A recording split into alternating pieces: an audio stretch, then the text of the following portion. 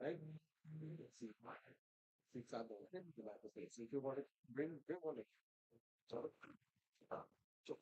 Just one two, just one two. That's a good level. correct. You can already set, already set the mission one already, right? Yeah. And then when you go, express.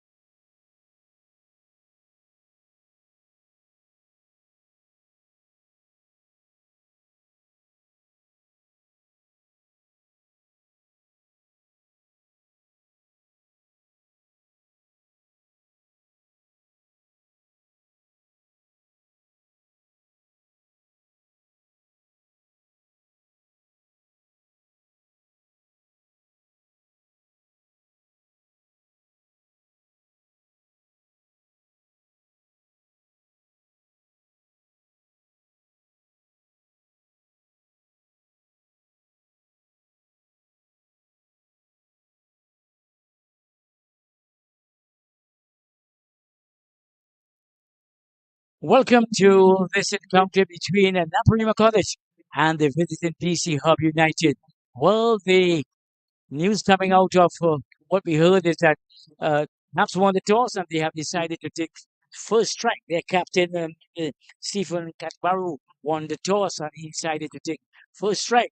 We are in the second delivery of the innings, and it's looking quite excellent day indeed for cricket down here on Lewis Street in Naparima. And to we welcome all our viewers and listeners around the Caribbean and those who up the Caribbean also and those who are taking in the stream live and direct. So thank you all so much as we see this third delivery of the innings.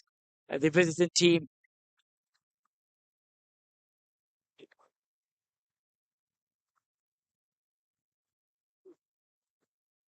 there seemed to be a lively start for this innings to the Naparima team. The two opening batsmen, I must tell you, is the number 11, Omananan Dev Prasad. He's number 11. He's wearing it. And Arian Mohammed, he is wearing the number 19. Left-handed man, that Mohammed, and he will have his first strike of the innings. It's a nice and warm and a lovely day for cricket down here at the Lewis Ground in Naparima. Nice day for cricket indeed. The wicket, from what we have seen so far, seems to be a very good wicket. And the umpire is very, very enthused about it. You can see he's telling the batsman exactly what to be done.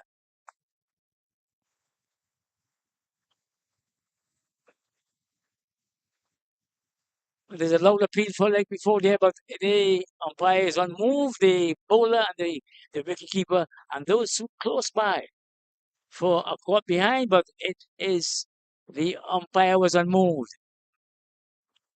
There's a post right in front of me, so I thought maybe it was for like before decision. I thought the ball had crashed into the pad, but no, my co-commentator indicated to me that they went for a caught behind. And joining me at this time in the commentary box, I will tell you who that person will be shortly after the end of this over.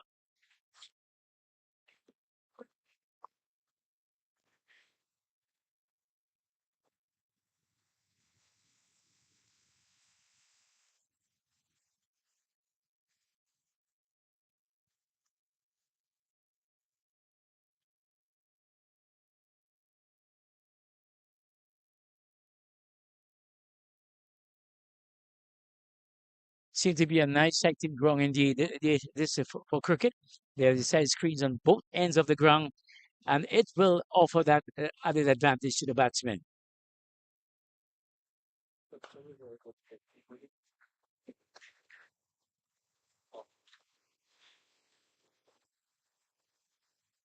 Well, at the end of the first over there, very good over indeed. It was kind of it was online from the opening pacer, and the batsmen were quite quiet indeed. Only one alarm, you could say. There was a loud appeal for call behind, which was turned down by the umpire. We move into the second over of the day's play, and it is a good day indeed. Uh, a good day for cricket indeed. And joining me in the come box is no other than Joel Bailey. Bailey, welcome to Naparima and welcome to the commentary box. Thanks so much, Astelren. Morning to all our viewers in Trinidad and Tobago, Caribbean, and North America, wider world, via the World Wide Web. One without loss, Naparima, put it to bat by the DC Hub. But three without loss, sorry, Naparima, put it to bat by DC Hub on the 19 boys. 50 over first side of fair. Expecting some interesting cricket today. Lovely weather thus far in San Fernando. I thought it was a good toss indeed for the visitors to win and insert the home team to bat. To me, it looks like a good batting conditions. What do you thought about that, Bailey? Maybe DDC Hub maybe keen to chase. That maybe they're 40. See how things go.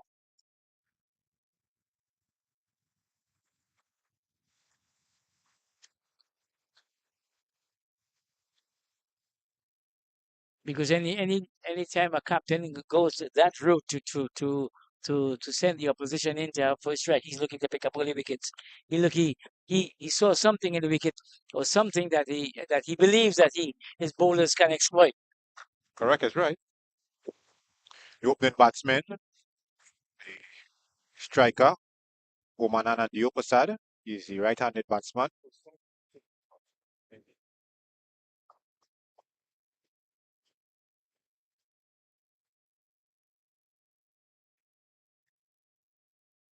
The upper side got a single to short mid wicket region.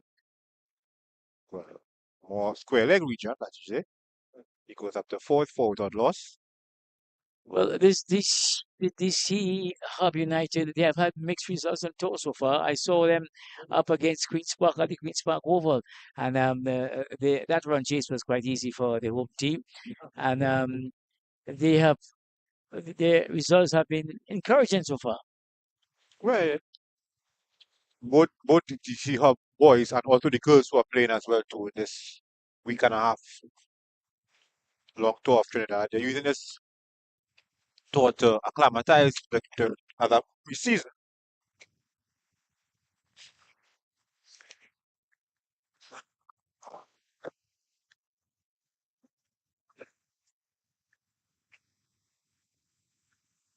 Quite a windy morning down here at Naparima, and we are always confronted with this heavy wind here.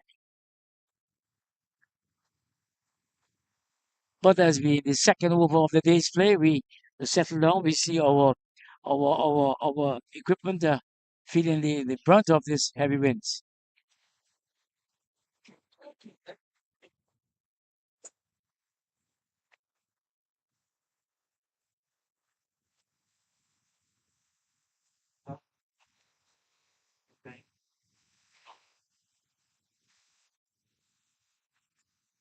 When we look around the field, the field setting is quite a simple one. There's a slip, a backward point, a point, a cover, a man on the deep extra cover boundary, a mid on, a mid off, short mid wicket, and a man on the long leg boundary.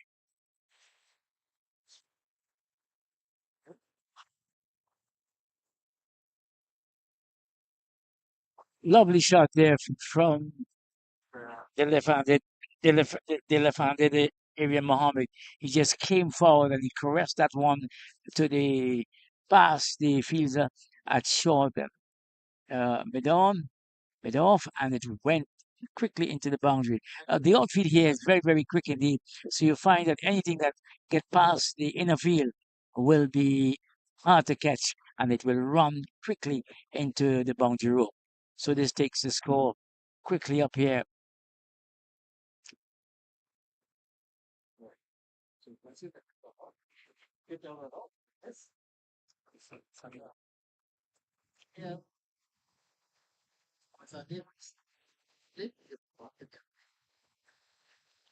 That's the end of the second over of the day's play.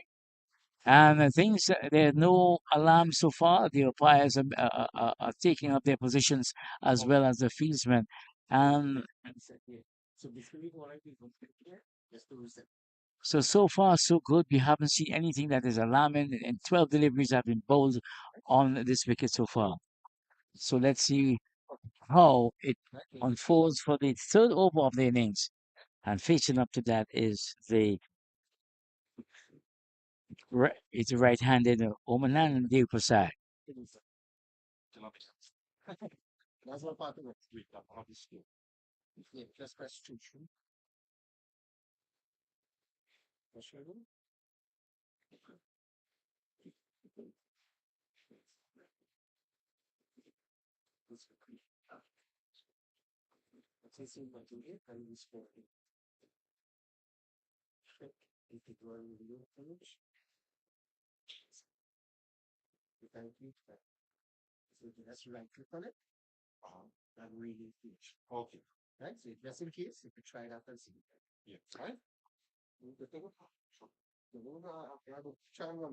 This is the third over, and we can take a look around at the field placings for this one. You have the right-handed Dev Prasad facing up into the medium fast bowler.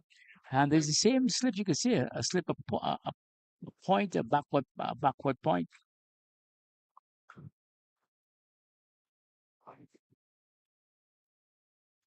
Good delivery. There's a short mid wicket, a man that's short mid on, and the man on the deep extra cover boundary, as well as there's a man on the straightest mid wicket or at mid off.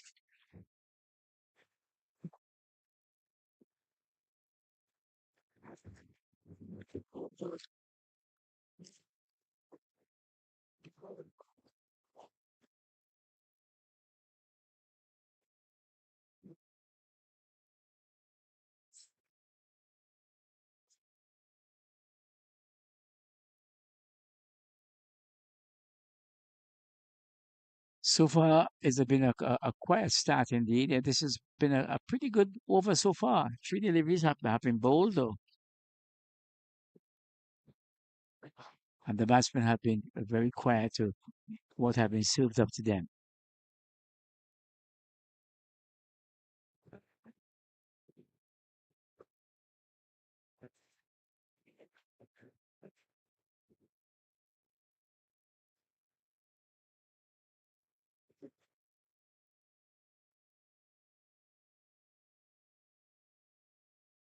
The wicket so far, Joel hasn't offered anything unusual.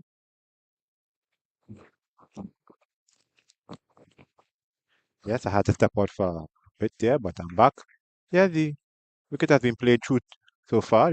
Both batsmen, particularly the Naparima players, it's a home ground. They are accustomed to the pace and bounce, so they have acclimatized quicker than we have thought. So the outfield look pretty nice. It's green. It's not as patchy as some of the grounds we have seen so far. This is has shown more green than the brown areas. Well cured, well manicured, well kept, and then with the mixed weather we are having, that may heal it under the grass. And that's a wicket down there so far. That's the first wicket. And that's an excellent delivery indeed. Oh, oh, oh, oh, oh. Let's have a look at it once again. Good delivery right there. Mohammed came forward. There was it sneaked between bat and pad, and that was the end of him. It disturbed his his his his castle. So an early breakthrough. Fourth over, and of the third over.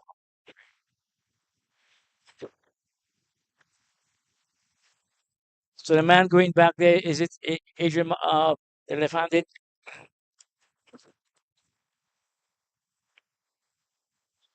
Adrian Mohammed. He was bowled with an excellent delivery indeed.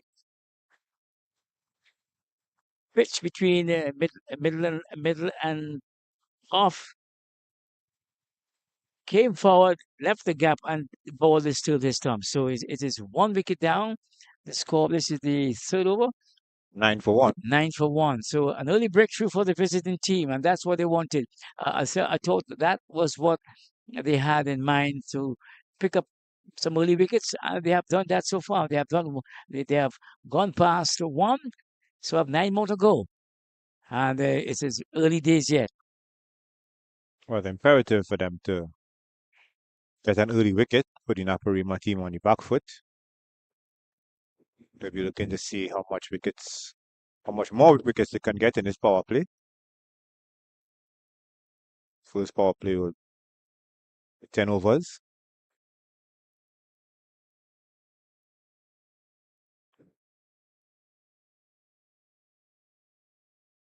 Good delivery indeed. This one, it didn't do much, but it did just enough to sneak between bat and pad and crash into the stumps.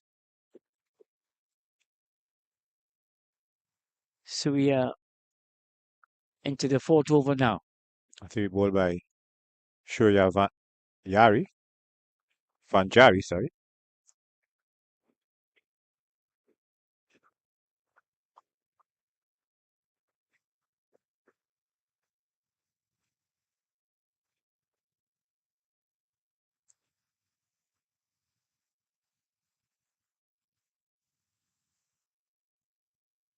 Oman and the Opposad, the other opening batsman, he's on 5.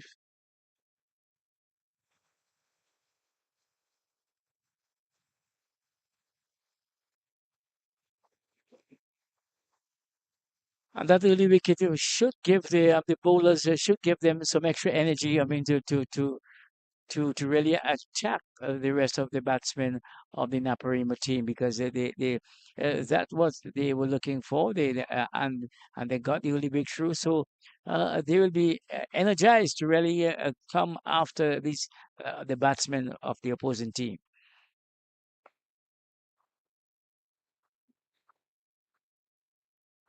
Fanjari operating with a 5-4 field, slip,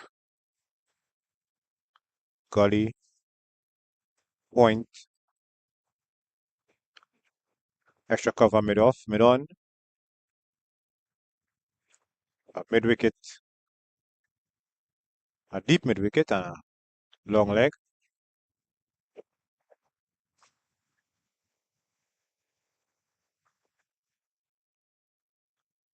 Must say this is a throwback to the old days.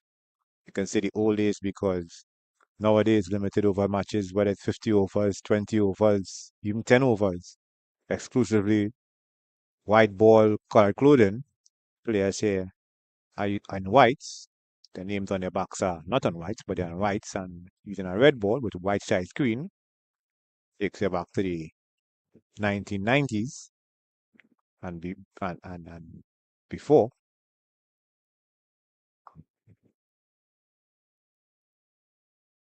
Yes, indeed. I mean, that has to be a throwback. I remember those days when the players used to be in this format of the game, the limited overs format of the game.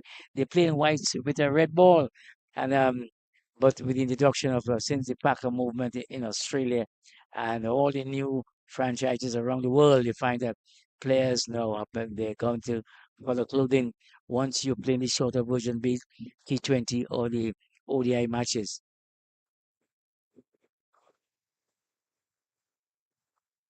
That one struck the upper thigh of the upper side, taken by the keeper. That ends the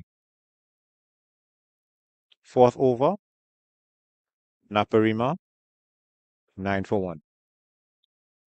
Pretty good over indeed from he's operating from the school end, and he Billy, tell me something. You think the heavy winds are wrong? It's causing the ball to move around a little, or maybe it is just we are getting it as it coming across this ground. Would that have any any any type of bearing on how this ball moves around? Or It should, particularly for the Pacers, and especially with the new ball, not much wear and tear. but the batting team, they should. I mean, Naparima should be used to this because this is their home ground, and must be used to this type of winds coming across, and knowing that taking place, that the ball will there'll be some movements and into and away from the batsman.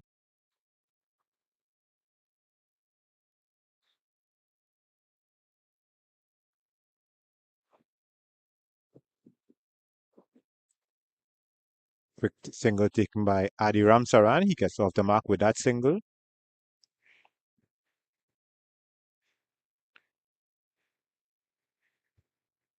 Balatia, Balatisa, Ravi Kumar, and make get the first name correct. Balatisia, Ravi Kumar, the wicket taker.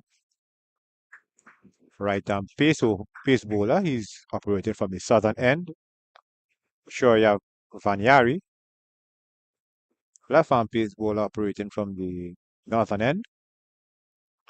Oman and the upper side, he's on 5.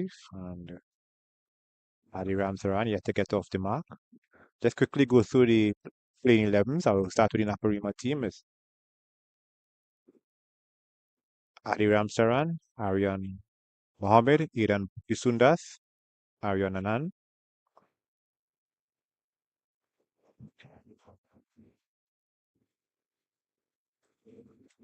The upper side allowed that one good to go to the Keeper. Right, coming back to the Naparima team. Arnaldo Premchan, Jeremy Singh, Jivanand Diopasad, Nathan Ramdial, Umanand Diopasad, Roberto Badri, Stefan Katwaru, and Varun Rupnarain. Stefan Stefan Katwaru is captain, and Diopasad is the keeper. For the DC Hub under 19 boys,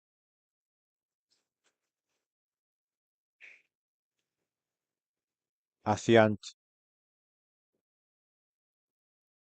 Krishnaveni, Alvin Sami, Amit Namaraju, he's the skipper, Anish Ramitipati, Anab Mishra, Paratithya Ravikumar, Parin Herman,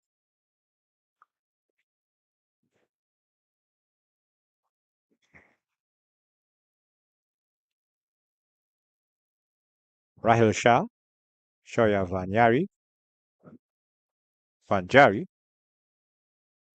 Siddhat Kutil, he's the keeper, and Suyarvel Sansal Sansalikam, Sansalingam, playing 11 for both teams.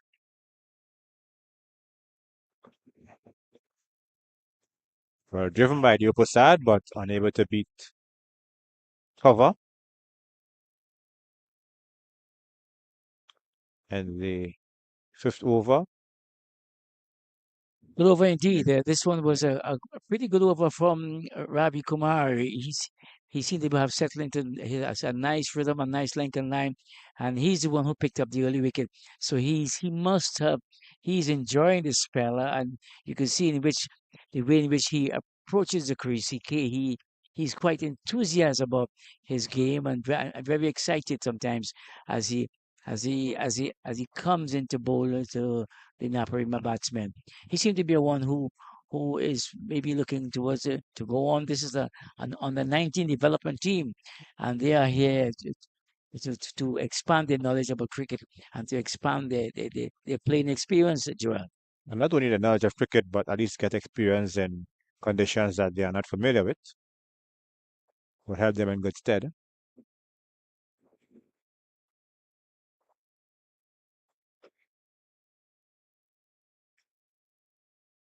Slight change in the field here for Ramsaran. Deep square leg had been pushed to his left, to deep mid wicket.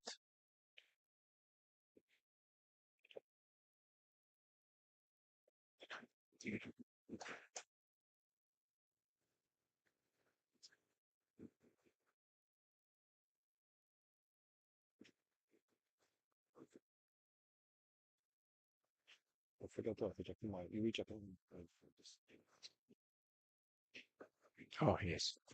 See.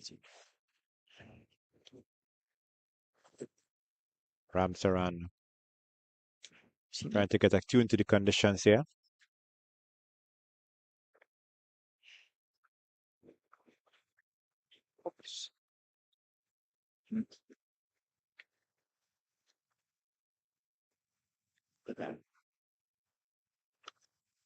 Winbar.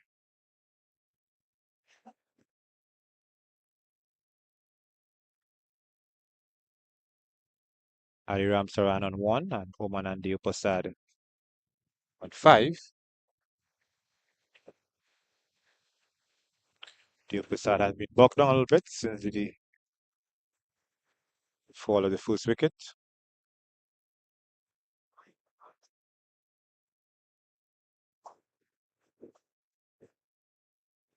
Very good single indeed. The ball was just dropped in front of him, or you can see that pushes right in front of by Ramsaran, and he called his partner. He responded, and they went through to a comfortable, sharp, comfortable single.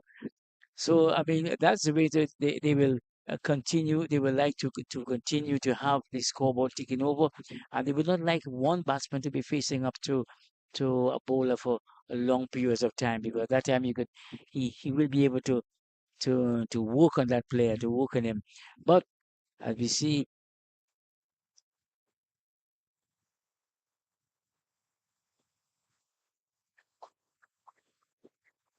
Well, guided by Due Prasad in the vacant third man position.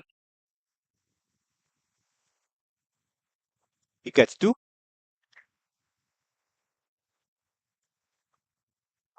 No field on the boundary on the offside, so lots of work for the gully fielder to do.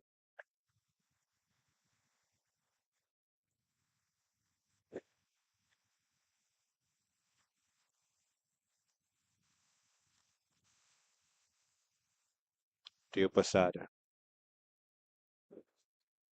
plays one to cover.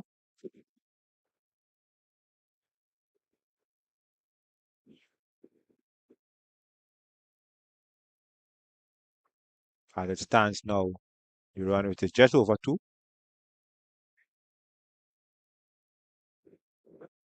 well, they should be able. They are trying to settle down after the loss of the early wicket, and then they're going to be uh, consolidating more and more.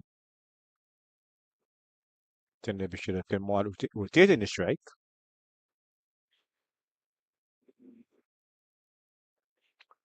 That's the end of the over, and the score remains on 13-1 after they we The sixth over. after they're into the sixth over, 5.4, so six over. So that's it. It's 13-1. Not not a bad. Not it is a early days yet. Very early in this 50 over encounter.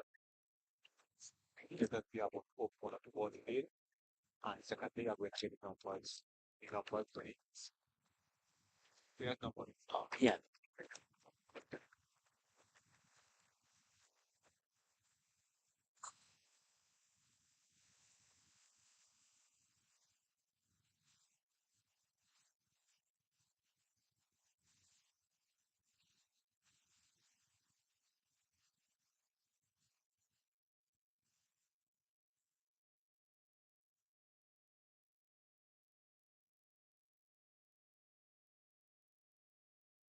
Ravi Kumar is a man who is continuing this attack, and his first delivery, a single was taken off with it.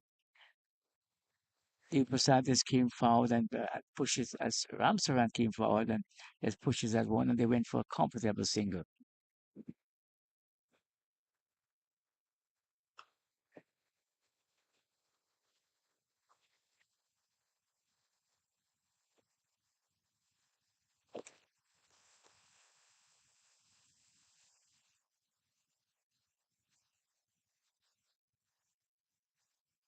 Naparima ground is bathed in sunshine, lovely sunshine indeed, but there's this strong breeze coming across the ground, which I think the players will appreciate tremendously because it will keep them cool.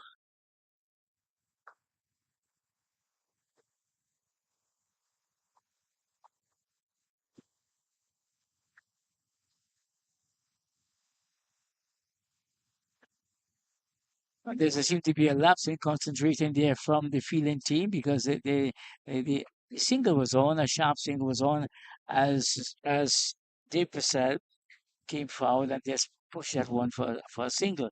But it so happened that the Friesman came in and he shied at the wicket, missed, and they got two more. So it is a bit of lapse of concentration, a bit of sloppy fielding. But this has advanced the total to 17 meter loss in the seventh over. As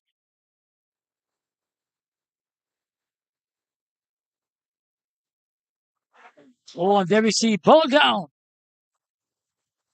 Ravi Kumar, his second ball down for the innings. This one was pitched up. Batsman came forward. Let's have a look at. We'll have a look at it shortly to see exactly what went on here. Ramsaran is the man that is facing up.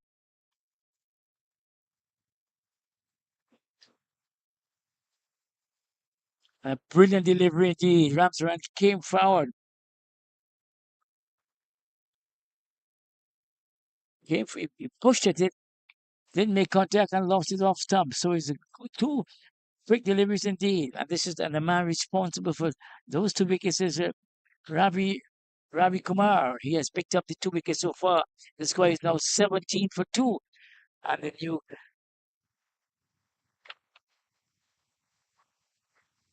So I think that is what the visiting team wanted. That is what DC Hub wanted when they inserted Naparima to have first strike.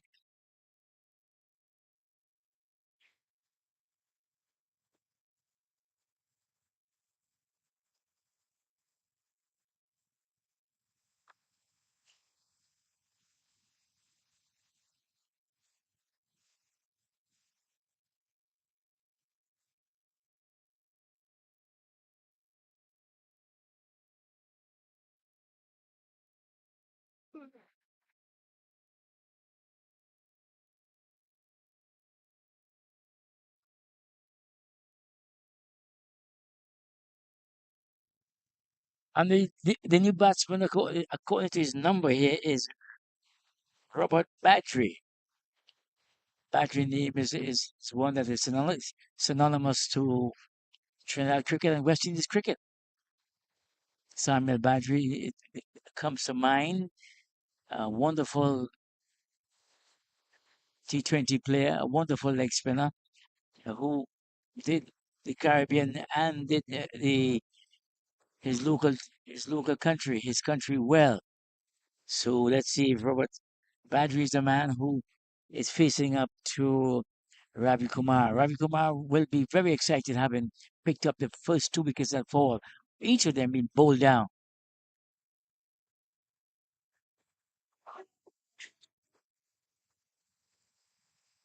Good delivery again from Badri as from Ravi Kumar. That's when Badri came forward and didn't know too much about it. Ravi Kumar went up thinking that he had his man there, but the batsman went through for a quick leg by.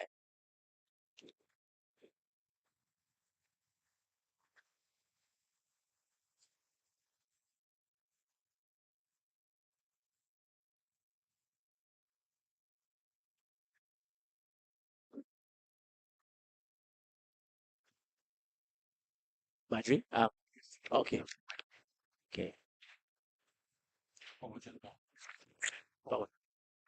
Oh, Bojan won the counter, right? Thank you.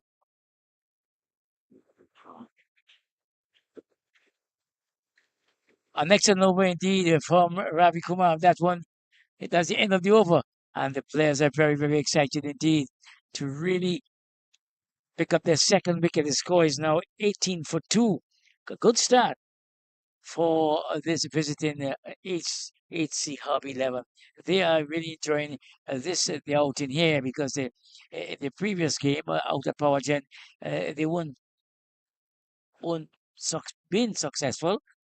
And I was just told that Robert Battery, he's the man who led Power Gen the team on the 19 team there. So he's here. He's a Naparima student, and he's also a Naparima player. So he'll be looking to really extend to do well as he did before.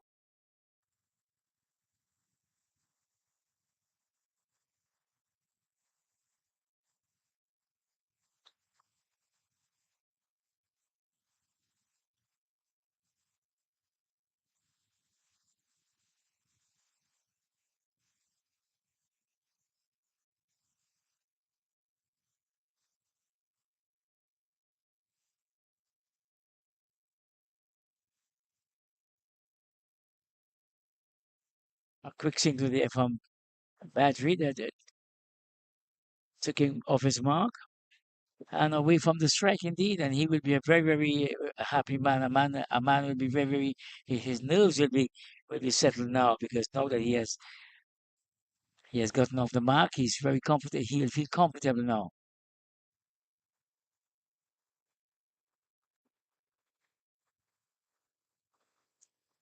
And there's a mix up here. It could be run out.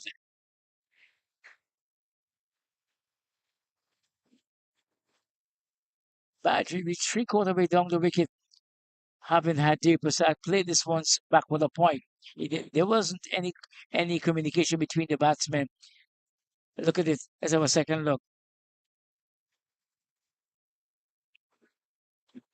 The fielder made a stop, but he didn't make a clean stop. Had he picked up that ball cleanly, it would have been a disastrous occasion for Naparima. But Badri survived and to live to see another day. Good hit. Short, and Dev Prasad give that one the treatment back of the square. It was dug in short, and he made no mistake with this one. He put it away.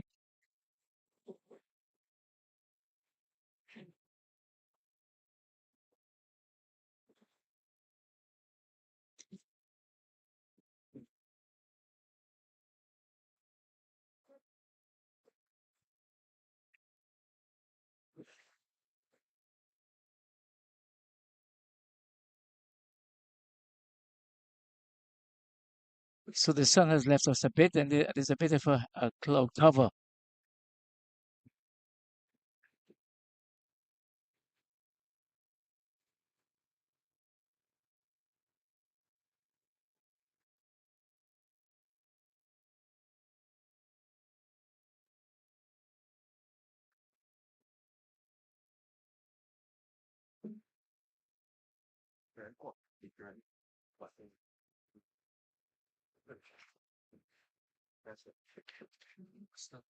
Pardon?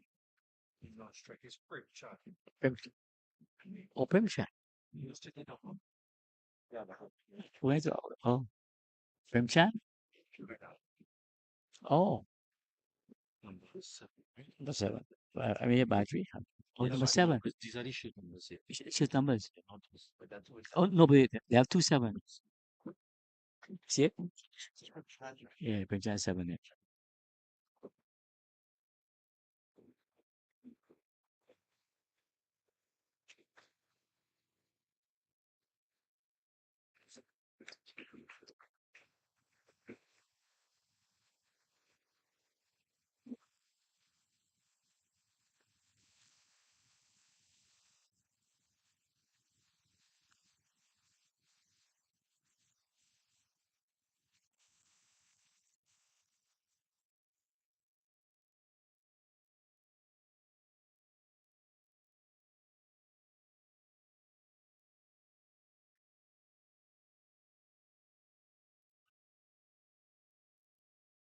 So looking at the scorecard, it's 23 for 2. Naparima have lost 2 wickets. Both batsmen were bowled down by Ravi Kumar. We are on to the ninth over now. They seem to be.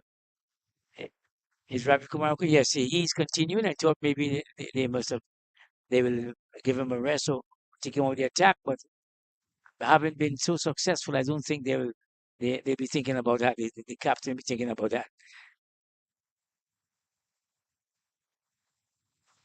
So the man of the wicket is Omanandan Dev Prasad and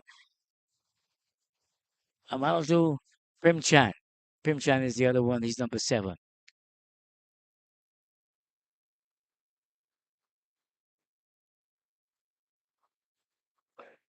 But for our defensive shot played by Premchan.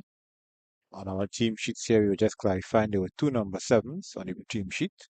Hence the mix-up by Astor Ren. Had some clarity here. The batsman at strike. The one who's wearing a number 7 is Analu Premchan. We also have on our team sheet Roberto Badri.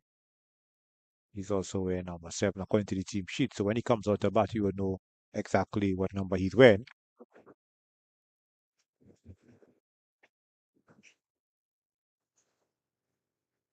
So it's a good start indeed for the visiting team. They picked up 2 early wickets, and they'll be looking to get some more before the end of the power play. We are in the ninth over now.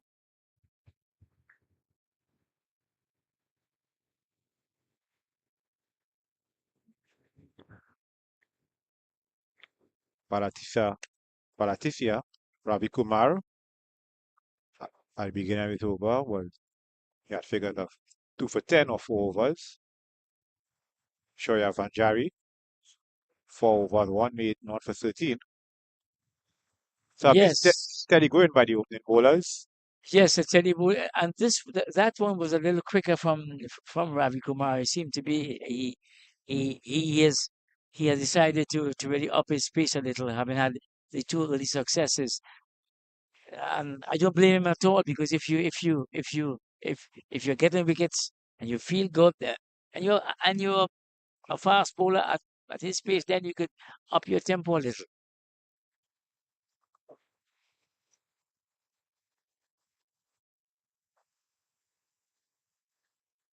A good over so far from Ravi Kumar. He's keeping things quiet, and now and then he bowls a quicker one than the usual fast medium of which we are looking at.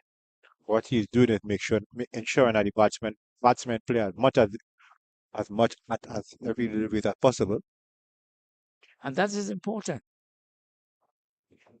That is very important indeed, Joel, because when you are bowling to batsmen who are new at the crease, you need to make them play at every delivery.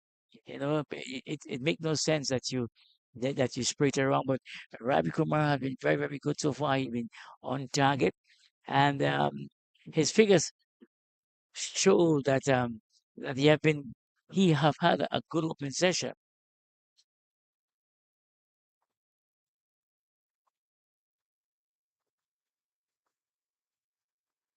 Good cut shot by Premchand, but was unable to get past Veni at point. And now the ninth over, maiden over ball by Ravi Kumar, 23 for 2. An excellent over indeed from Ravi Kumar. It is a good over indeed. He continued. His spell is a good spell, and I mean we cannot say how well he and his returns have shown that he has bowled well this morning. And the score is just 23 for 2. Behind we are going on to the final over of the first power play duel. That'll be the 10th over. Yes.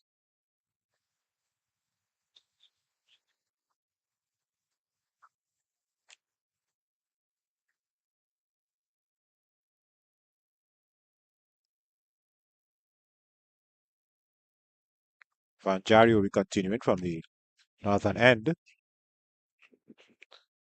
to, to indicate how accurate the bowlers have been. There have been no extras so far in this innings. And that's a good sign because in limited overs matches in this format of the game, once you can cut down or eliminate the extras, then it's a plus for the fielding team.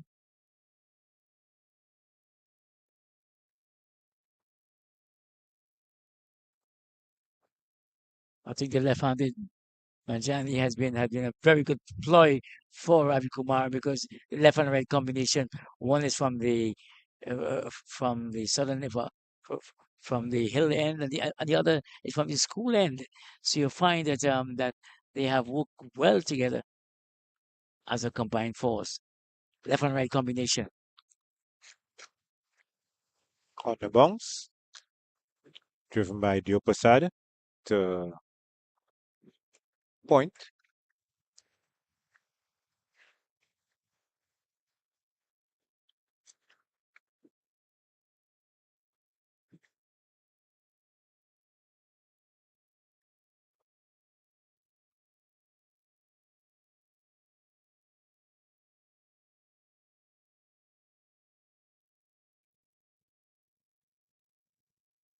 To feel cut each other's way. That sometimes could be very dangerous indeed. There has to be some communication between the fielders because if at this time of the tour of this time during this innings a player gets injured, it means that it will be a difficult person to replace, and that puts a damper on the rest of the players. Not only difficult to replace, but I don't think they have much reserves. May just be one or two extra players in their reserves, and they may have to ask one of the coaching staff or somebody to assist in their field and assist them in terms of having the full complement of 10 fielders, including the keeper, that is. Excellent delivery indeed. A good delivery, and the forcing the opposite to come down hard on it. Had he missed, he must have lost his leg stump or his middle stump. But he came down hard on it. He saw it, and that he avoided any danger indeed. But you have seen some of these players. That this is a developmental tour. You have seen some of these players. Or what is your take on what you have seen so far, or some of the youngsters? Some What, of them look very enthused and what, very well, like they love cricket. first time I've seen all of them because I did commentary on the women team, the female team to be specific. But these players here, you could see they are enthusiastic. You can watch their body language. They are on on the alert, keen to avoid any single, take advantage of any lapses in concentration by the batsmen in terms of trying to get any runouts. So far, it look as if, for the most part, these players are switched on. We wait to see if it continues until the end of the game. This one is turned around there by the Prasad on the next side, and he picks up two easy runs. Punjabi just straight a little on the legs. That's the end of the over. He takes his cap from the umpire, and that's the end of the first power play there on. So you can see that these play that most of them are well schooled and well coached in the rudiments of the game of cricket. Yes. Umpire signaling the end of the first power play, 25 for 2. Naparima. Okay. Players So here, for the most part, you can see that they have a good background in cricket. As I said, this tour will be used for not only to build team camaraderie and team chemistry, but also for some of the players to get accustomed to playing in different conditions all over the world. And I also found out that most of these players, all of the matches at home in their home country are played on AstroTurf. So when they come to the Caribbean for this time, they are not playing on anything artificial, but they're playing on the real surfaces. So I am amazed sometimes how the batsmen, how they adjusted well, and they look very good on the original surface. And here they have been privileged to play on real turf. So there's a change of bowling from Ravi Kumar have been rested, and he taking up the attack from that end is Rahul Shah. However, Shah's delivery was so high that both umpires signaled no ball. So it's not only the first extra in the innings, but it will be a free hit.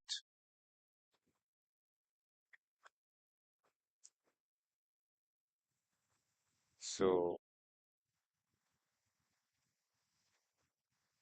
seems as if bong from Shah was too much there. This one was bowled at a quicker pace. Premchan, let's say, a cut shot, but unable to get any connection. Shah is a tall lad, and he has his feet are pumping, and then at the his last two or three deliveries, he tends to change up his rhythm.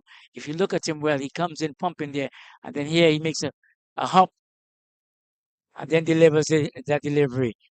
So it's quite unusual to see a medium fast bowler changes up his stride in his final two deliveries. But Shah seemed to be very comfortable with it and maybe effective because he's very comfortable with it. Let's now have a closer look at him and you'll see what I'm talking about.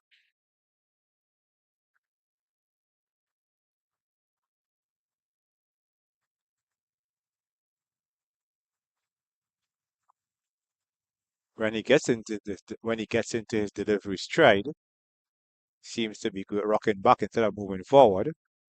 But I'm not into the biomechanics. I think there are one or two things in his arm action to work on, but at the end of the day, his delivery is what counts. One has to look at Jasprit Bumrah, not the cleanest of bowling actions, but it's effective. Lovely shot there from Primchan. That's one was short outside the off stump. He asked for it, and he played the clutch shot. The fielder point. He made a gallant attempt for it. That is Sami. Alvin Sami made an attempt, but he couldn't get to it. And that one went away to the boundary. So he took the score. We are now on to 30 without loss. 30 for 2, sorry. And we are into the 11th over.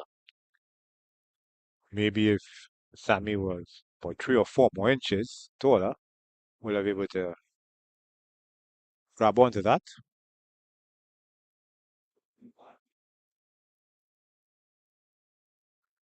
So as we were saying about the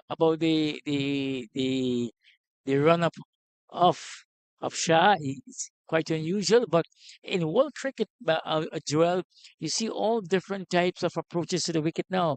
The man who caught the eye early on was Lasif Malinga. Malinga with his on the ham thing. I cut off now and I will continue later. This one is Primchan is right behind it. That will be 4 overthrows. So he's stopped on the boundary by Bametapati. What happened there was that there was a throw at the stumps, and what happened? Field on the boundary that Vanjari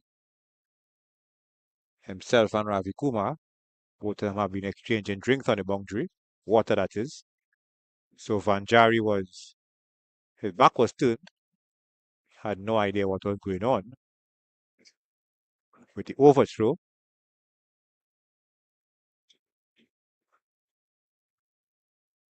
Vametapati had to chase after it.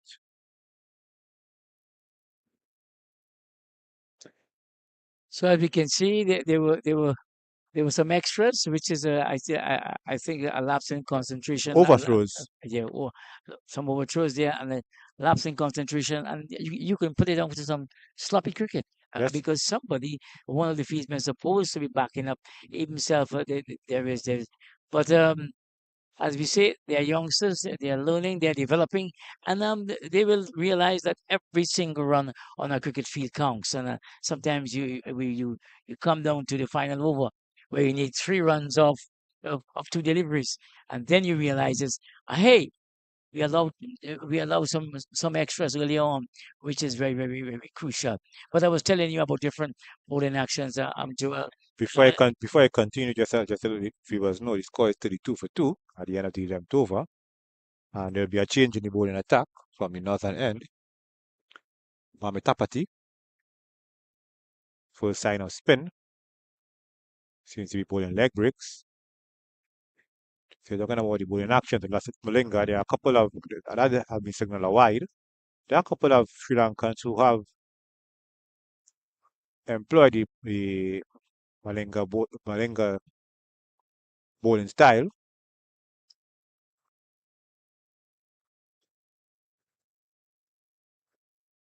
That's one from Bami Bami Patati. Bami Patati. Yeah, that one was short, and Dave Sarandis went back.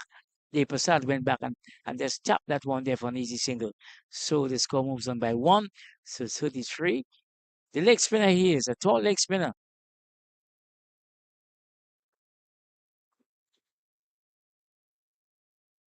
And most leg spinners nowadays, they tend to be very tall in these. Some of them are tall and with a high action, so it's very difficult for the batsman.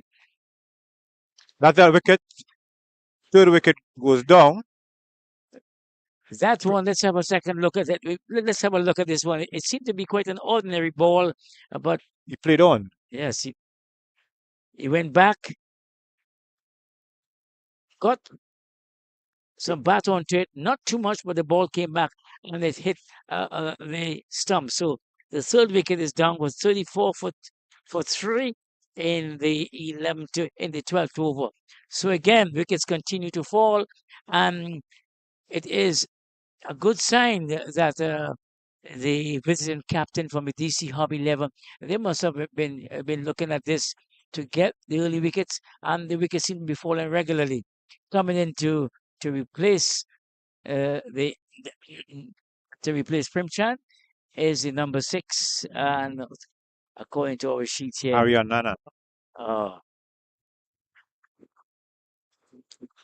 Aryan Nanan, he's right-handed. So the score is 34 for 3 in the 12th over.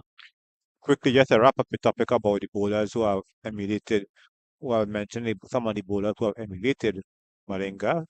Two of them currently play for Sri Lanka in the white ball versions. Masisha Pasirana and Nuwan Tashura. Saying both players featured in the ICC T20 World Cup, which took place in the West Indies in June. Oh yes, and quite unusual actions indeed, and the master of all. I cut off now. One was left alone by Nanan. Goes through to the keeper.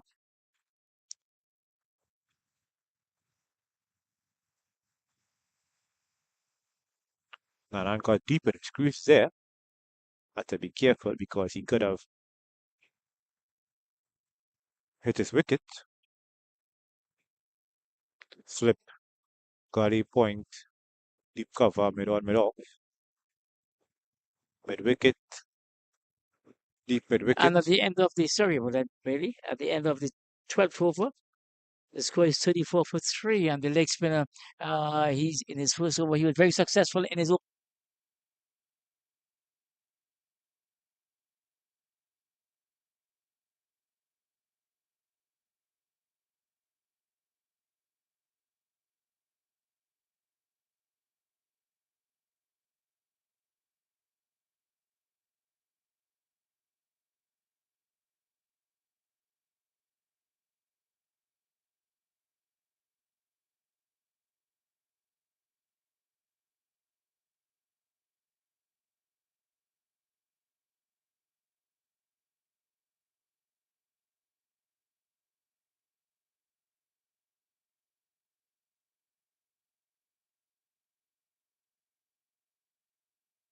The right of mid on.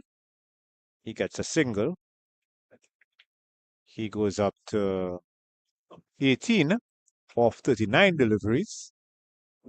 Really, not only the outfits, but the run rate is really a throwback to the old days. In my case, the old days would be the 90s, the late 80s, more or less the 90s, in terms of the 50 over version. Those days, teams, well, at least in those days, teams will try to make about 40, 50 in the first 10 overs. But you recall the first 3 World Cups they had at the West Indies, the first 3 World I Cups was the born West in Indies won 1981. I've answered you there. I was born in 1981. Yeah, but they had 60 over matches. I can't recall when I was alive. It's history, Billy. It's history. I know, but I can't personally recall. I can go by History what I've read. that we must. Good shot indeed from Nanan. That one was down on the leg side, and he pulled it around towards the square leg fence, and it went all the way to the boundary for 4. Good delivery indeed. Good shot indeed. Bad delivery. But as we were saying, during history, No, I read on those things, but I'm talking about what I could post. The first World Cup I saw was in 1992. 1992. That the one with Pakistan won. Oh, well, the first 2 that West Indies won, they were 60 over at Lord's, and that was a grand occasion, Joel. 60 overs. I think my father would have seen every delivery bowl, not in the flesh, on television. If not seen, heard the commentary. Well, actually, I was I was fortunate enough to witness the first two World Cups. You know, and West Indies were heading for their third, and they should have won the third. I've even heard some past players, but past members of that team, Michael Holt in his autobiography, mentioned that that was a game which technically had West Indies victory written all over it. Oh yes, indeed. I mean that one I saw on television as we see Shah continues once more.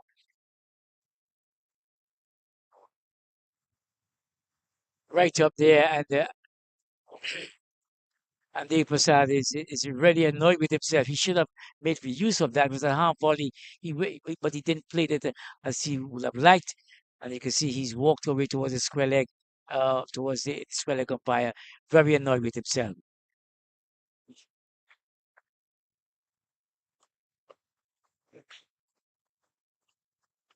Good drive indeed, and an excellent stop there. That if that got past the fieldsman, it could have ended up close to the boundary. But an excellent stop indeed, and deny the batsman maybe three more runs. But speaking about that third World Cup, Joel, Before I I continue, just to update the score, 41 for 3, 42 for 3, sorry, at the end of the 13th over. yes, and that third World Cup, I mean, West Indies were very disappointed indeed because it wasn't a large total, but I think the turning point in that game, from what I saw, was when Kapil there pulled off one of the greatest catches I have seen in a one-day match of the great Sir Vivian Richards, and that turned the game completely. But as we look on center field, we see the leg spinner continues his effort against. That's Deo Prasad, who was hesitant for the run, but was called by Nanan. Slip fielder had to run back for the delivery with a cut shot on the edge cut shot that went past the slip. It's a deep slip, I should say, for the spinner. It looks like he's more short third man than slip. Just saw one of the umpires signaling to the teams. Seems as if water break will be taken shortly. The first water break, I should say.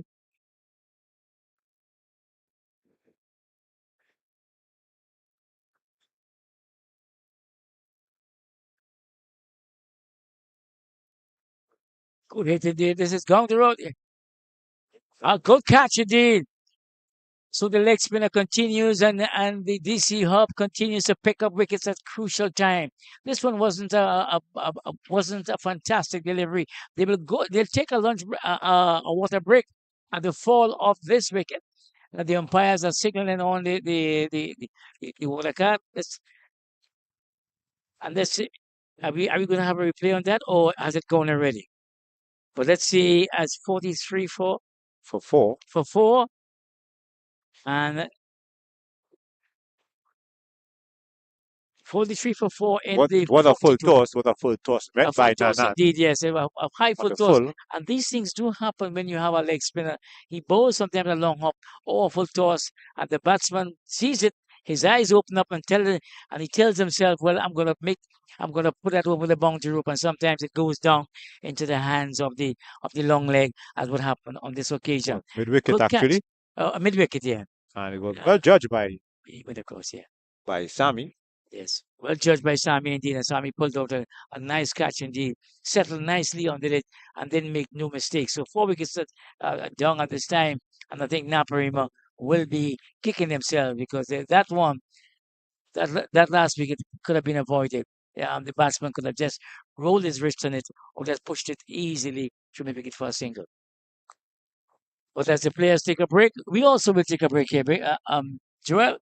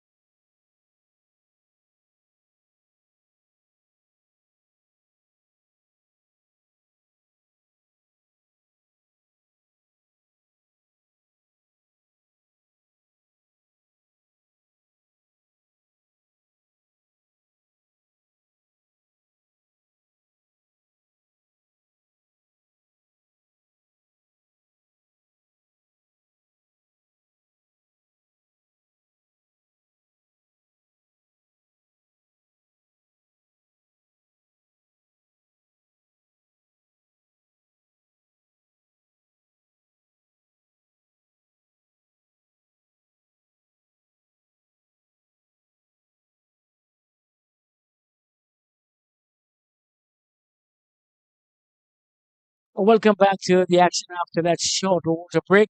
We see the battle continues between bat and ball between Naparima College and the visiting East DCU Hub Unite, the visiting team.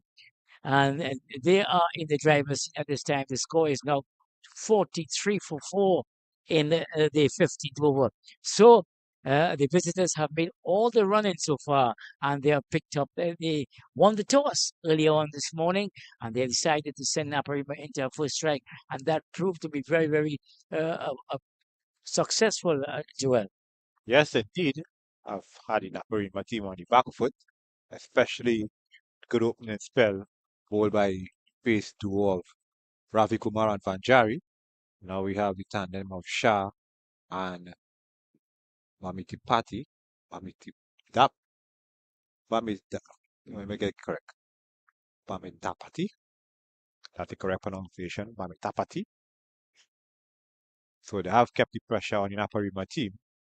We have another number 7 at the crease, but he has Roberto on the back, so he'll be Roberto Badri. Not Roberto Baggio. For folks of my vintage, they remember Roberto Baggio. Did not Roberto Baggio, Roberto Badri. Speaking about Roberto Baggio, a tremendous player for Italy. Yeah. But Made he's his name in the 1994 World Cup in the United States. correct. But then in that World Cup, he missed a penalty. That's the deciding penalty which ensured Brazil went home with the trophy. Good delivery from Shah indeed. Continues to really be a good ploy for the leg spinner.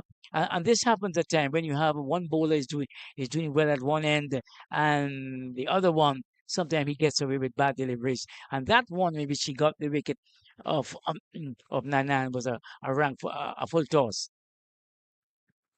We watching the upper side, and I must say I have to put on my critical hat here now, my negative hat. Seems as if the upper side may be just waiting too much for the bad balls. Watching how these bowlers have been operated, think it's imperative for him just to push the ball in the gaps and take quick singles, not just wait on the bad deliveries because these bowlers, as we have seen here, for the most part, they are keeping a good line and length, hardly been bowling bad balls. So I think the upper side have to change its approach, not just wait on the bad delivery to score off, maybe just play one to vacant fine leg. Look, for example, here we have no fielder square on the leg side. You can just guide the ball to the square leg umpire and get a single anytime, any day. This year he got it straight to mid wicket, but what I'm saying is that you have on the leg side, you have three fielders, you have mid on, mid wicket, and a deep mid wicket. So if you just guides the ball at least the square leg umpire, he will get a run in it as easy as what we say long time, easy as shell and peas. Oh yes, I see what you are referring to. So you have to try to at least to manipulate the field. Look like that here. No, that's a good single here. Push to mid off. That's what you're trying to do. I mean, yes, 4 wickets are down, but you have to try to give it your bowler something to work with.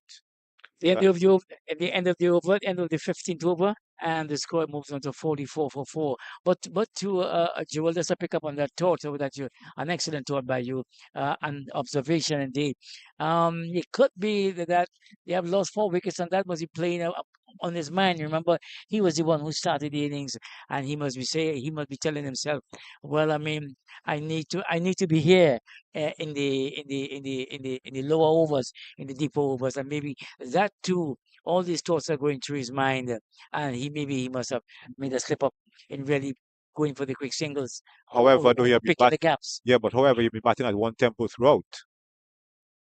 And not as if he has been going hell hard and wickets fell and he has to consolidate. He'll be batting at one pace throughout. So what I'm saying, just try at least to utilize the gaps.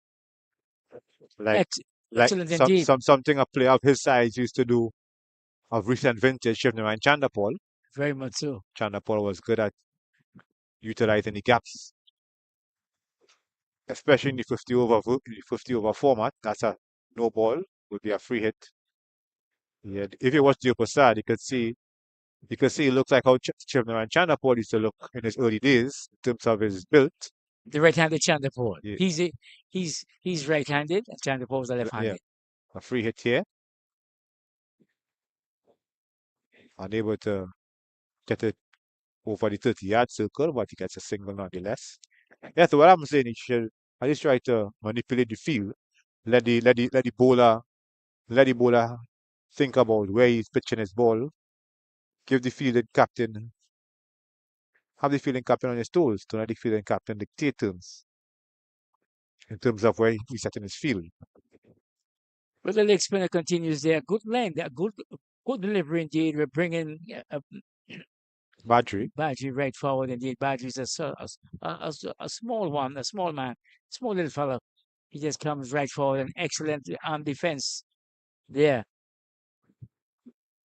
It's like when you look at this encounter between the Damapati and Badri, it's like David against Goliath in terms of the height, in terms of their height and stature. I mean, bowler isn't muscular, but you can clearly see it's like one tall, one short. Come like comparing a David Williams and a Curtly Ambrose back in the 1990s. At the end of the 16th over, the 17th over, and the score moves on to 46 for 4, and Naparima continues to be in that tight hole that they have found themselves in. And the batsmen have met in the middle, and they are having a short conversation while the fieldsmen pick up their positions. But as we were saying, to the senior man, Dave Prasad has to look at picking up some quick runs, and he can do that by pushing around for quick singles and to keep the tempo going, because we are in the 17th over and it's just 46 runs on the board. Yeah. So they That's less than sometimes 3 runs and over. less than 3 runs over. So at least he has to take charge now, because he is the most senior man, having been at the start of the innings.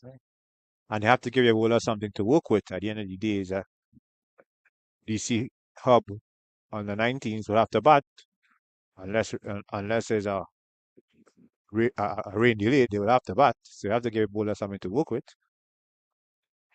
And Shah continues his spell as And that was good by Dio Prasad. push for a sharp single. Yeah, well, it wasn't sharp. The fielder was on the boundary, so I mean, sharp would have been if he had gone for a second run. But that being said, you have to try to keep the bowler and the fielding captain on their toes. Don't let them get too comfortable in terms of the bowler with his lying on length and the fielding captain with his field.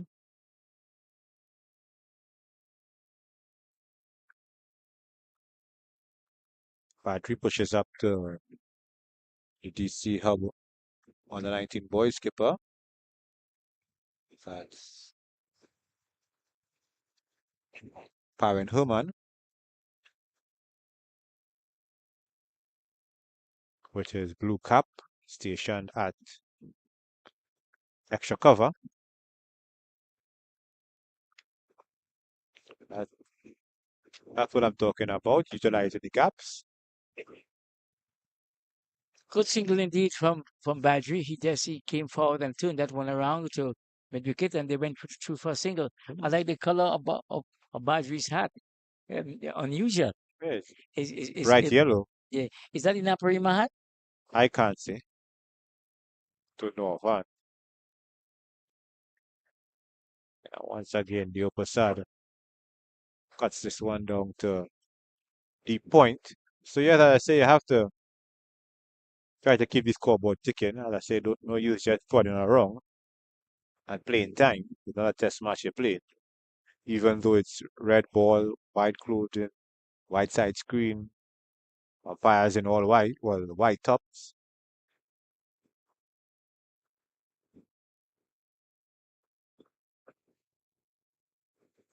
Field for caught behind. Just by skipper Herman and the wicketkeeper.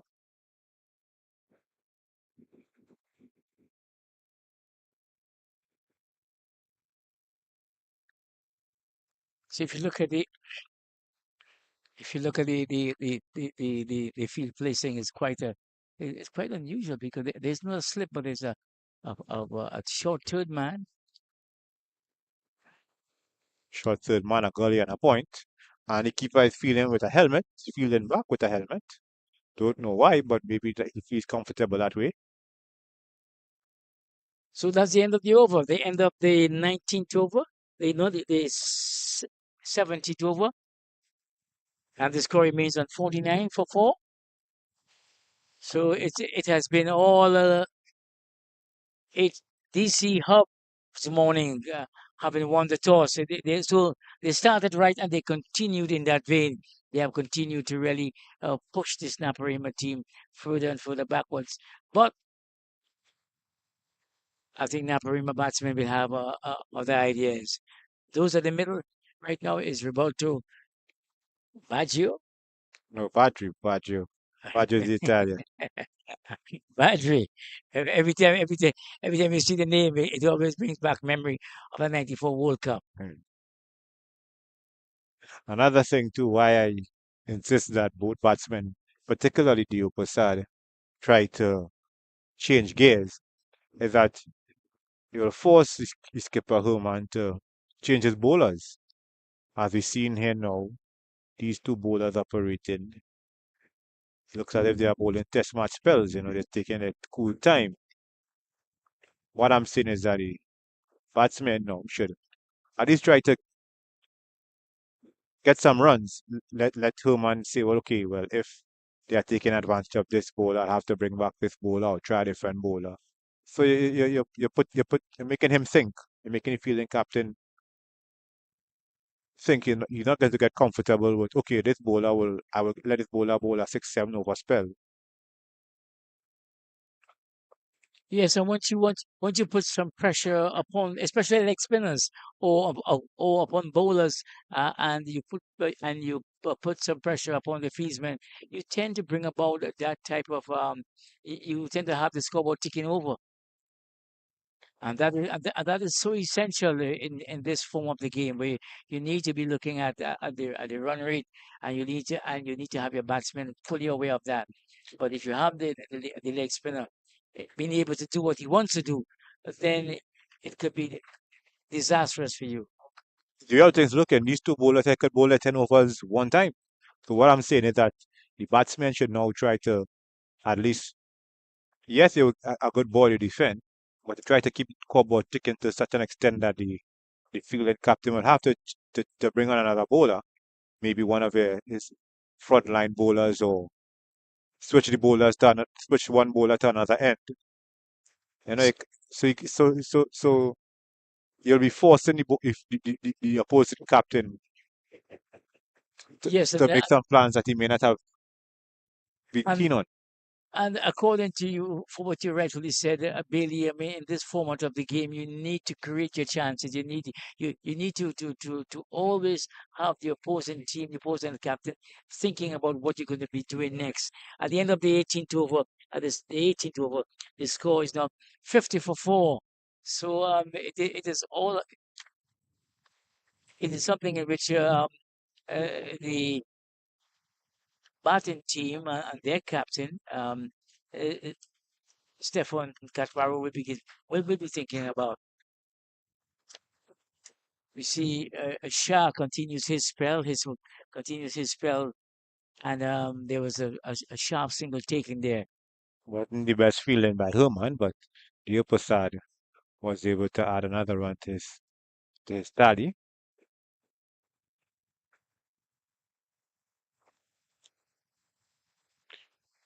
The upper side goes up to 26. Wide delivery down the leg side. Haven't said that too much today, if at all. And a wonderful take there by the wicketkeeper because that one was down the leg side and had it gone past him, it would have been 4 extras. It was a wide also. The umpire signaled wide and a good take by the wicketkeeper. He went all the way and made a nice tumbling save to his left. Number 11. Number Sadat Otali.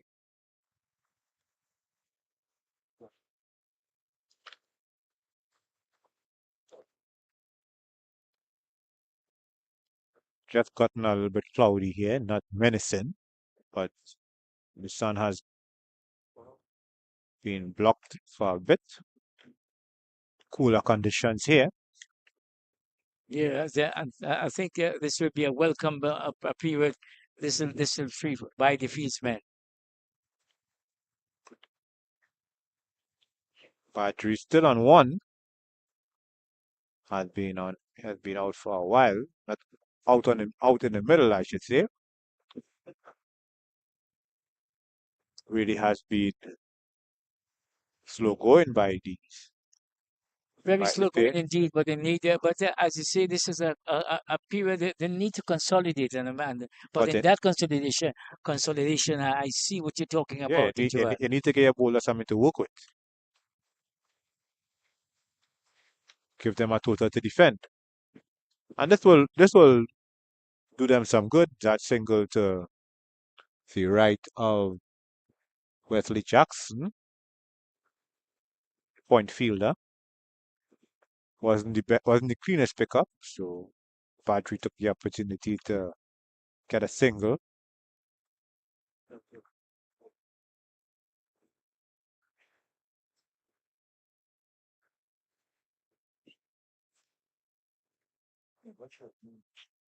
What with Sammy at deep cover.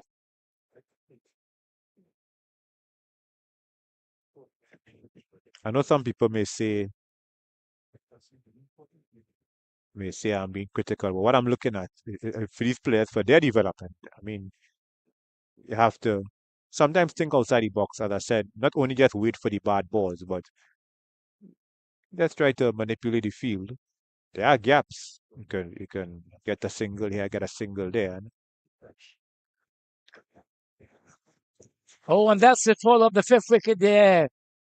Badri, this one was short. It lifted a little. I think it was a bit too high for him, being a diminutive player. He went for the cut shot. He played it, and Wesley at backward point, Wesley pulled up Jackson, an easy catch.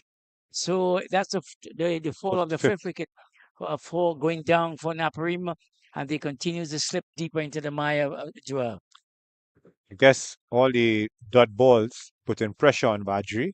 He decided to go after a wide delivery, wasn't able to keep it down, and Jackson being one of the taller fielders, one of the taller members of the DC Hub team, just had to ensure that he kept his eye on the ball, his station at point, and was able to take the catch. So that's the fifth wicket down for the Naparima college team. Score 52 for 5 as skipper Stefan Katwaru joining Oman the Opasad. This will require a skipper's innings, I should say. Definitely requires a skipper innings, Bailey, because I mean he's coming in there where his team 5 wickets are down. Half the team is back in the pavilion, and he needs to really play a skipper's innings and let us see what he can do, and if he will take some of your advice to really to keep the scoreboard ticking over with the quick singles and finding the gap. And when he feels totally settled, then he may go after the bowlers. But this is all speculation in our mind. And we see the leg spinner, Deputati, he continues to do, he will continue, he picks up the bowling from the other end. The wicket went down. Shah has done well. He has picked up his.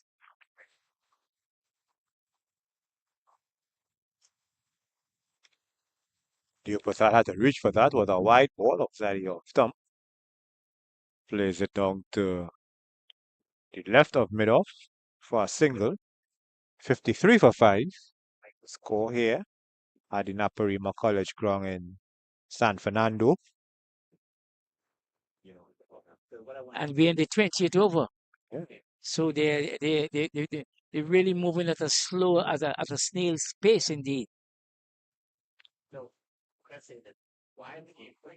Less than 3 runs and over. It's a wide delivery call by the umpire.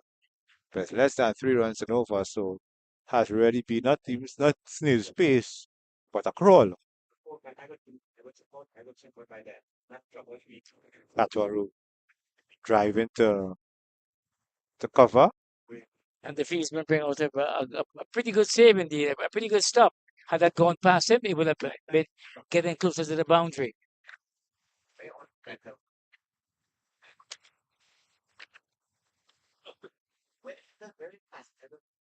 Another shot on the offside to the offside.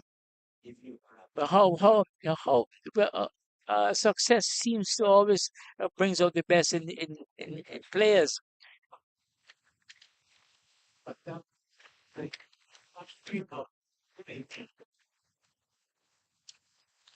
So Katwaru gets off the mark with a single. Yes, as I was saying, Billy, success always seems to bring out brings out the best in players and teams because you find that this DC Hub team they look very buoyant on the field. They look eager and they're looking for more success.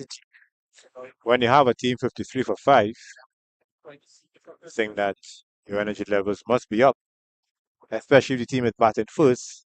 You don't want to give yourself too much runs to chase. And when you inserted the bat, you were sent into bat. It means that the captain from the visiting team, that is Mr.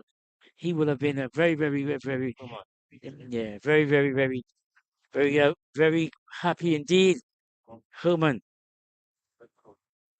Baron Herman, he would be very successful indeed because he made the right call and he made the right decision. I wonder if he asked the opinion of his backroom staff or his players what do we do at this time? But whatever he did, it was it was a good decision. As we see here, Shah will continue his over, and he'll be bowling to the Naparima skipper, Katwaru. I don't know if you notice, Astor, that Shah is wearing some protective eyeglasses. Yes, I noticed that from the game at the Queen's Park Oval. Is that a special type of glasses, Joel? I guess he goes to show that he is, like me, bespectacled. So maybe on the field, he may not want to run up and bowl with his regular eyeglasses. So he may be wearing some Because I know I protective remember ones. our very illustrious captain Clive Lloyd. He started off playing with spectacles, and very few players at that time used to use. And he was wearing spectacles, and then I saw Zaid Abbas, the Pakistani opening batsman. He used to use spectacles also.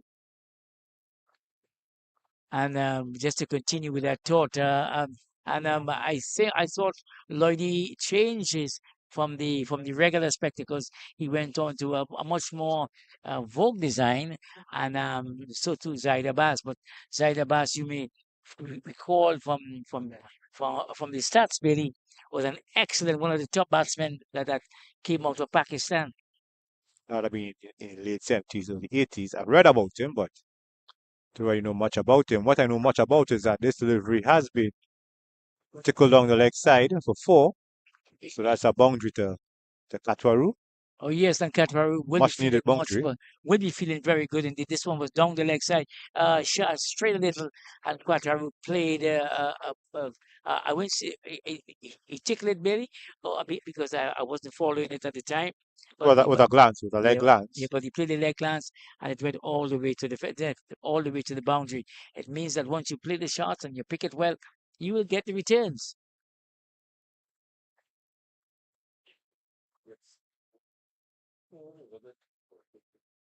Shah came back well with that delivery, back on target, but Lincoln line intact.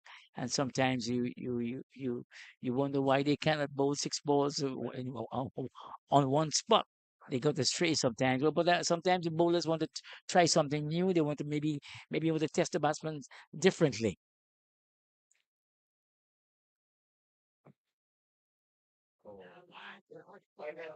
Good drive there from Qatar. An excellent feel from the man at short cover there.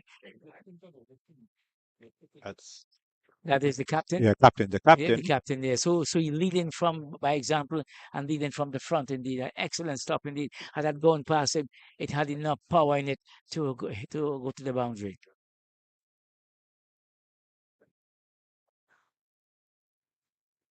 And it is a replay from the shot before this.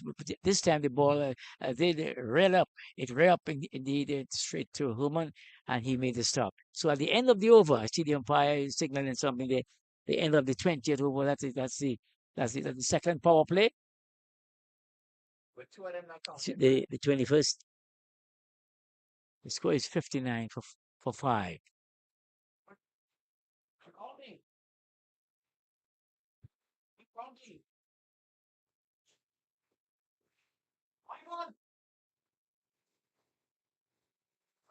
Whatever the umpire says, man. Whatever the umpire says. Little discussion here. So there's a discussion with the umpires as to the amount of overs that was bowled. Not among the deliveries The born in the over. deliveries.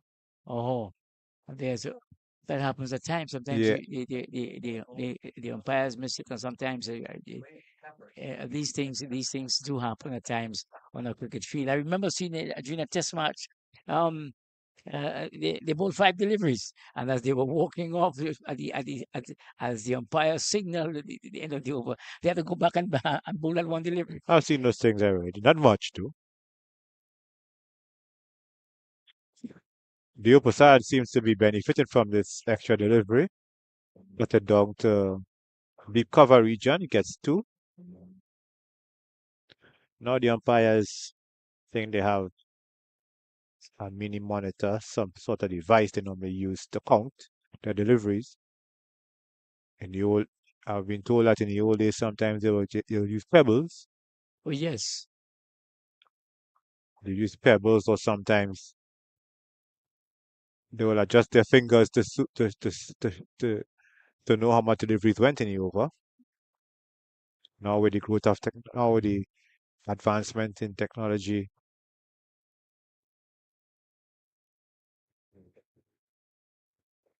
So what did they do now? I knew some umpires they have on their fingers this a type of count, a kind of a type of device which they use for counting. yes, when they could count, and, They and could, every time it yeah, maybe goes it is pushed up or press bent something. over. Yeah, but even that sometimes they miss the count, but they can communicate with each other at least how far are we in terms of the deliveries. And international cricket with the scoreboard, almost every international ground with an electronic scoreboard. The umpires themselves could just take a glance at the scoreboard and see, all right, it's 2.1 overs, 2.9, 4 overs, 9 point something overs, and you know how much it is to go. Oh yes, indeed. The game has advanced so much. We saw Dave Prasad having a quick word with his skipper Katwaru. Katu digs out a Yorker length delivery to point.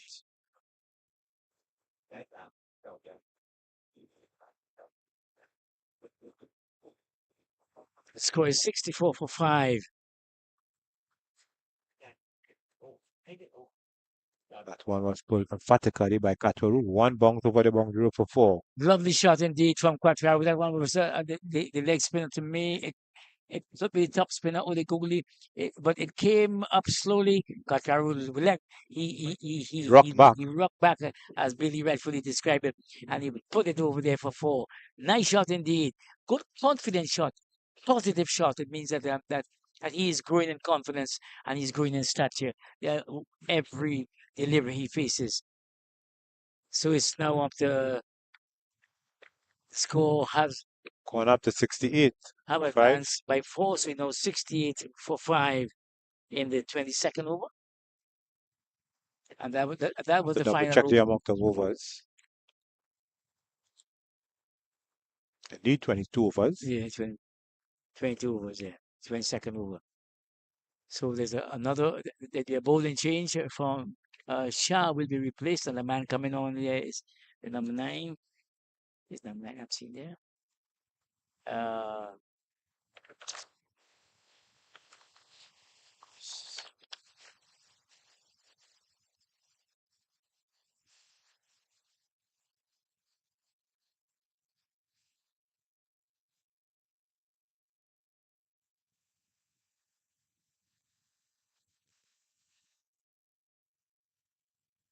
Wait.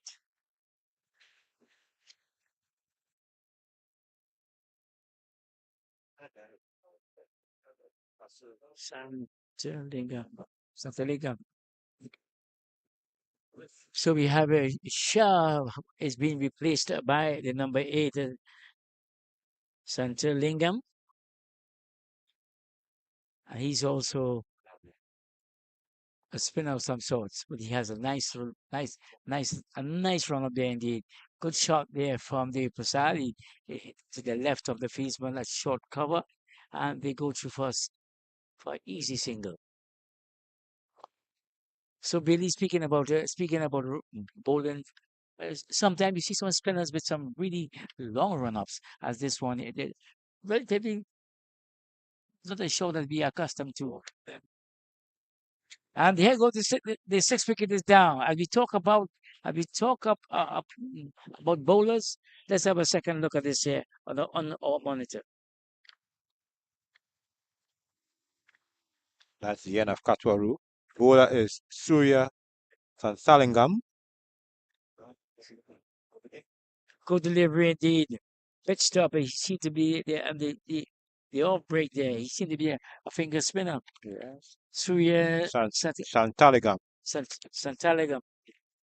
Surya Santaligam, when he comes on and he picks up a wicket, the And nap it was over. has to go back to the pavilion, and that was it wasn't the end of the over. No, you still have a couple more deliveries. So it's 69. Deliveries. 69 for 6. 69 for 6.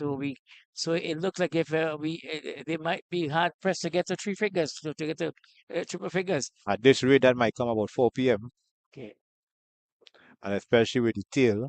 That is, and that too, that is if the lower order wagon, it might come at 4 p.m. But I don't think they would like to stay around until 4 p.m.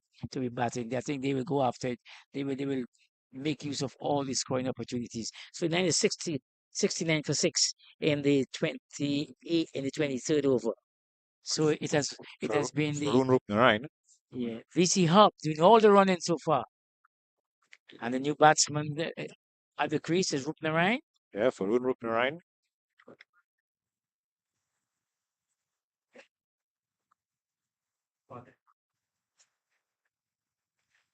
He's the number 9. Varun Rupnaraine. And he's facing up to the off spin of Santalinga. Good delivery indeed. But the umpire signals wide, and it goes down to the boundary for four wide. So no matter how they come, I think Naparima will welcome that. Will welcome those runs. Don't think they have a choice now. I mean, it's down to the tail, but low order, whichever way you feel to put it. At one time, they used to be called the tail enders, but these fellas don't like to be called tail enders. They like to call the low order because some of them really play some good innings. And especially in the shortened format, sometimes the low order batsmen or the tail enders, they are the ones who normally come good in the end, especially in close run chases or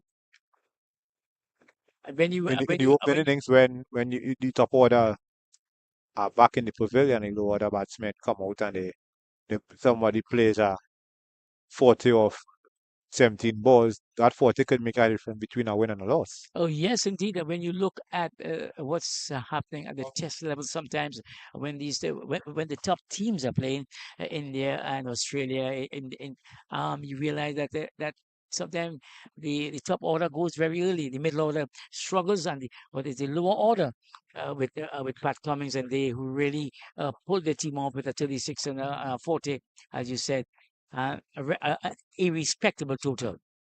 Okay, yeah. So it is all up to to the lower order to really bring about some respectability to this total. The end of the over, a successful one where Santalingam he picked up the wicket there of the nap skipper, bowling him down For 9. for 9, and that's the score at 75 for 6.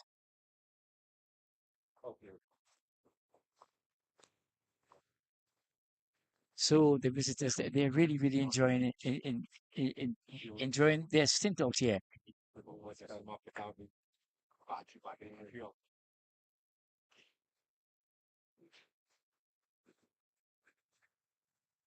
So Solenon out there is Dev Prasad. He has been the linchpin of this batting. He's been holding the batting together. He opened the batting for Naps, and he's still out there. Solenon with him at this time is Rupnarayan, Varun Rupnarayan. And let's see how much they can put together as a pair, as Dev Prasad adds to his total. Good single indeed.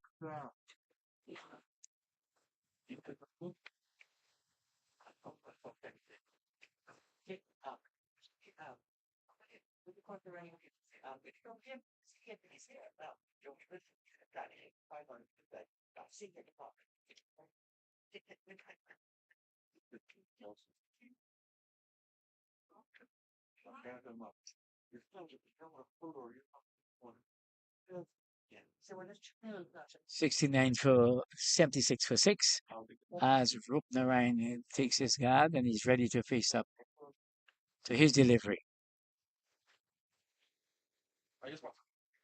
Rupnarayan didn't know too much about that one as it went through him. Let's have a second look.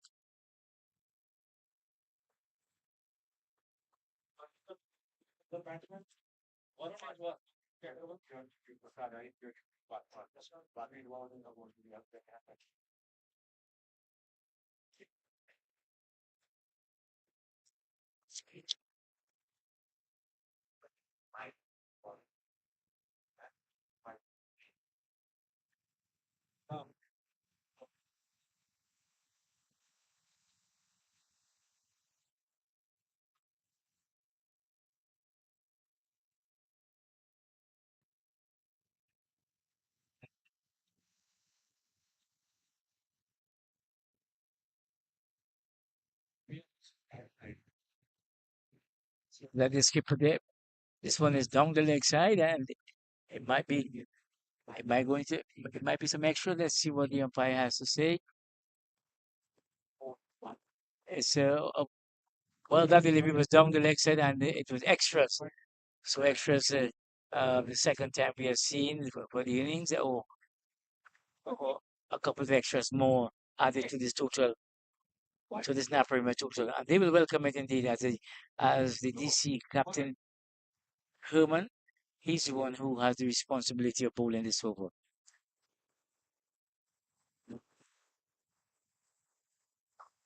We have lost the sun temporarily as the batsmen worked their way to an easy single down to the leg side.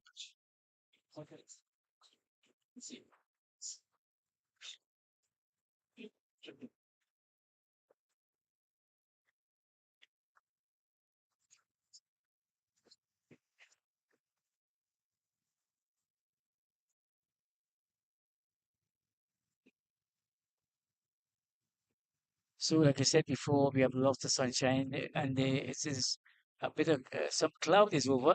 So the players must be welcoming this bit of this moment here as Rupnarayan comes right forward to that delivery from the DC captain. And the both players come to the middle as the end of the over. The score moves on to 82 for 6 at the end of the 24th over. 82 for 6.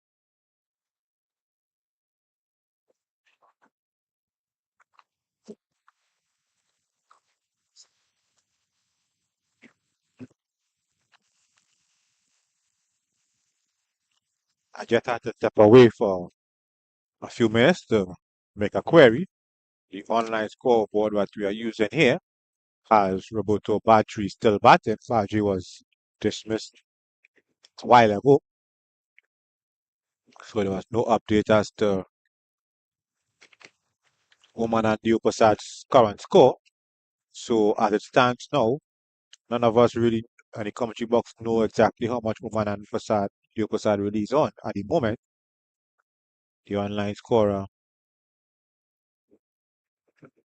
thought that it was Diopasad who was dismissed and not Patri, and it's only one scorer we have here. So it is a bit awkward, not knowing exactly how much the batsman is on,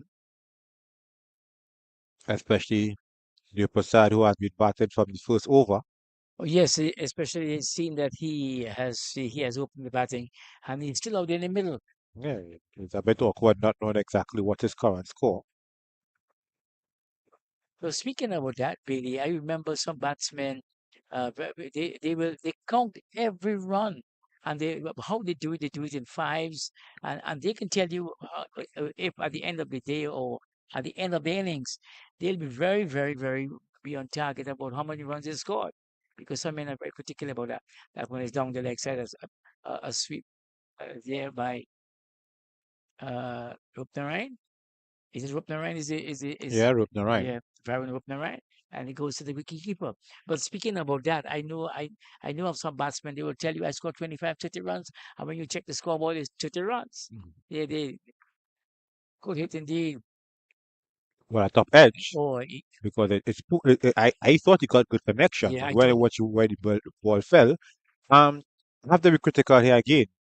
If there was a slip fielder, that would have gone straight to his lap. I mean, where the ball landed, slip fielder would not have had much movement there, just to stretch out his hand and take the catch.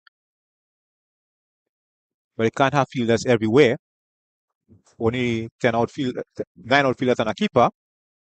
You can't have fielders on the leg side boundary either. That's it's where, a nice shot yeah, indeed. that's I where Route think 9 placed it. yeah, I thought he attempted that shot in the previous delivery. Didn't make contact. He got a top it, but this time he made full contact with the with the bat, and it raced away to the fence, to the boundary, to the long leg boundary. The man coming around there had no chance indeed. It was well struck indeed. All he just had to do was to retrieve the ball. Now we see that long leg fielder has been deployed. He has shifted from deep square leg. So as I was saying about the upper side, it's a bit awkward that we are calling a game. I mean, he's in the online scorer, but we don't know what the upper side score is on. And as I said, it will be a bit challenging, but we'll have to soldier on. We'll have to make do. Don't take this as one of the better overs this innings. Another ball Yes, down the leg side, another swept for four. delivery down the leg side, and the batsman has benefited.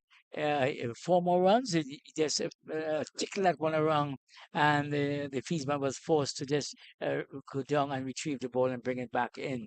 Yeah, from So short third man. yeah, short field man indeed. It's not a good over from the Mapati.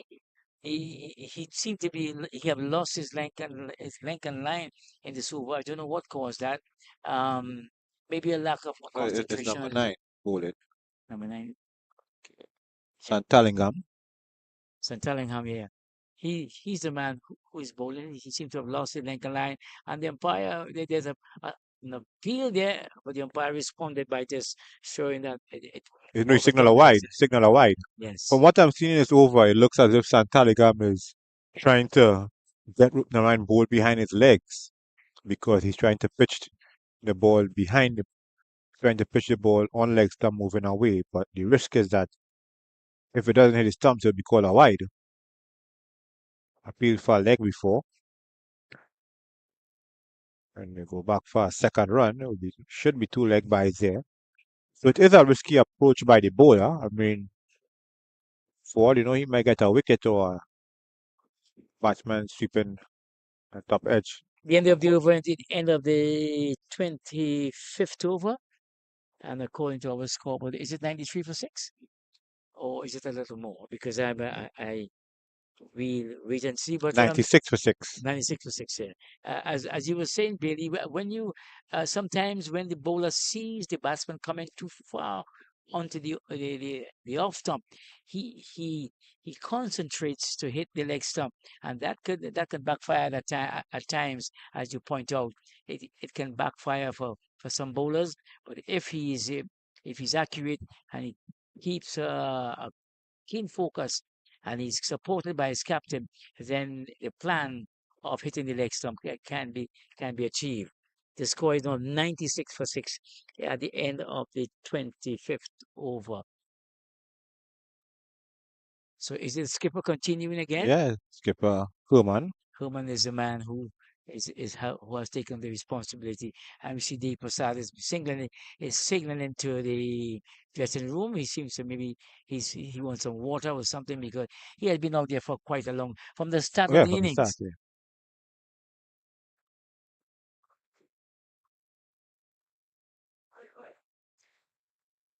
But speaking about batsmen being bowled behind the bat, how many batsmen have you seen at the test level, or maybe or any form of original level, being cleaned up behind the bat?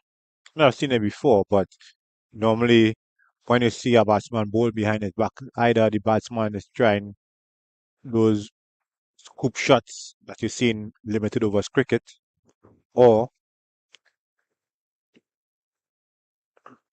batsman played the wrong line.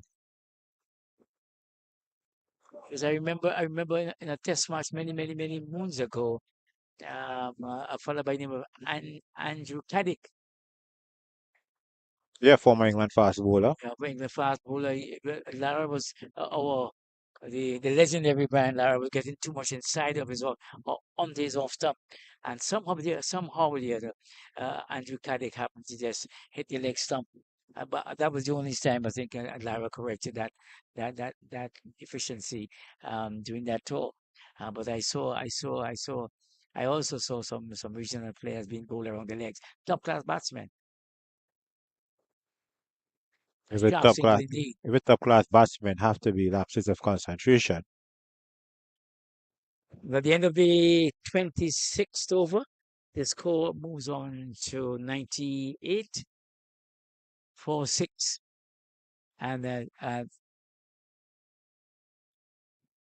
s- I see that the players give, but I am wondering if there's a water break. No, there isn't a water break. It's just that the batsman, Dave Prasad, he called on the dressing room to get some water. No, they are taking a break for. No, no, they are not. The one umpire is already stationed, and the other umpire, no, one umpire have sending the fielding team's cooler back onto the back off the field. Oh, I see.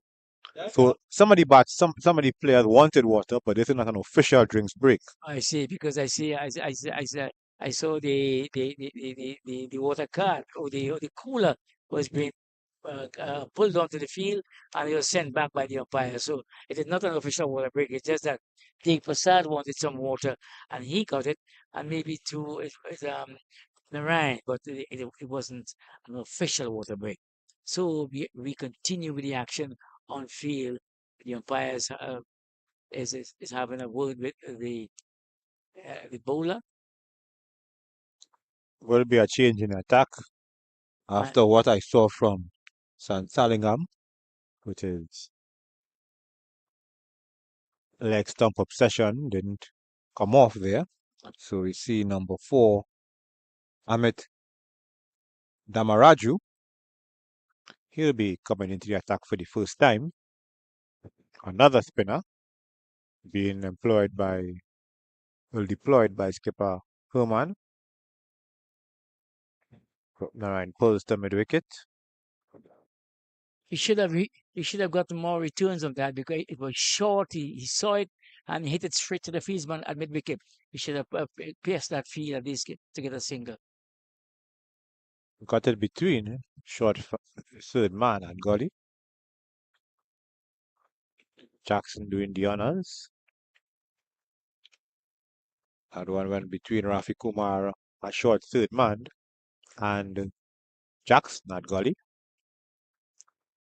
Batsman got a single. To Prasad drives, but can't beat the short cover fielder.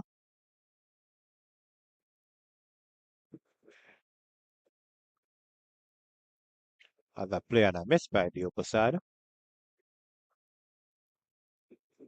That one had a little more bounce into it, and the Prasad attempted to pick out to the catch up but missed. This one is up to him. Could have gone for the single there, but guess with the tail remaining, he may want to take as much of the strike as possible. Pulls the mid wicket region. I will get a run off the midfield. Could have been run out there, but the relay throw to Yeah, Damaraju. the throw wasn't accurate, and one of the golden rules in cricket is that you don't run on a misfield. And that was a fumble, a misfield, you could say. It almost cost the batting team a wicket. But at the end of the over, it's now 1 minute. It has been advanced by one, so 6 wickets are still down. And this time I see some players individually ask him to get some water, but it is not the official water breakers yet. And coming off,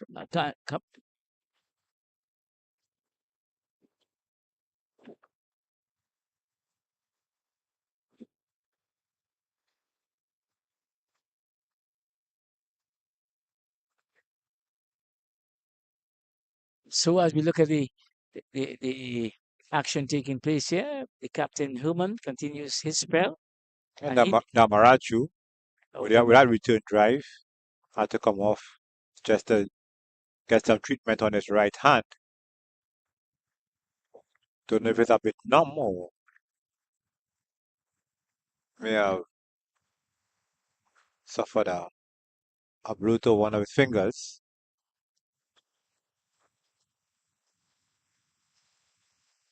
the score is 100 for 6 in the 28th over.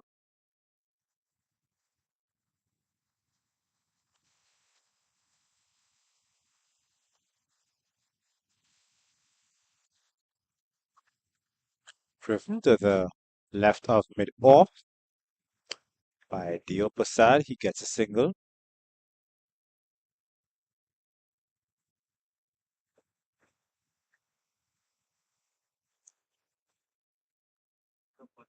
Hit the upper side.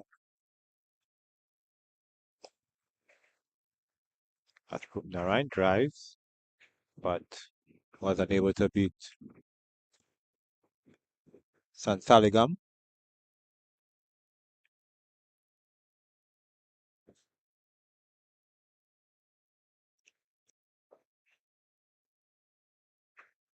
Again, Sansaligam into the action.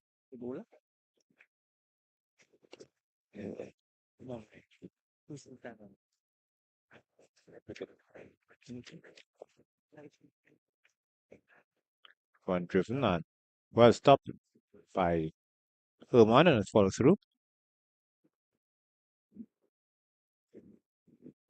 That's the only 28 over. 101 for 6. 101 to 6 in at the end of the 20th over. So the two batsmen they have a mid-wicket conference, a small little discussion, and they touch gloves and go back to their respective creases to see the continuation of this innings.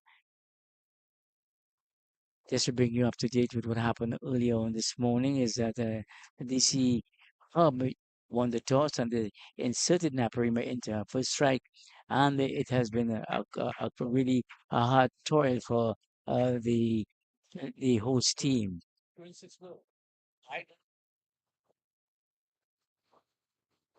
They have been a keen struggle between bat and ball.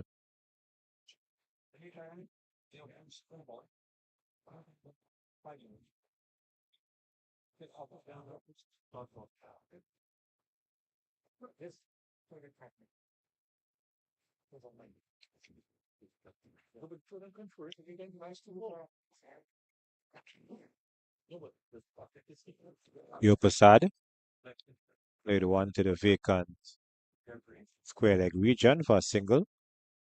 A sharp single indeed. He just pushed that one. They dropped it there and took off. And he must be a youngster with a lot of energy because he's been going from since this morning at 10 o'clock. It's now 12:05. And he been able to get through to that quick single. 101 for 6 is the score.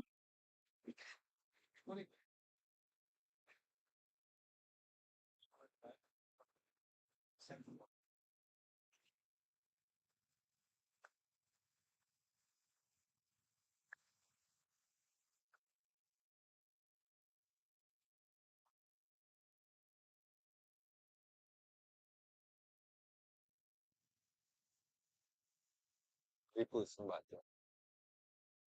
Yeah. What did they put? Not Juvenile. Permanent. Been batting from the start.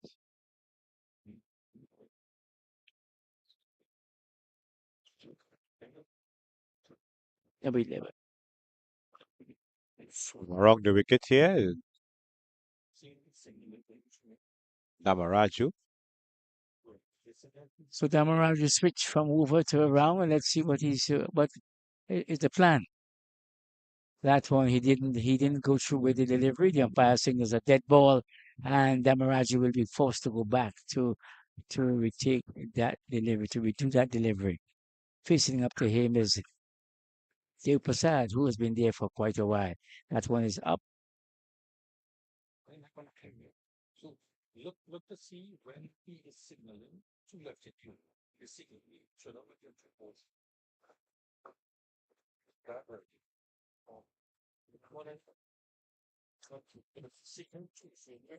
104 for 6. That's the conclusion of the 29th over. 29th over indeed. 29 over. So there's 104 for 6.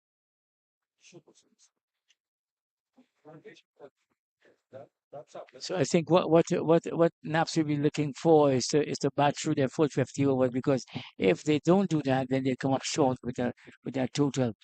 And it is so important that you make use of every delivery, every over that will be bowled, and every ball that will be bowled to you.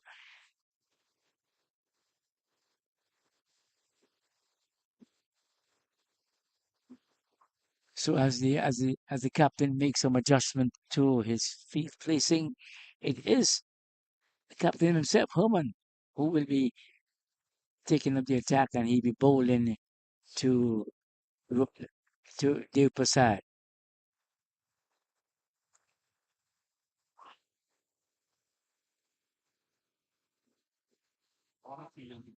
There's an appeal there. Let's see what has caused that appeal.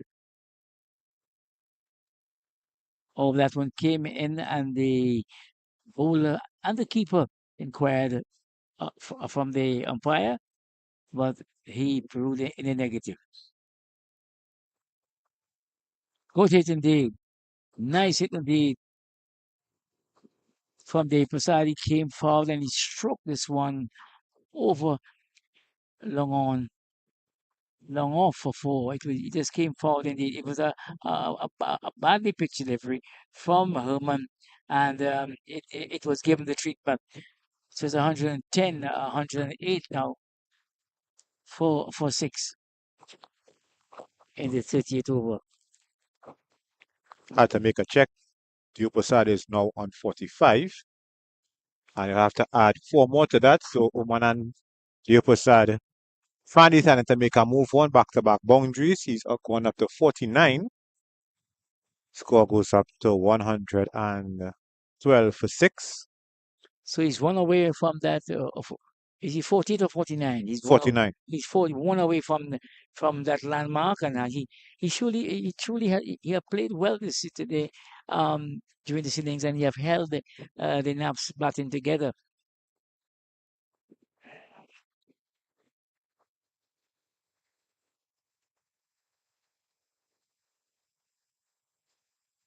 Online scorers having trouble in terms of batsmen at the crease, so I have to try another means to get it.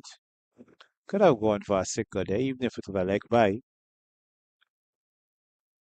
signal a wide. So Why? So one more to the total. Sammy came across up and picked up, and he returned it to his skipper.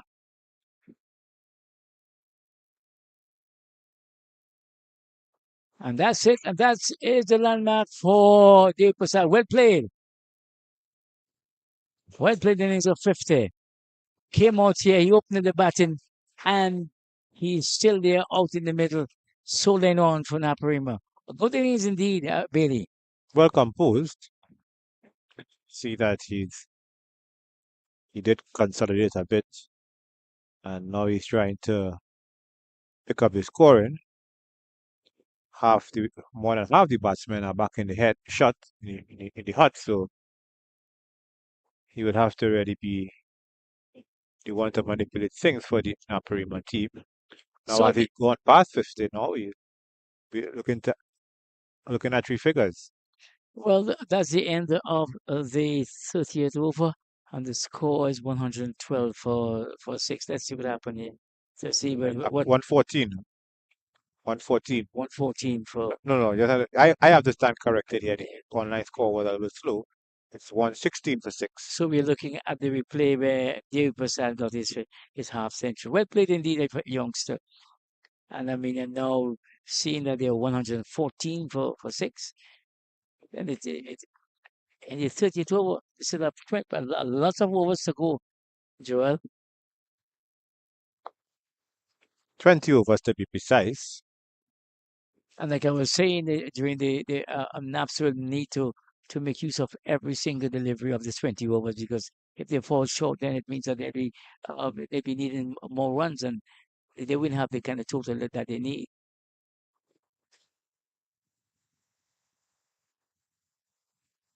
And we see that the pigeons are on the field of play, like they they want to occupy the extra cover region.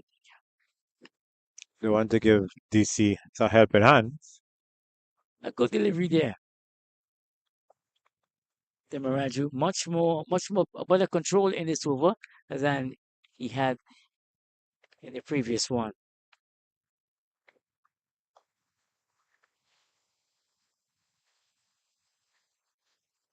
And I mean, the innings from Dev Prasad are cut off here and continue my talk.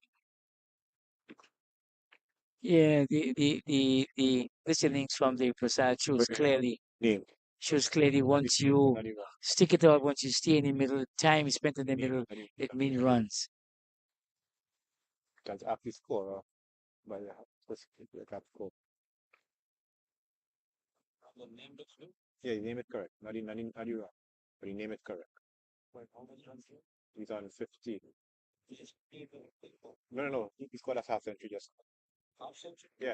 He's the opening batsman. Just good. You have the guy by the tablet there. So now is an official water break indeed, and the Prasad happened faced that delivery. It went through to the keeper. He turned and faced the water cat at one time. So that's the end of that over. The score is 117 for 6. Is that the correct? 117 for 6 at the end of the 31st over, and it is still good going for the DC Hub team. They have done well, and Dev Prasad is out there with Varun, and they are soling on. We take a break, and when we come back, we continue with the action on center field.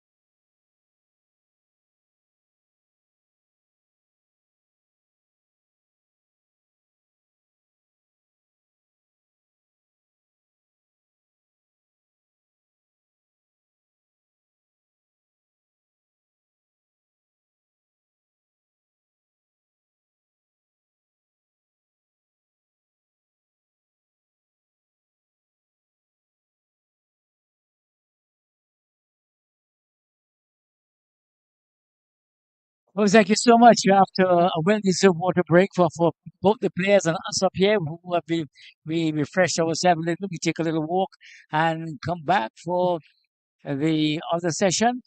We join you that the score is 117 for 6 in the 31st over. And that man, Dave Prasad, Dave Prasad, he's on 50 odd. A well played 50 indeed. And with him in the middle is Varun Rupnarayan. So they are solely on for Naparima. They have been sent into a first strike, and there we see the first delivery after the break.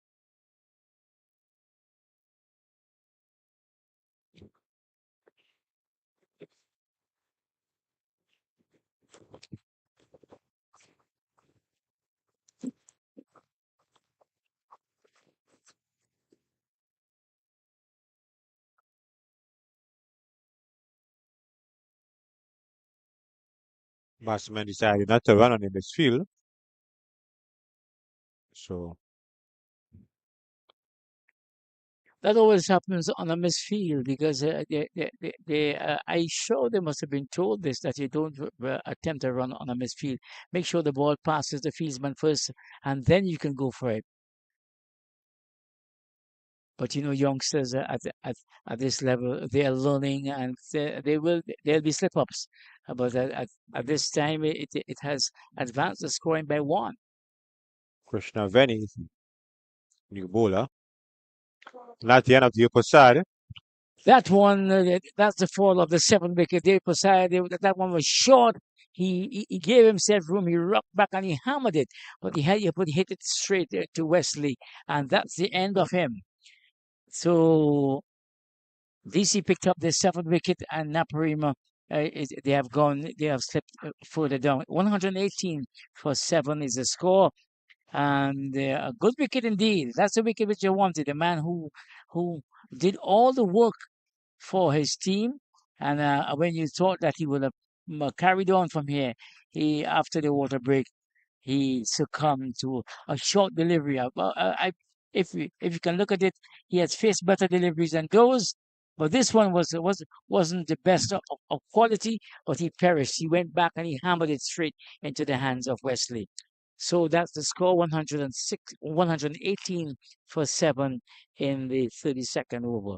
and we see in the online scoreboard another mix-up. They have Varun Rupnarayan as the batsman dismissed. Actually, it was Oman on the upper side, and he was dismissed for an even 50. Yeah, he was dismissed for an even 50. So that's his second wicket going down for Naparima. So the water break may have caused a lapse in concentration. The spectacled Oman on the upper side, shortly after getting his 50, making his way back into the pavilion. Have the new batsman, that's Aidan Bisundat, number 17. Yeah, it's a loud appeal indeed against the new batsman Yeah, for leg before. for leg before decision. Let's have a look and see what happens here. It seemed to be from our angle. It seemed to be going down the leg. I mean, we are not behind, although we are side on. But the umpire ruled in favor of Bisundat. An almighty swing there by Bisundat. And it's No connection to that one. and so often, Joel, the umpire have signaled a wide also, so the total have been advanced. And so often that you see wickets going down after a water break, maybe on or the lunch or the tea interval sometimes.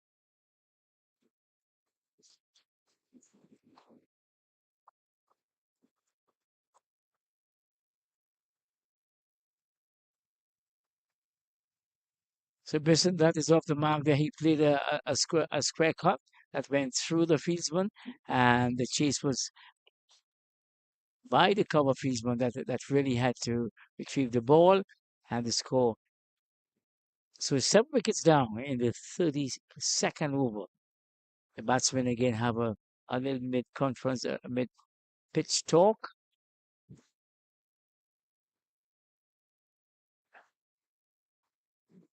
And I wonder what they must be talking about. Is that it's No, 7 wickets done? what I would say is that the online scorers they do score late.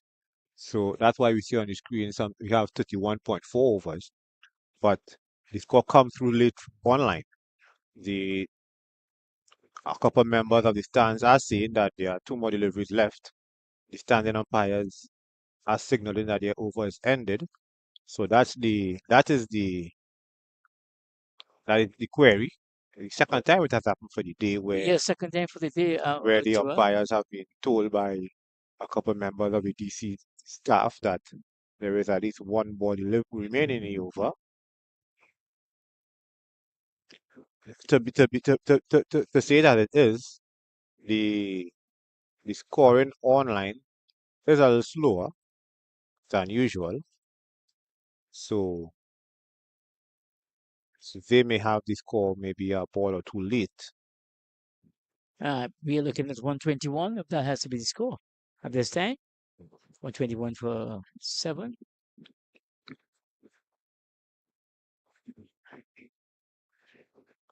So you have to just depend on what the umpires are the ones in the middle. They are the ones who should be doing the counting. And Correct.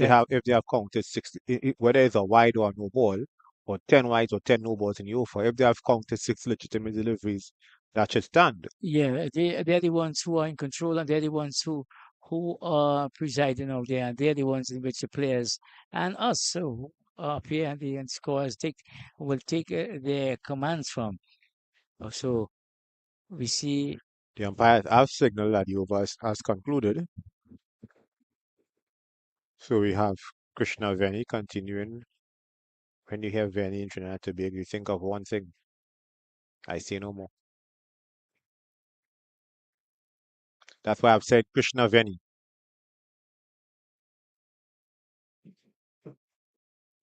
That one was tossed up indeed, and Rupnaran is the man who Bisundat, came. Bisundat number 17. Bisundat came forward and really put back the ball there, and that one went to the boundary ropes. So Bisundat he has decided that he's going to go after anything that is served up to him. With a score at 121 for 7, you have to go at everything now. I mean, you can't just wait for the other batsman to do the duties, to do the honors. The other batsman for may not be as gifted as you are in the bat.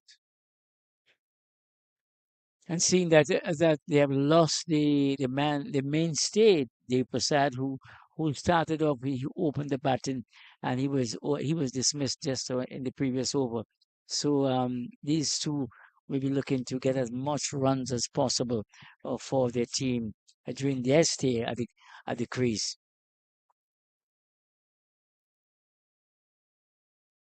Will be Namaraju continuing from the southern end, seeing a lot more pigeons on the field on both ends. I wonder what is attracting them there on that side, because normally when there is movement on the field, the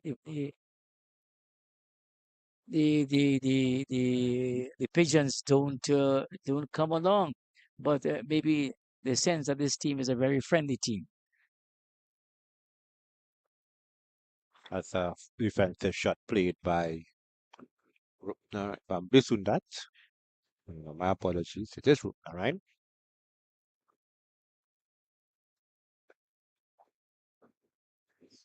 Give that one the long handle, putting it to what's normally called Cow's Corner and collecting two. Yeah, lots more pigeons on the field. Seem that they may want to get some sun, or they may want to inspire either DC under 19 boys, DC Hub on DC Hub under 19 boys, or the Naparima team. Maybe the pigeons may serve as inspiration.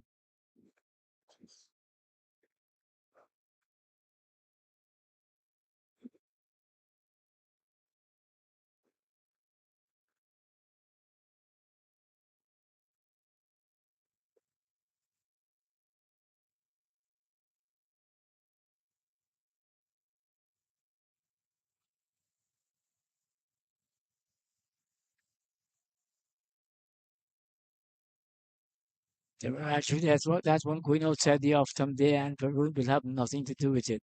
Between that will have nothing to do with it. One lofted over the infield. Chase for Sammy.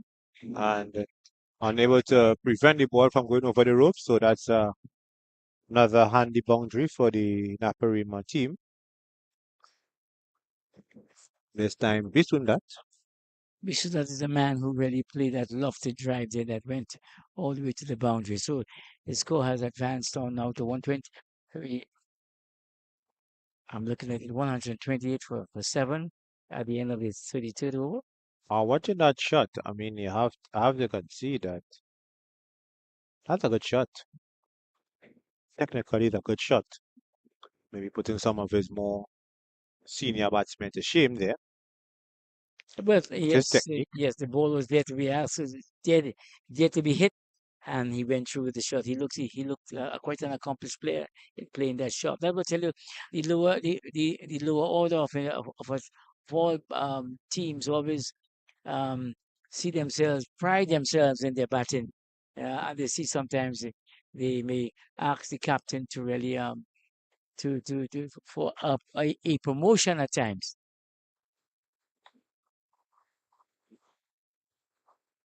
Who, number 17 is the new bowler. 17, the bowler is Krishna Veni. That's what Yeah, I'm saying. I'm not saying yes, Veni. I'm saying Krishna Veni. Kesaveni. Because in Trinidad, when you say Veni, you mean one thing. Yeah, I want you to expand on the thought. When you say one thing, what you're talking about, those Short for coming Venice, from the. short for Venezuela. Oh, I see. Short for Venezuela. All those people coming from the from the mainland. Yeah,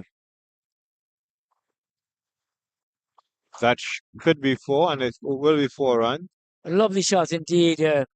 Good shot. It was a slow tuner, and you had Rupnarain, Rupnarain coming forward, putting down and playing it's not a complete sweep, but a kind of paddle sweep with some power all the way to the backward square fence and 4 runs. That is, so the score have advanced by 4.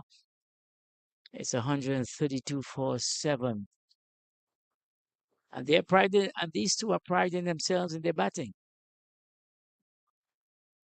Outside edge from the bat of Rupnarain to in long leg, fine leg position. He gets a single.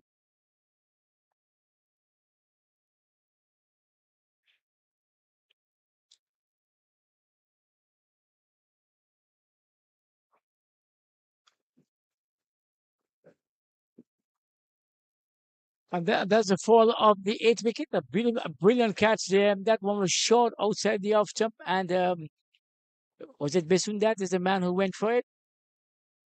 He played the shot and it was a magnificent catch. Let's have a look and see here if we can get a replay. It was a drive. Ball was there to be hit, but Parrot Herman went full stretch to his right, to his left, sorry. Two-handed catch at extra cover to see the back of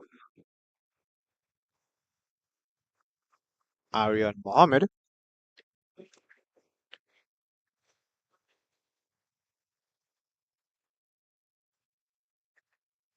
Score is now 137 for 8. So yeah, Jeremiah Singh, he's the one. And number 18, he goes out to meet the man who has been there for a little while. Is it Varun Rupnarai? Because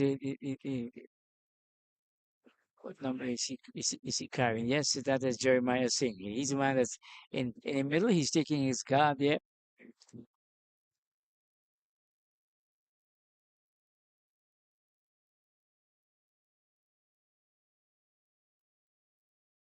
and he has joined Varun Rupnarayan. Score is a 137 for 8 in the 36th over. So it might be, the end might be shortly. I mean, Nai.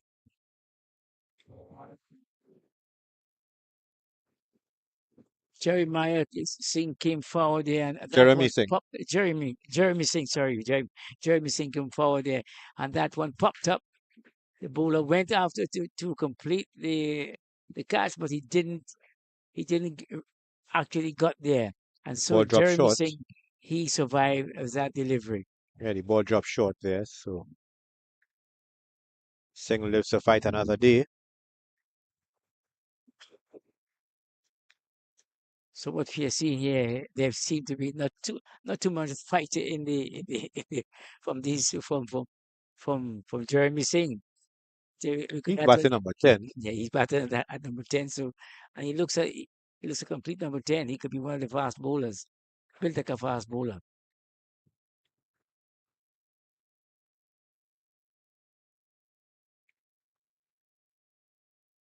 Will be Damaraju to continue from the southern end.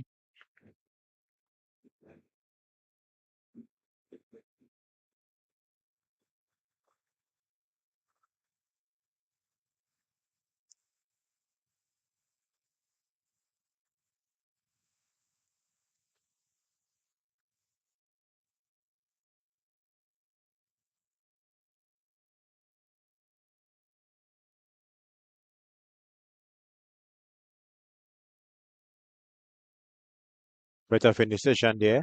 Direct throw. A direct hit will have more than likely seen the back of the Narine.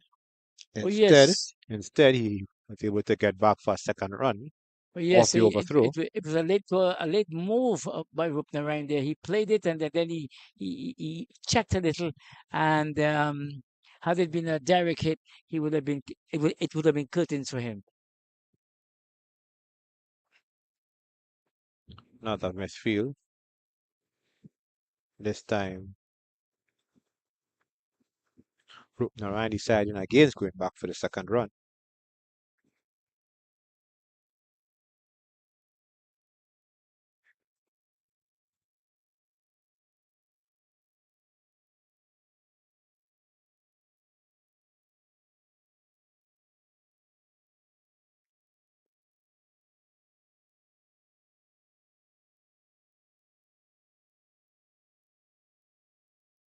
There's a lot of appeal. They were caught behind. The Mirage went up there confidently. The keeper also went up, but the umpire is unmoved.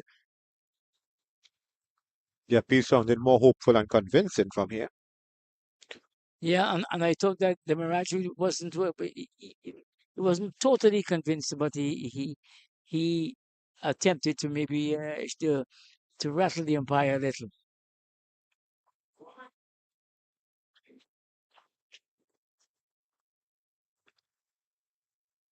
At the end of the 34th over, 140 for 8, Naparima. It's the end of the 35th over, 35th over. You can see on the replay there, the Mirage was trying his best to get the attention of the umpire. He did, but the umpire was unmoved.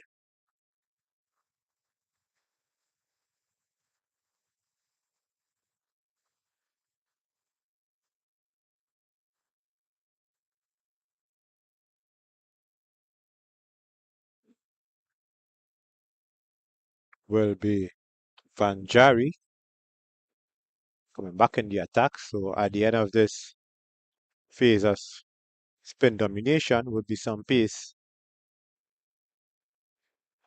being reintroduced by skipper Byron Hillman.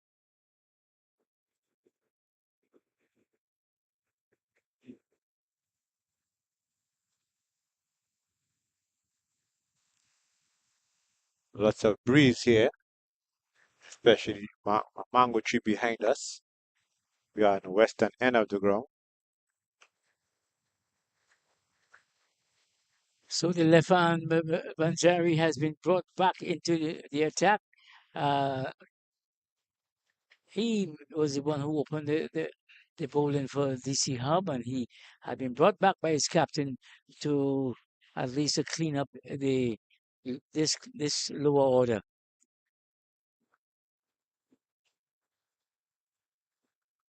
Quite awkward shot we played there by Rupnarain, getting down on his knees to sweep. That one went down the leg side, and the umpire signaled a wide. So there had been the addition of one more to the total. Banjari again, the left-handed Banjari. Then bowled badly in his opening spell.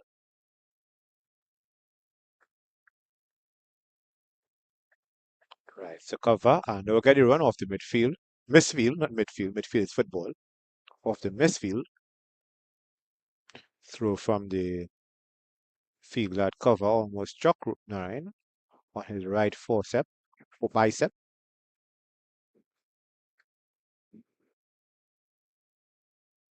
Throw came in from Krishna Veni at backward point. Well, cover, he got cover. There's a backward point as well.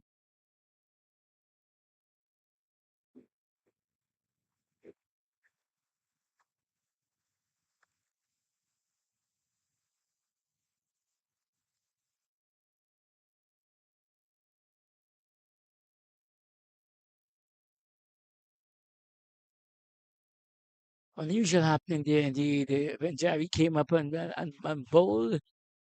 Jeremy Singh played the ball, but the keeper took up the bails, Bailey. May have been some better by play,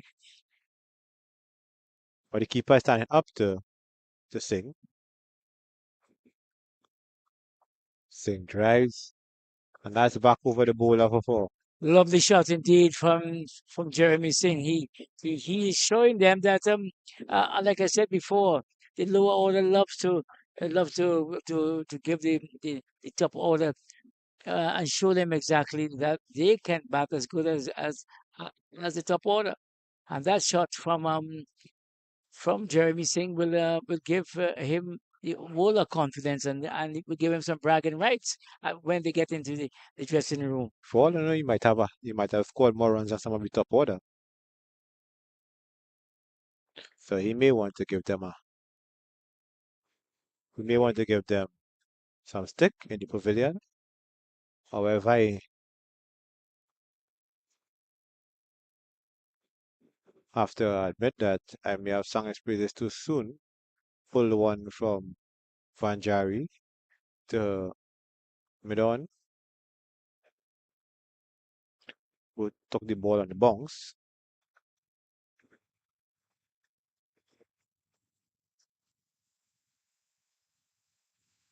That's the end of the over. The end of the 26th over.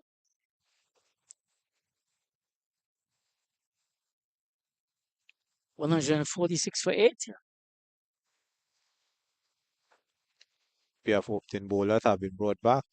Seeing Ravi Kumar, also from the southern end. So they're coming back to operate from where they were in the first session or the first hour.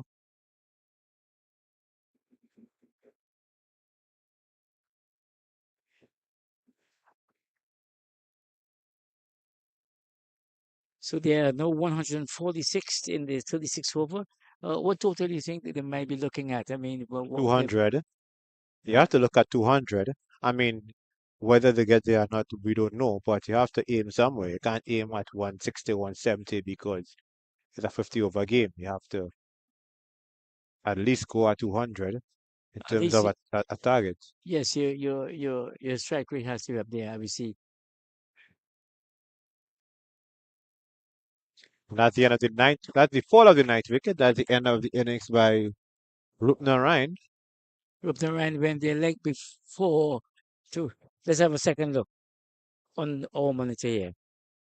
Came forward there, and there was a confident shout indeed, and you could see that Ravi Kumar there was a very, very elated youngster, because he when that ball struck the path, he turned around and he was clean as he faced the umpire.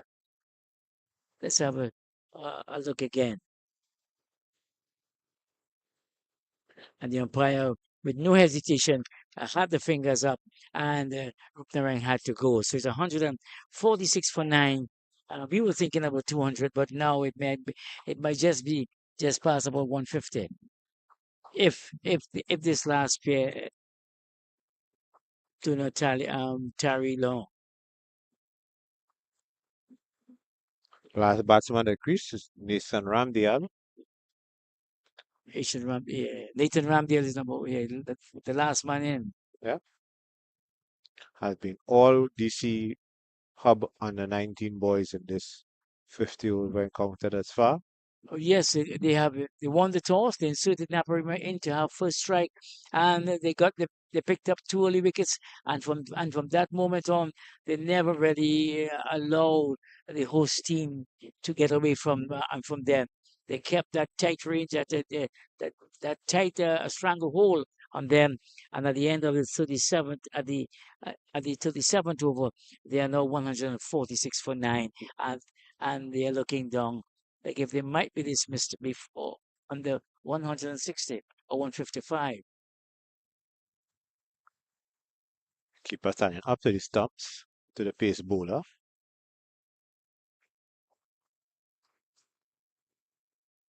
Ramdale defense back to the bowler.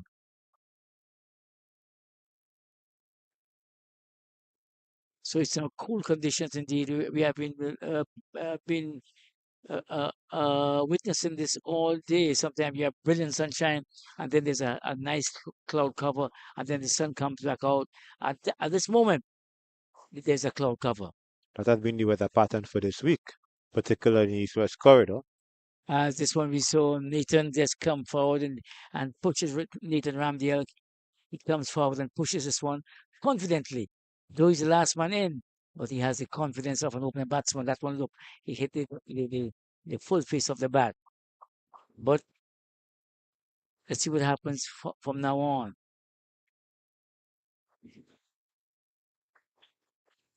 One will go to the boundary, and it will be a boundary. Will be 5 wides. So that should bring up the Naparima 150. Should be 151 for 9. Oh yes, that one was down the leg side. Ravi Kumar straight a little. It went on the leg side, and the keeper didn't take cleanly, so it went all the way down to the boundary and added 4 more to the Naps total.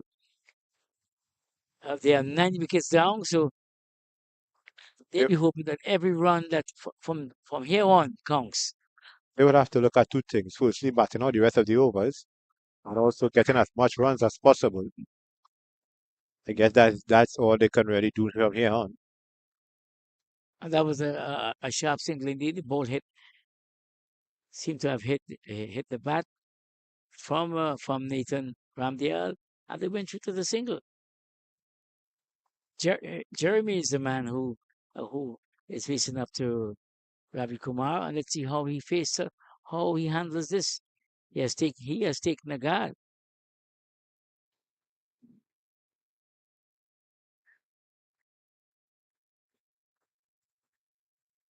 151 for 9.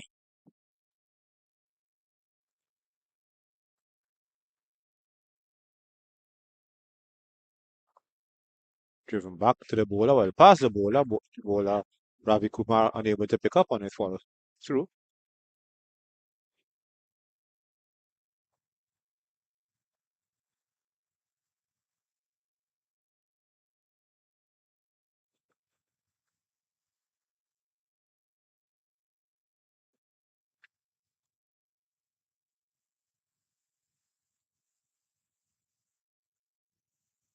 Leave this one alone, go through to the keeper,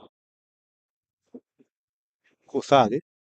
At the That's end of the over, the score remains at 152 for 9 in the 35th over of the game.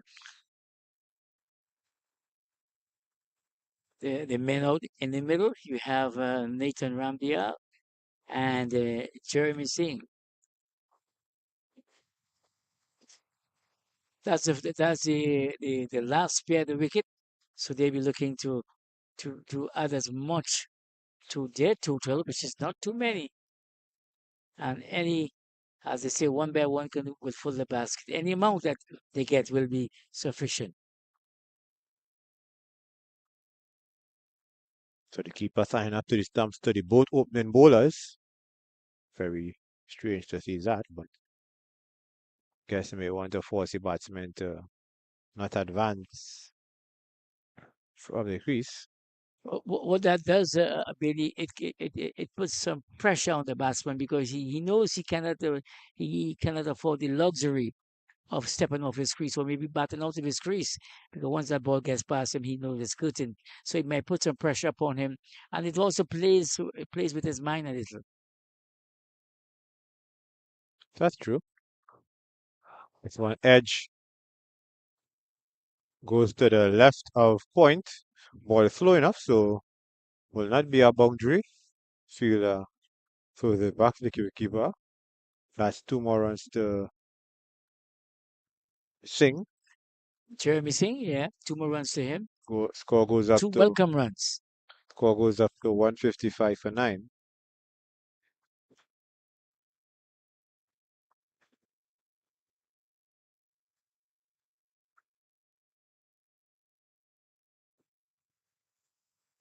Right. Another pull shot. Didn't get an edge onto it and take by the keeper.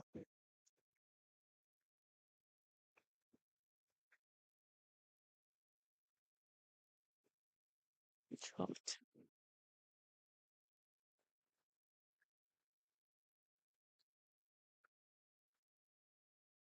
One pull high over the cow corner region between deep mid wicket and long on for 4. So useful runs. Yes, 4 welcome runs indeed from Jeremy Singh. That one was short, not as in the previous delivery, but this one was on much more of a comfortable height, and he made full use of advantage, full swing of the bat, and the ball hit the middle of the bat. It wasn't a sweet song that sometimes you hear, but nevertheless it brought the required results.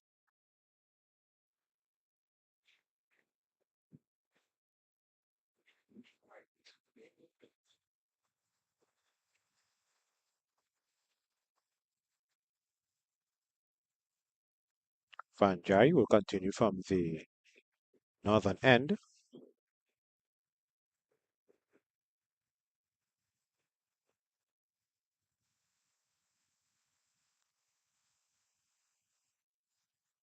Singh pushes to cover region for a single.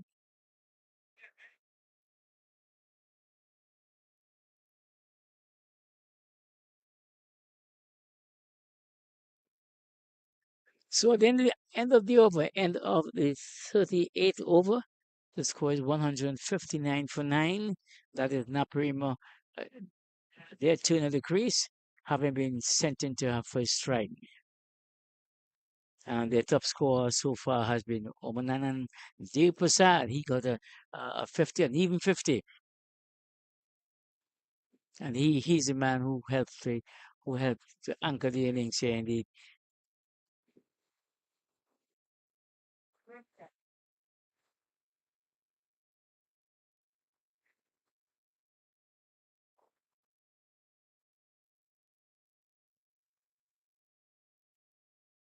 Singh plays it nicely down to deep mid wicket. Will chase, not chase, he will seek a second run and he achieves it. Last pair in the middle here now. They'll be looking to go at anything and everything.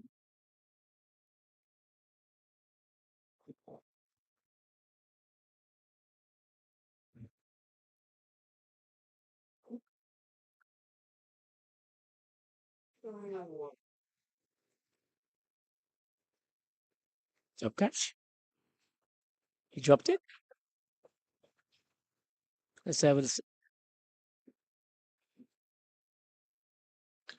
Think Van Jari was too casual there, went thinking straight to that it he and had all, popped up. yeah, thought he had all the time in the world to collect it. Actually, it looked like it was just in slow motion, the length of time the ball took to reach him.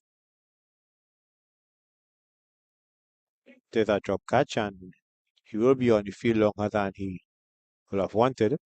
Yeah, that was a straightforward chance indeed, and it will be it's a bad miss indeed. But let's have a look.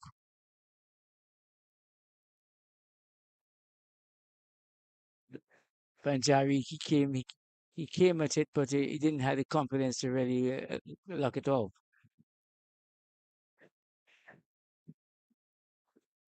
Cut, but straight to Namaraju.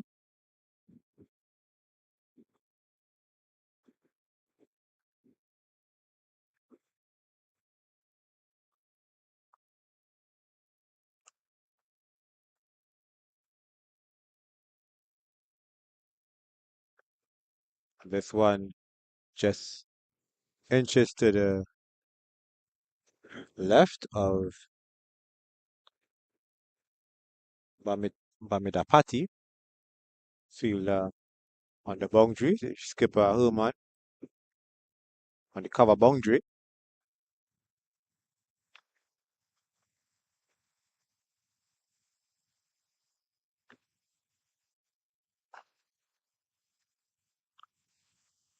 Play and a miss. Well, Good taking forward lead from the defensive. keeper. That is some of these spectacular things you see when the keeper is up and the ball is outside the off from that one. From they had some pace from Ravi Kumar. It went past the outside edge of Nathan Ramdial, and the keeper brought up a nice take indeed from behind the wicket. End of the over, the score remains on 163 for 9. Now Vanjari will be looking to make amends for his feeding laps with the ball. This will be the 40th over beat ball. Vanjari 7 overs, 1 beat, 1 for 28. Some strong breeze that we are receiving in the commentary section.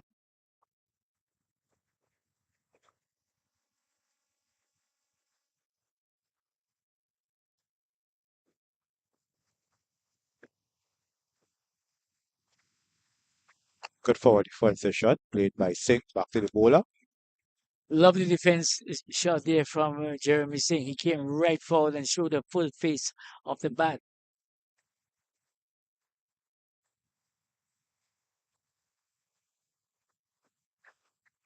And that's the end of the inning. Vanjari did make At, amends.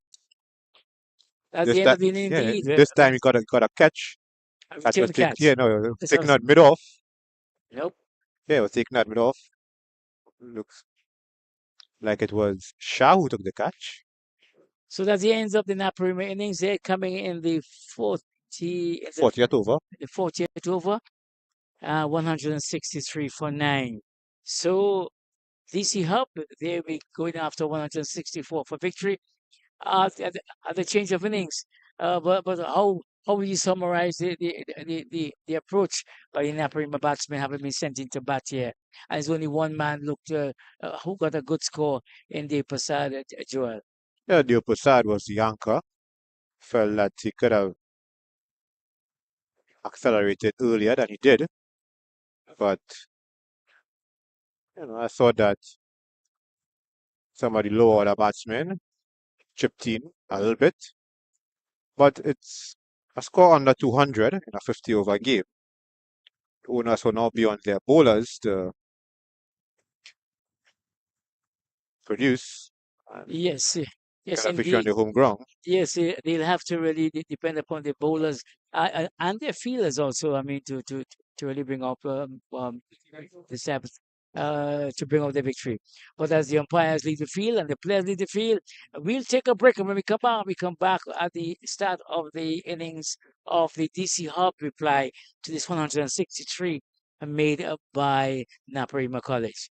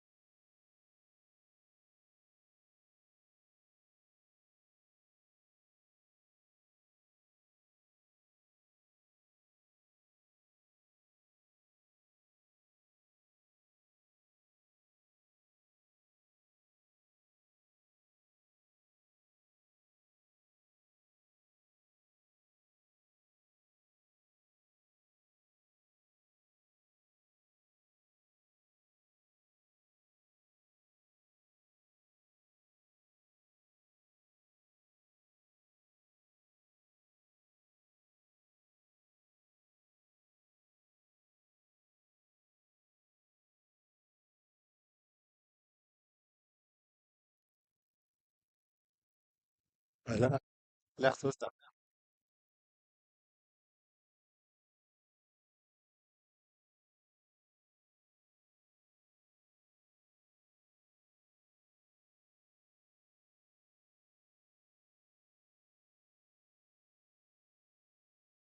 Okay, thank you so much, and welcome back to the action at Naparima College, where the host team, Naparima College, is up against the visiting DC Hub.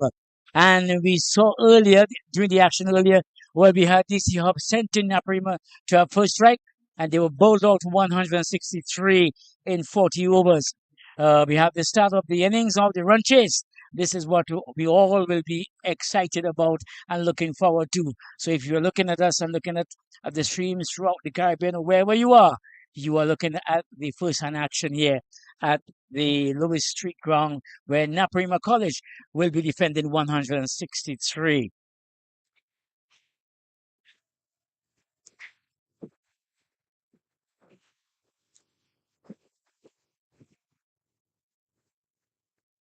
Well, the first set of runs are on the board so far. The left-hand seamer for Naparima College,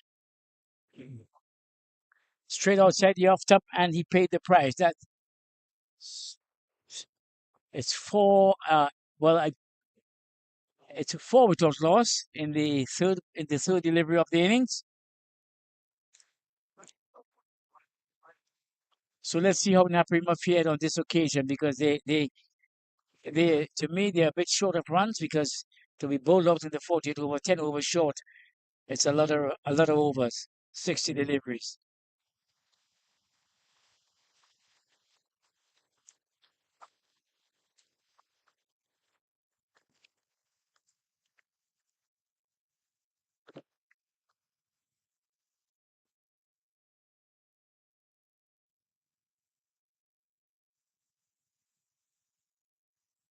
As we had all morning, we had the sun with us sometimes, and then we had a nice cloud cover.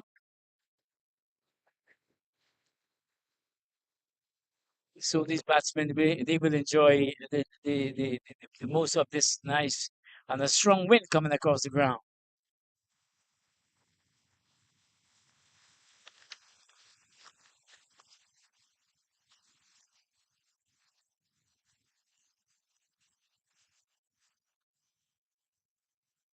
The left arm seamer, the number 19, Ariel Mohammed. He seems to be approaching the wicket with some aggression. Left arm seamer there, and he's bowling to the opening bat from DC Hub Unite.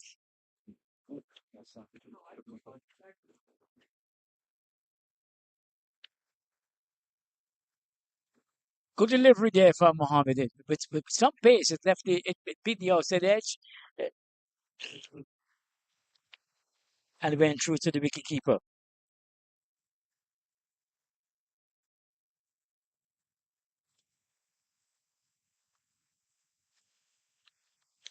Mistress the man facing there. That one was a little quick for him. He played at it. He may tell you that he pulled the bat away maybe at the last moment, but that one went past the outside edge and went onto the wicketkeeper. Keeper. Mohammed once more. Agent Mohammed. This one is guided down to third man for a single. It's the end of the over. So at the end of the first over, it's on five without loss. The two opening batsmen, Mishra, he is on five, and his opening partner,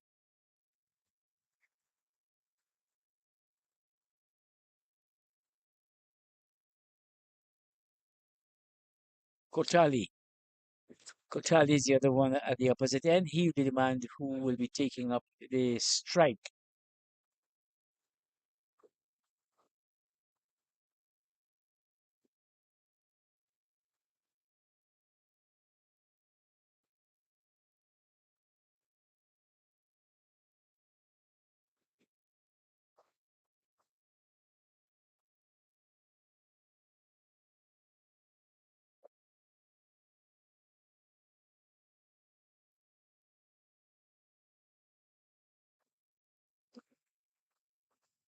Nap seem to be opening it. They have pace at one end and they may be using the spin at the other end. The captain is just making sure that all the fieldsmen are in the right places that he would like them to be. And the left arm spin,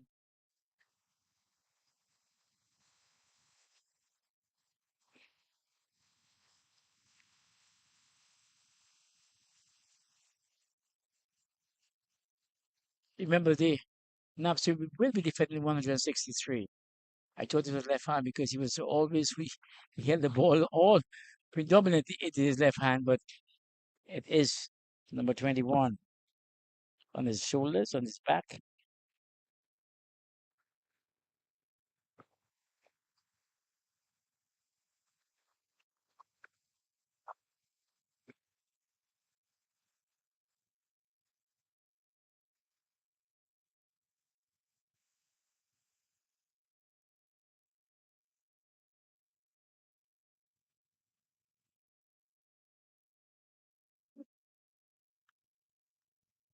Who is that? Who's the guy holding it? 21. We see 21. He went over 21. Well, 21 I've seen, but yeah. I seen here.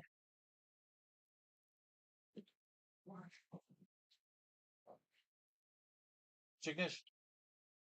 Jignesh. Who's the bowler's name?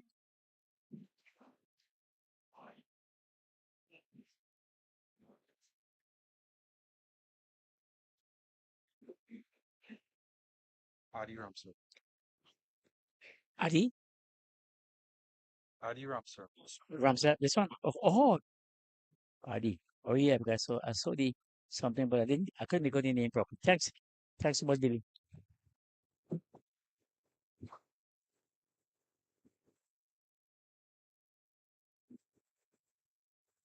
So that's the completion of the second over by Adi Ramsaran. He's the right arm spin bowler. Naparima seemed to be employing both pace and spin to defend this total. It should be an interesting move.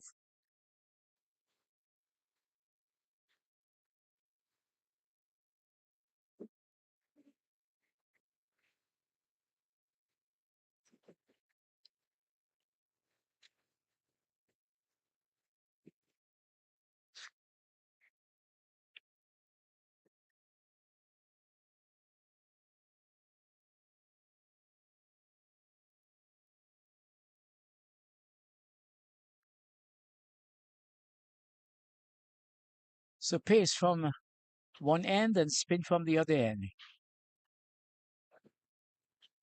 5 wicket loss is the total.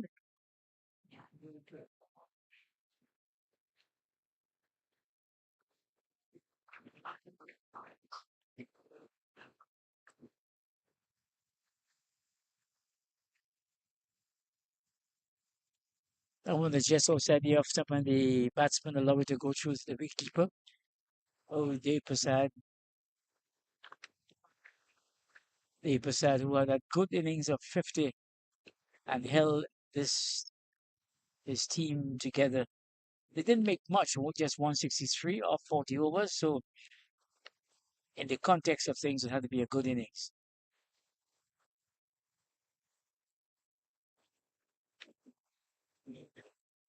Mohammed once more looking for a lot of pace, and that one went outside the off top. The batsman will have nothing to do with it.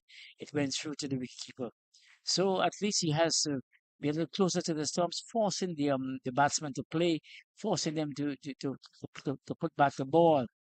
Because if he continues like this, the batsman can do that all day. But his runs are playing for, and they have all the time. They have 50 overs to get 164 for victory.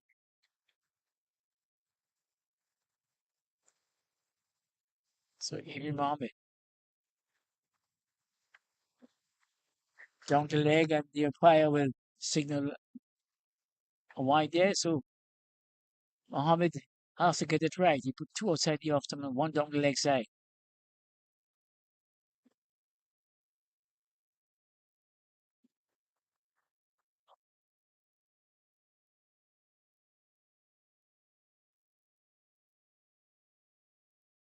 the ground, we are seeing that the pigeons are not moving at all. They are moved around, but not leaving the field.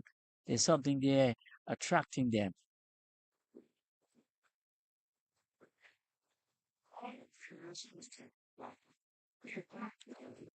And a lovely drive there indeed. A beautiful drive. You don't, let's have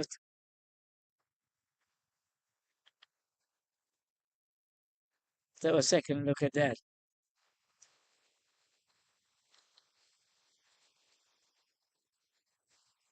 Oh, it's a almost a half volley, a full toss, and it was given the full treatment. Good drive indeed. You wouldn't get it better than that. Avian Mohammed, he brings it up there, and the left-handed the left-handed batsman made no mistake. He just pushed it a little hard and found the gap, beating the man at cover, the extra cover.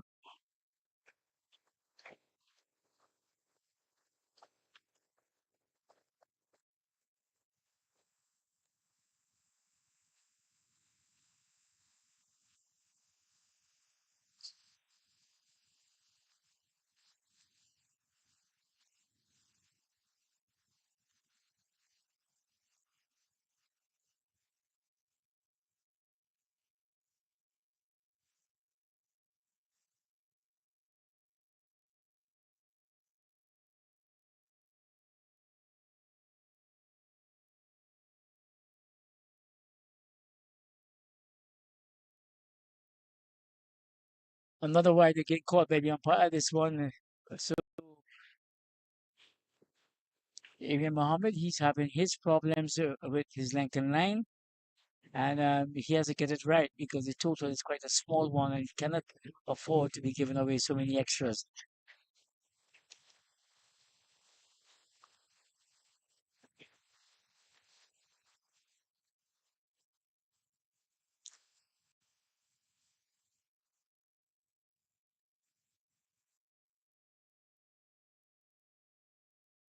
Good delivery there. This one was just outside the off the horizon there. Batsman went at it, didn't make contact, and he went through to the wicketkeeper.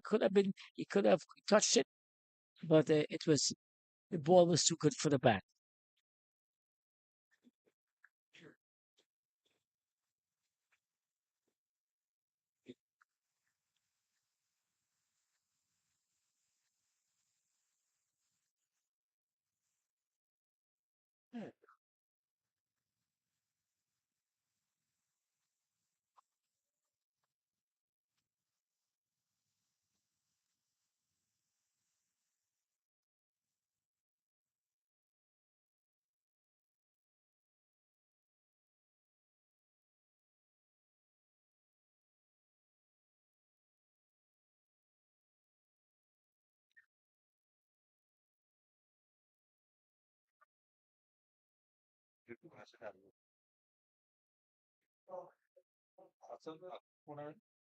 Yeah, took a water.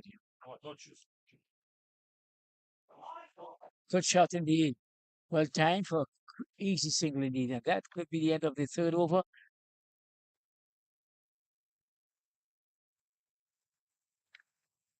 Who is this guy?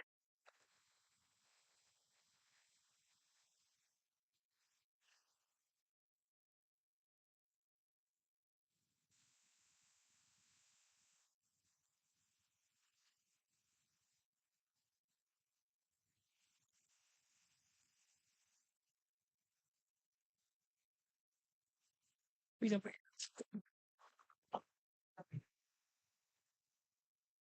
That's, I see. I see 22. Well,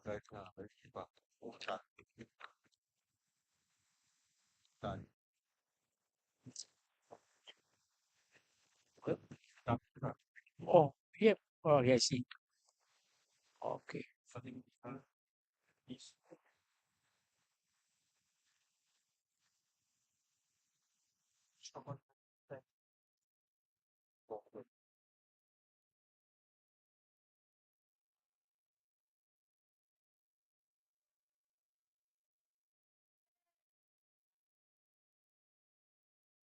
Good shot there. That one was pitched up and on his legs, and it was dealt with a lovely shot through cover, through uh, wide-ish mid wicket there. Lovely. He just came into it and pushed it lovely for towards the fence for four. So the score moves on to 11.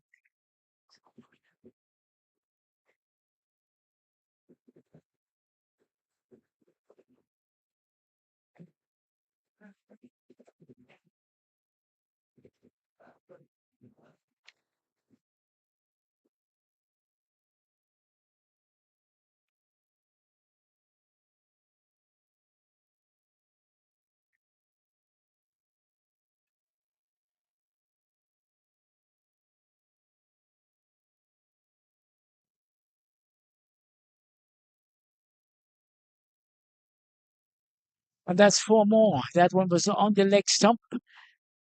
And there's turned around there by the batsman and it beat the man at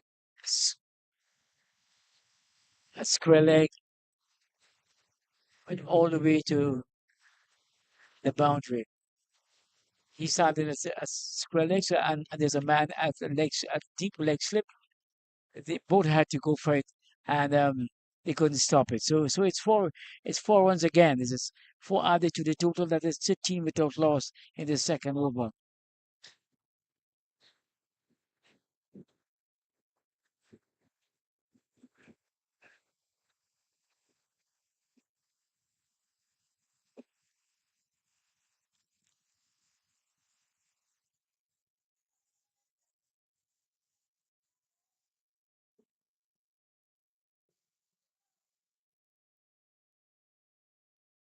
So it's four more. So the umpire signals that. Let's see on the replay what really happened here.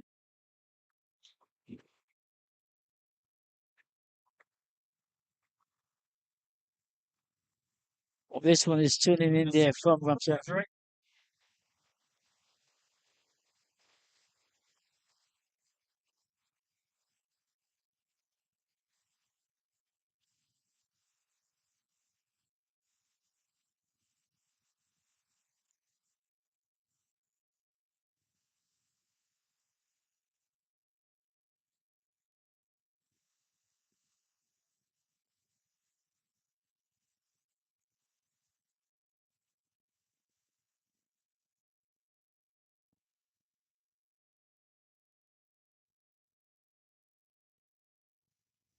At the end of the over, the score moves on to.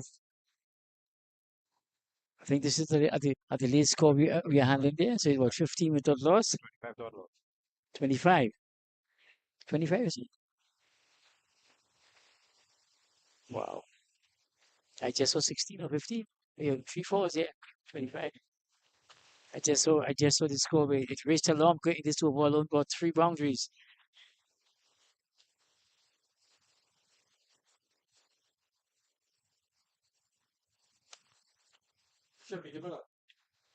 So the umpire is having a word with one of the spectators in terms of one of the officials in terms of the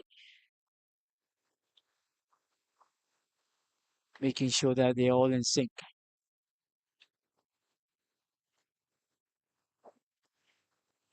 So resuming the attack from this time as and Joel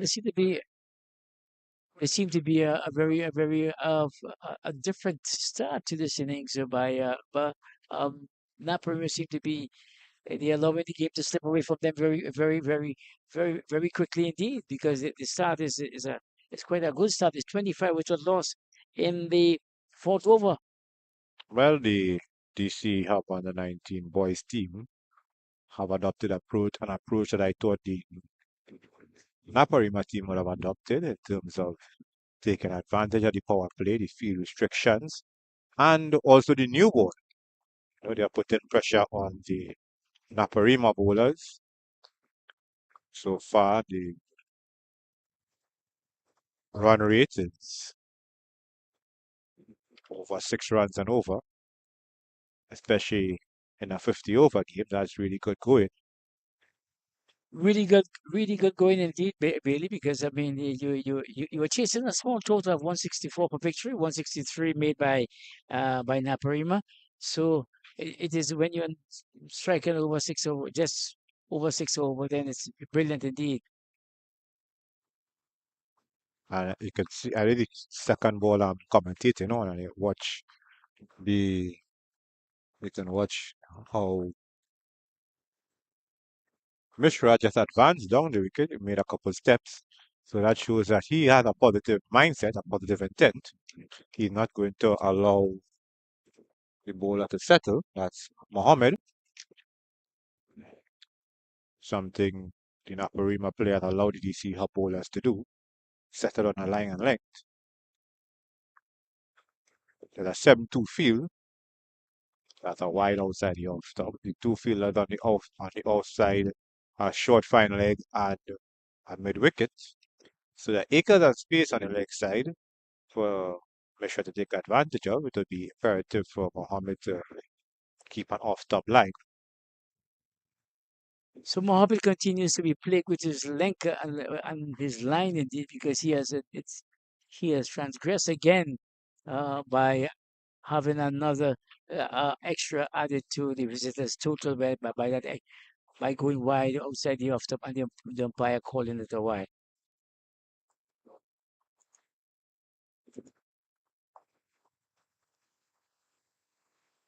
Two fielders behind square on the offside. That's third man and a deep point. Easy single for Mishra.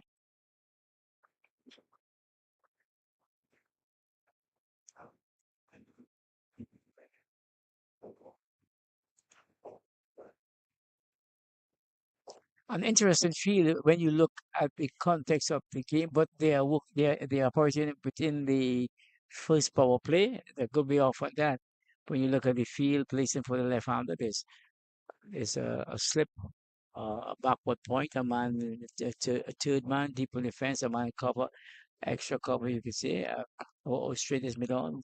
One on the square leg, one is a fine leg, and one going down to the square leg boundary. There's two men behind there, and there's a short mid wicket and a man.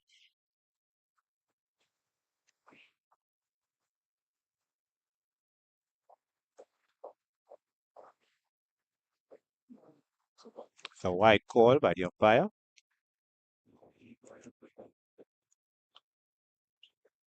Score goes up to 27 without loss. Anab Mishra on 5 and Siddharth Kotari on 17.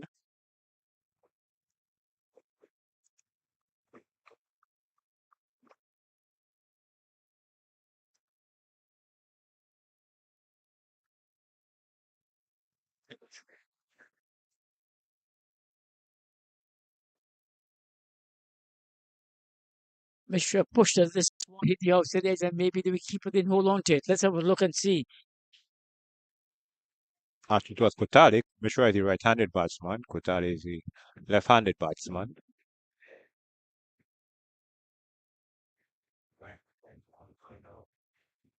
Yes, it is. It was a regulation catch for the keeper, but it seemed like he was wrong-footed.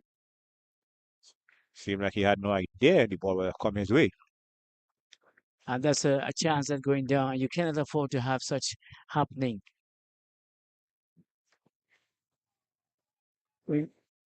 So you see Mishra coming down the track with much distinct indeed to a medium fast and hitting him over extra cover for 4. You cannot ask for anything much more distinct than that. When you have your left hand seamer, let's see let's have a look at it. And he held the pose as well too. Emphatically done. Very disdainful for an opening pace bowler to have to encounter that. Oh That yes, sort of treatment. and he's sending a strong statement to Mohammed, is that I'm I'm I'm not afraid of you. I have no respect for you. And Because not only that, I want to go and sleep. Let's get the game over with so I can go home and sleep. Oh, yes, the score Well, go moves back on. to the hotel room, I should say. And some sloppy cricket indeed from Naparima. They allowed them. The ball went to It was near to the keeper, the keeper. The and keeper. and Kotale decided to take the chance and take the overthrow, which he did. That's the end of the over. It's And the score moves on to 33 without loss in the 34. fifth over. 34 is single just. 34, yeah, there's a single that went there. I must bear that in mind. They always.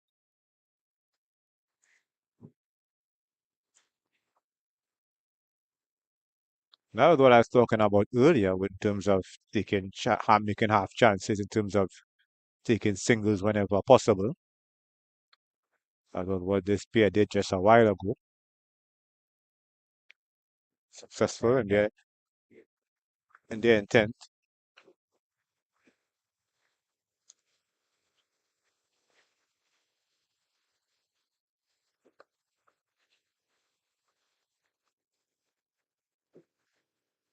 Played square to Ariad Mohammed.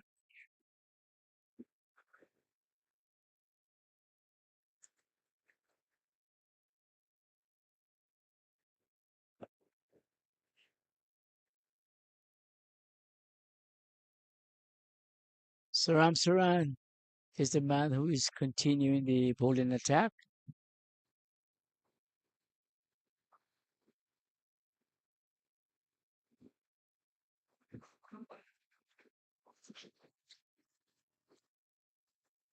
That one was tossed up and four more as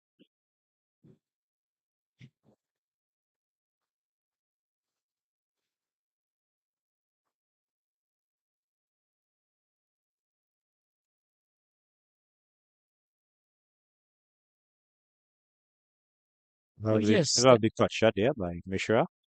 He moved a up bit to high 14. though, but it's a good cut shot indeed.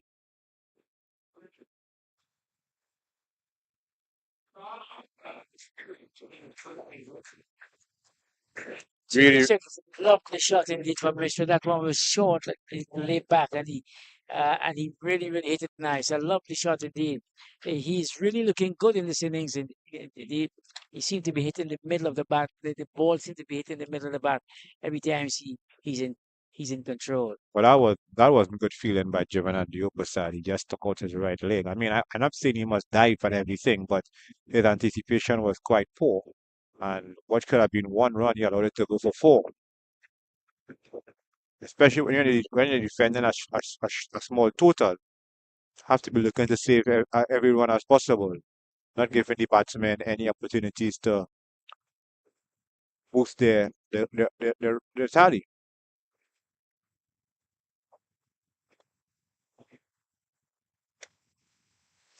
Seems that if he didn't anticipate the ball to go past Mohammed, who is positioned at point.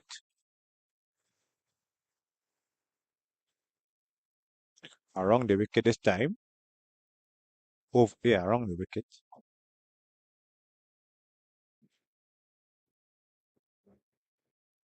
So that's the end of the over. That's the end of the sixth over. And the score is 42 without loss. Mitra seemed to be in a hurry. He wants to get this over with because the score is now 42 without loss. And he has been having his fair share of the boundaries. And his partner Kotalia at the opposite end, they seem to be a mere spectator. But he will have his share this time as Naparima continues with the left arm seam of Mohammed. Mohammed hasn't been able to get it right during this spell. He's been trying to get it right, and I can see he's a pretty good bowler, but he has to get his length and line right. He has been plagued with a lot of wides, and those are extra runs when it comes to the overall total.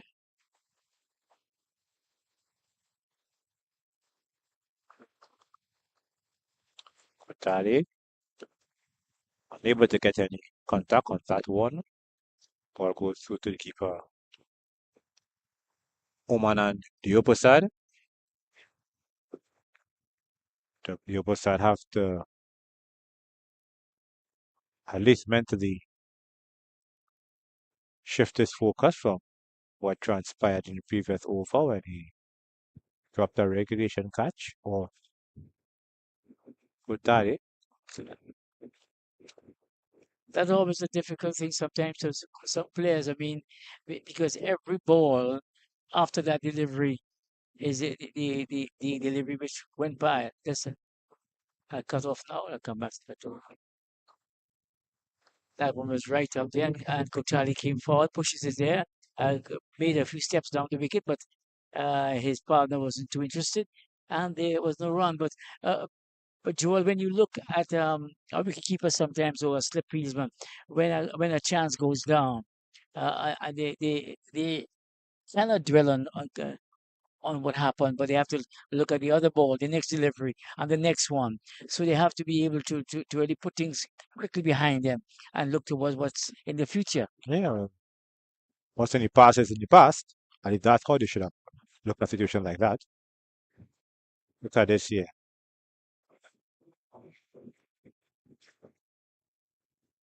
When Naparima was batting, stuff like that would have been got balls. This is 5 runs. Fair was indeed, you just saw Kuchali came forward, did an easy push to extra cover. Yeah. Oh, and That would have been 1 run. yeah, And then the overthrow made it was 4 overthrows. So that yeah, made 5 runs. the Fiesman came in and he had a chance at the wicket, missed completely. Nobody was backing up, and the ball ended up on the boundary rope. But even if Naps was tight enough, that should have been a single because the bats the boat the Fiesman supposed to be as fast enough to be anticipated to come in and put pressure upon the batsman to know that he's alert, he's on the situation. But that didn't happen, and they picked up 5 runs instead of getting a single. Yeah, they were caught flat-footed. So Technically with their pants down.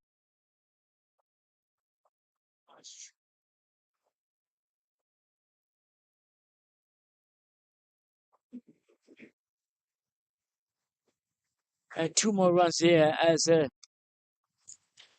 Mishra just cut that one down to backward point, and they picked up 2 more easy runs. I think uh, Naparima's captain will be looking to really have a change of bowling at the end of Mohammed's spell because he's not doing too much there.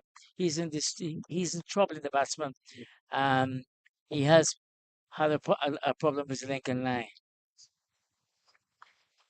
And their Mishra again coming down to him, coming down and showing much state and hammering this one. But he'll pick up 2 more runs here. Wasn't able to get the connection he got in the previous over, but that being said, forced the fielders to retreat, had to scamper for the ball, and got 2 runs. It's very That rare in cricket, ability. You see a batsman advancing so many times to one bowler. It's only when you're facing up to spin bowlers then you come down the wicket. But this is a medium fast a bowler, left arm bowler, and yet Mishra decides that he's going to come after him.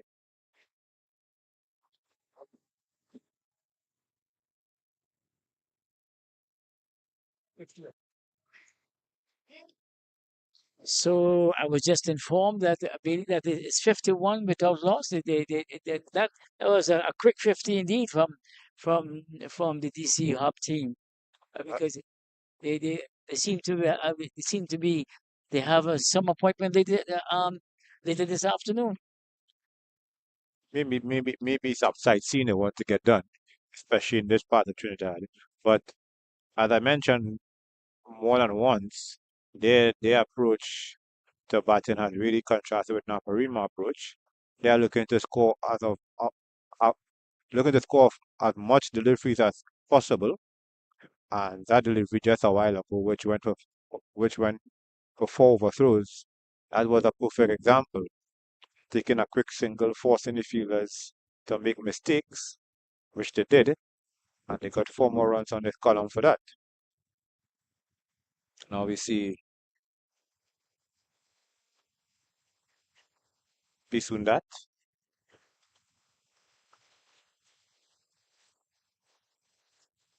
This one that replacing Adi Ramsaran.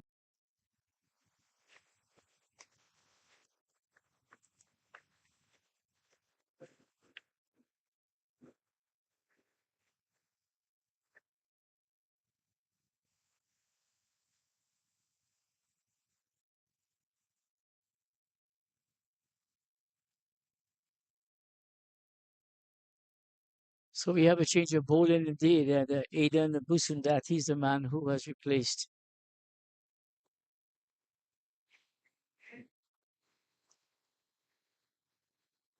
Aidan Ramsaran. Busundat once more.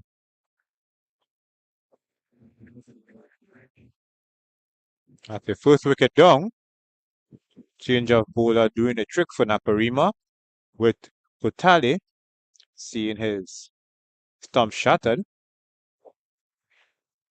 Good delivery indeed from Busundat. That one there, and as Kotali came forward, the ball went between bat and pad and hit the leg stump.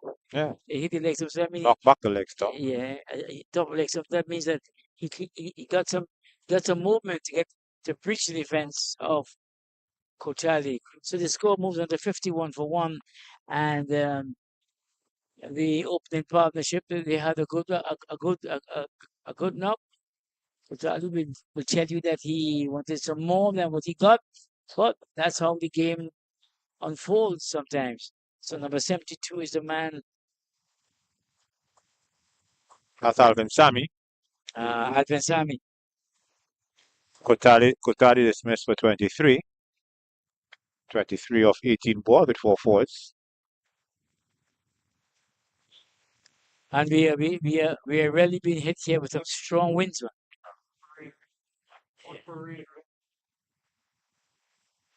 Fees.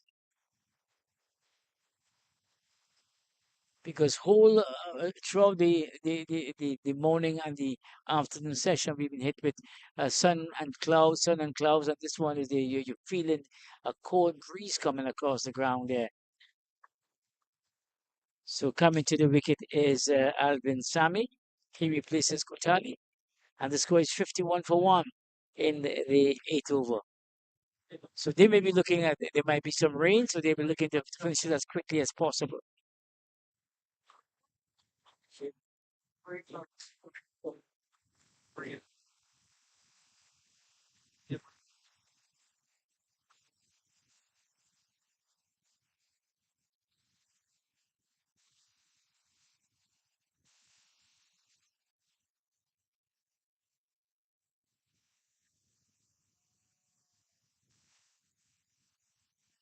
Quite, Well, quite breezy here. quite breezy indeed. Our producer is saying that there might be some rain in the air coming around. This wind might be bringing out the rain, might bring it across on this ground. But let's wait and see. And based on that, once more, this one outside the off top. 51 for 1 in the 8th over. The opening pair of Kutali and Mishra, they added 51 for the opening pair. And that's the second wicket going down. There's a lot of appeal indeed. And Bisson, that is the man with the golden arm. He picked up 2 wickets in his opening over. Coming back, let's have a look at it. Alvin Sami, he pushed forward, missed it completely, and the wrapped on the part. There was a lot of appeal, and the umpire hand finger went up immediately. So Naps picked up 2 early wickets, 2 quick wickets indeed, not 2 early wickets, but 2 quick wickets, as Alvin Sami walks back dejectedly back to the pavilion, and the score remains on 51 for 2. Yeah. Sami feeling the trouble with scores. Feeling trouble with the scorers. Very half-hearted front foot prod. Struck in front, and the umpire had no hesitation but to raise that dreaded finger indeed. And once the umpire raises that finger, we can see some of the spectators here from the visiting team. They are quite happy, as our cameraman is is is showing some of the glee that they are exhibiting. Seeing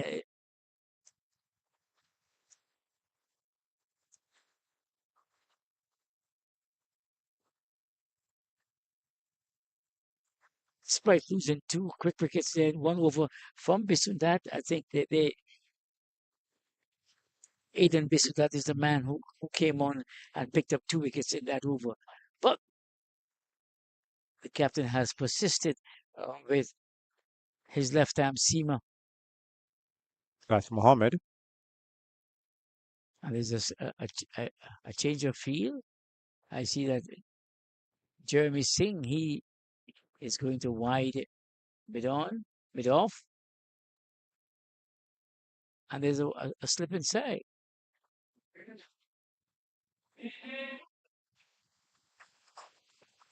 One played to Nathan Ramdial. Batsman decided not to go for the single. Wesley Jackson is the new batsman. That was the start. That was the start of the match.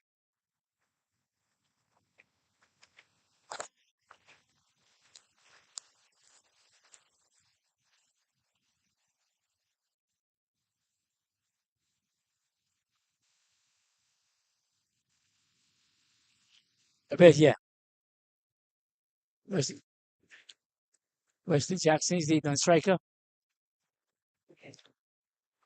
Yeah, Jackson yet to face a ball. The last wicket fell at the end of the previous over.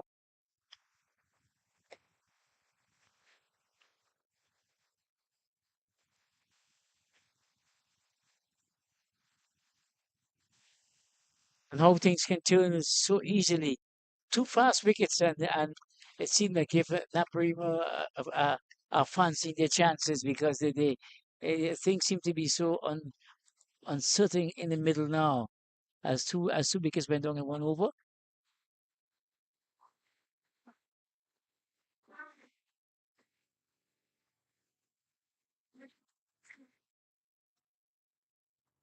and Mishra continues his assault on the Mohammed.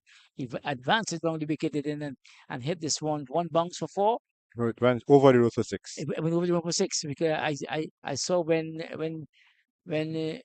Jeremy Singh, I thought maybe he tried to skip past it, but it went for six. So that's the kind of treatment in which uh,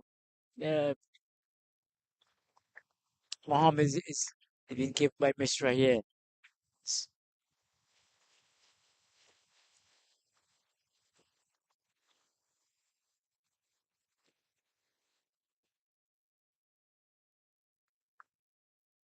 One thing very evident is that Mishra Mishra is not going to be. seems to be the batsman who He seems to be the informed batsman at this time, the one who's really dictating the pace and who is setting the pace for the rest of his teammates. And hey, he's not wasting any time indeed. seems as if he's the designated hitter. Yeah, there has to be a plan. When you are chasing a total of well, this is a relatively small total or any total, then you must have a plan. You must know exactly who will be the man who has to anchor the innings and the one who and the rest of the batsmen who will work around him. Yeah. And Mishra seems to be the man who is anchoring this innings here indeed, who is leading the charge. They will need to have somebody else or some batsmen if they are given the chance to really work around, work with him. The score moves on to 58 for two in the at the end of the ninth over. So the Mishra and Wesley they're having a talk in the middle. Wesley Jackson they're having a small talk, and maybe Wesley is saying, "You continue to do what you're doing, and I will support you all the way." Scored actually 58 for 2. 58 for two.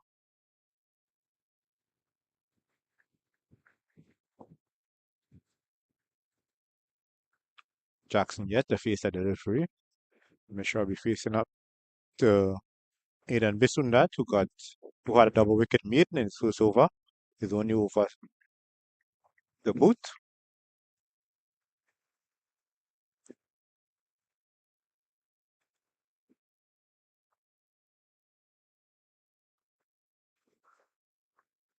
Mishra plays this one to short third man, who is collected by Analu Premchand.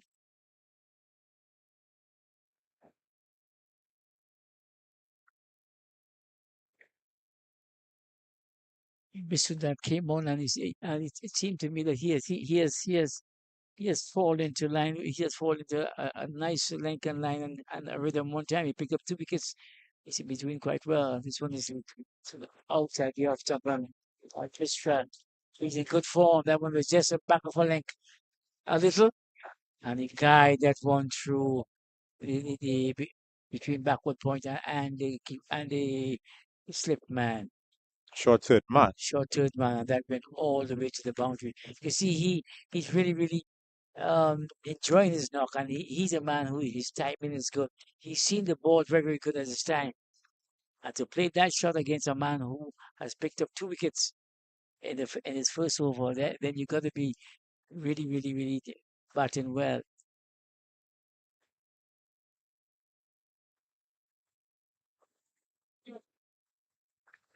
All the respect in the world for that delivery. That is what is required this time. You respect the good ball and take advantage of those that are not well bowled or well tossed up. Seeing Premchand sent back to the third man boundary.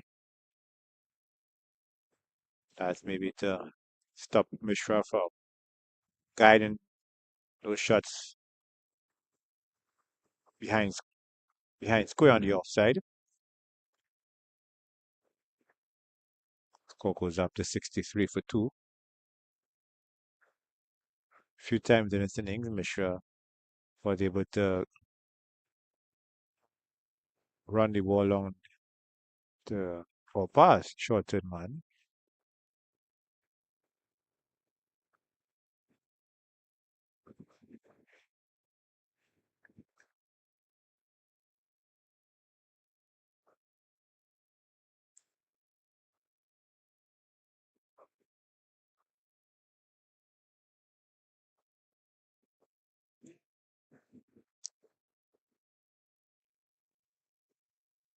And Wesley Jackson has pushed that one there to get off the mark.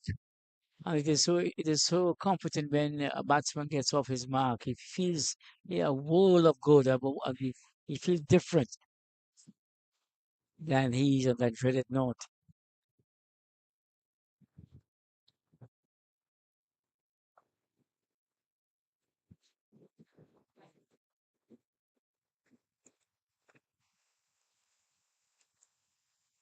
So that's the end of the over.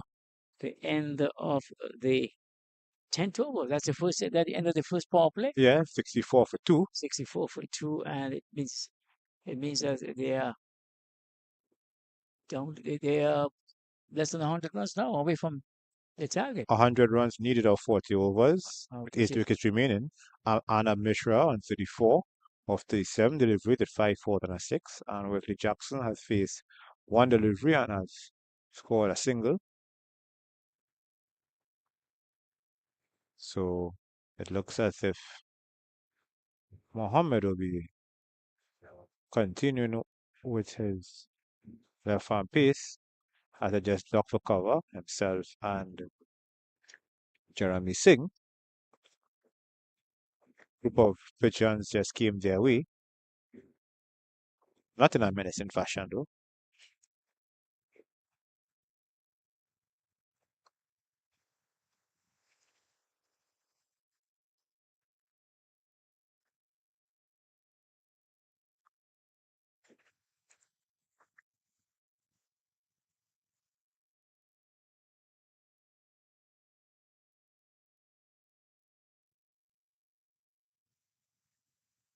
Jackson leaves that one alone as it goes through to the keeper. Yes, and the DC Hub, they have loads of time to really get to this total once the weather holds, because the only thing now between them and getting to the total is if Naps decided that they're gonna if the bowlers on decided that they're gonna be a little more ruthless and pick up wickets regularly. But otherwise, overs wise, DC Hub has all the time in the world, 40 overs to get to less than 100 runs now. Yeah, And 64 the for thing is now, two. if rain falls, the Duckworth Lewis Stern method will come into effect. Or No. I have to apologize for that. That will come into effect after 20 overs. after 20, and we only in the 11th Yeah. overs. So at least I was my mind ran to the shorter version. Well, not the T20 version, I should say. Don't know if I might be watching too much IPL these days. and that one from Mohammed, it went past there, but Jackson played a lazy shot. He played that's like getting out shot, because had he played it, he would just get a single, and if he touched it, it would have gone to the keeper. So it's a kind of a lazy getting out shot that which he played there. I mean, instead of getting behind the ball and playing a perfect square cut, getting on top of it and cutting it down to past the third man. That's a better one, a better played indeed. He got on top of it and just chopped it down to the man at point. Yeah, that's fielder there. Prem Chand.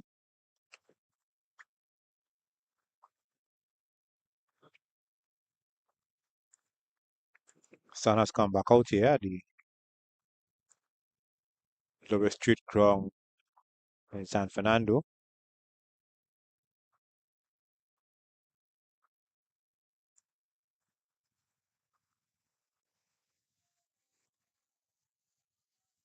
That one was hung back there by Mohammed, and Jackson gave it the full treatment. He just rocked back a little, pulled back a little, and gave it the full swing of the bat. This went over mid wicket to the mid wicket fence for four. So the score moves on now to, let's have a second and see what happened there. Well, a pull shot executed by Jackson. I had to be concerned just now there for the safety of my car. Thankfully, all is well that ends well. So the score moves on to 70 with 70 for two in the at the end of the whole. Mohammed is still bowling there. This is the 11th over. Jackson played a really a powerful shot there indeed. Cleared the boundary.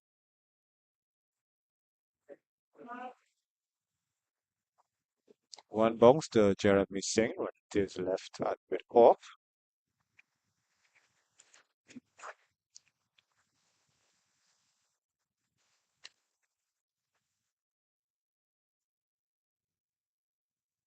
That's the end of the over.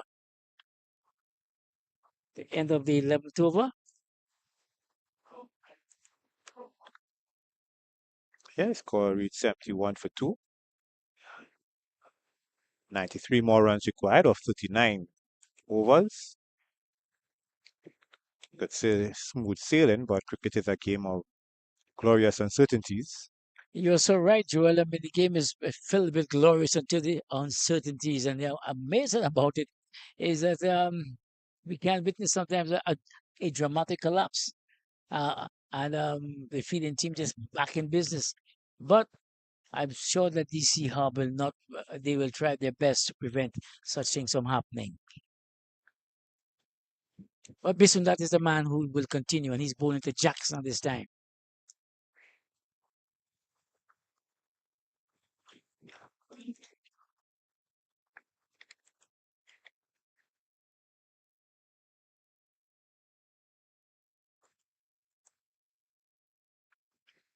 Speaking about collapse, Joel, what comes really to mind is that collapse against when Curtly Ambrose.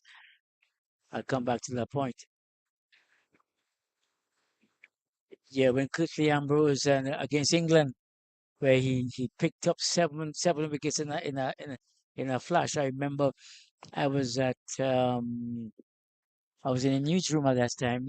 I didn't. I taught the afternoon session between England and West Indies. Were you talking about 1994? 9 years. I don't think that was a collapse Yeah. because England were down from the first over. Oh, well, but I just think when I look at collapse, I look at mm, 100 for one and then 100 that for one one. yeah, that and it crashed to 150. That's a collapse.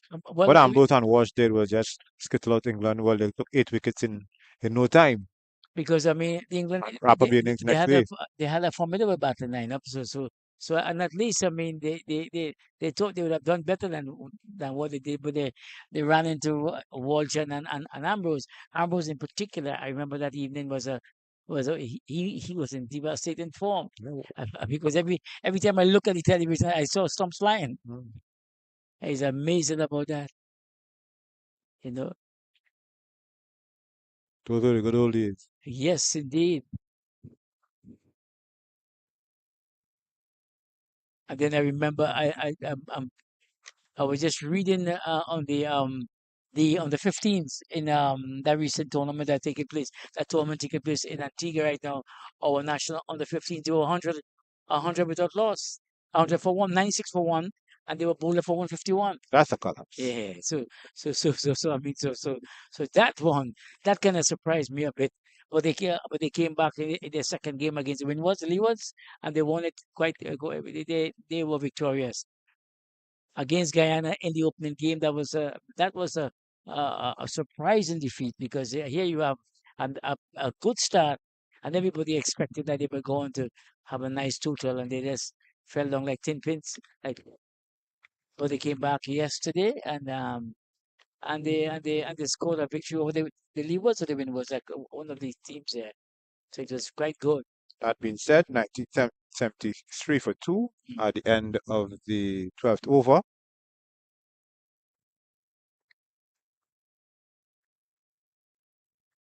72, 73 for two Yeah. at the end of the 12th. So DC Hub on target. Seems as if there will be a change in bowling from the northern end. Yeah, That's Nathan Ramdial. Nathan Ramdial, he will replace the left arm seamer of Adrian Mohammed. Trinidad and Tobago defeated Windward Islands yesterday.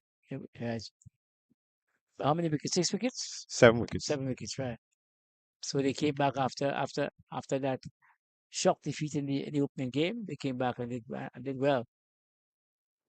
In the 15th, that is, that tournament had been played in Antigua. Antigua. I'm going to say St. Kitts, but St. Kitts was where the women tournament took place.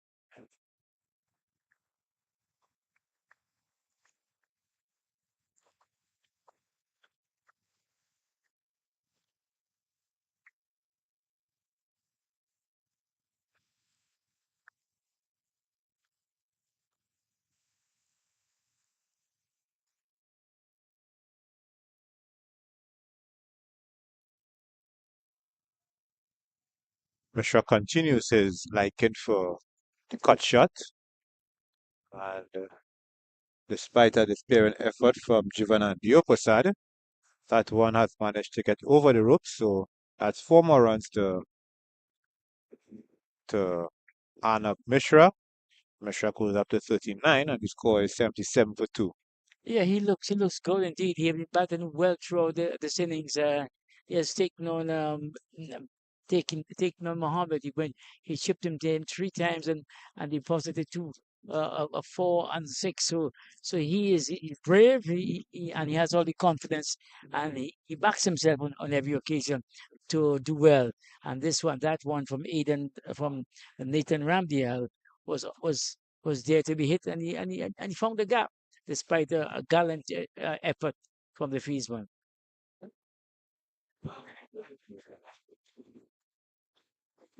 And Mishra continues again continues to be taking the fight to Naparima bowlers. This one here from Nathan Ramdiali got there on a slog sweep. How would you describe that one? A slog slog sweep? sweep, and A slog he's sweep. showing no mystery. His name is Mishra, but he's showing no mystery. Mishra. Then put it there for 4 more. So the score kept keep on ticking on. This is the 18th over. The thing I think in maybe coincidental, but he seemed to be fancying deliveries coming from the northern end. Seems to be more sedate when he's facing bowlers from the southern end. That's a wide delivery call there. Oh yes, maybe I know bowlers tend to fancy the different ends, but not batsmen. But he's doing exceedingly well. All his runs, I wouldn't say all, but the majority, most of it. especially his aggressive shots.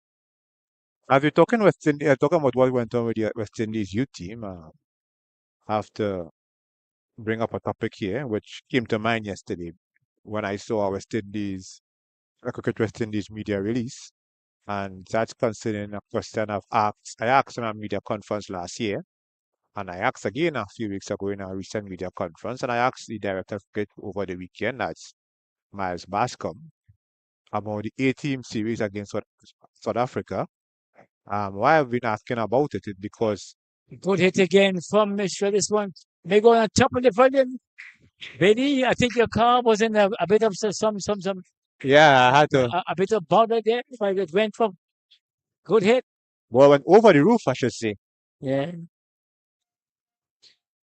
So they may have to replace it with because that went over the roof and it maybe it's No, gone in the road. form.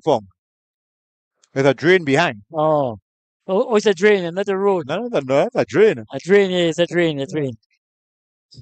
So Mishra continues his merry way. Anything up loose, he will really dispatch, and he's looking good. He's looking really good. He moves on to he's into the 40s, closing into 50 now. Let me just double check here and to that feed a little bit slowish here.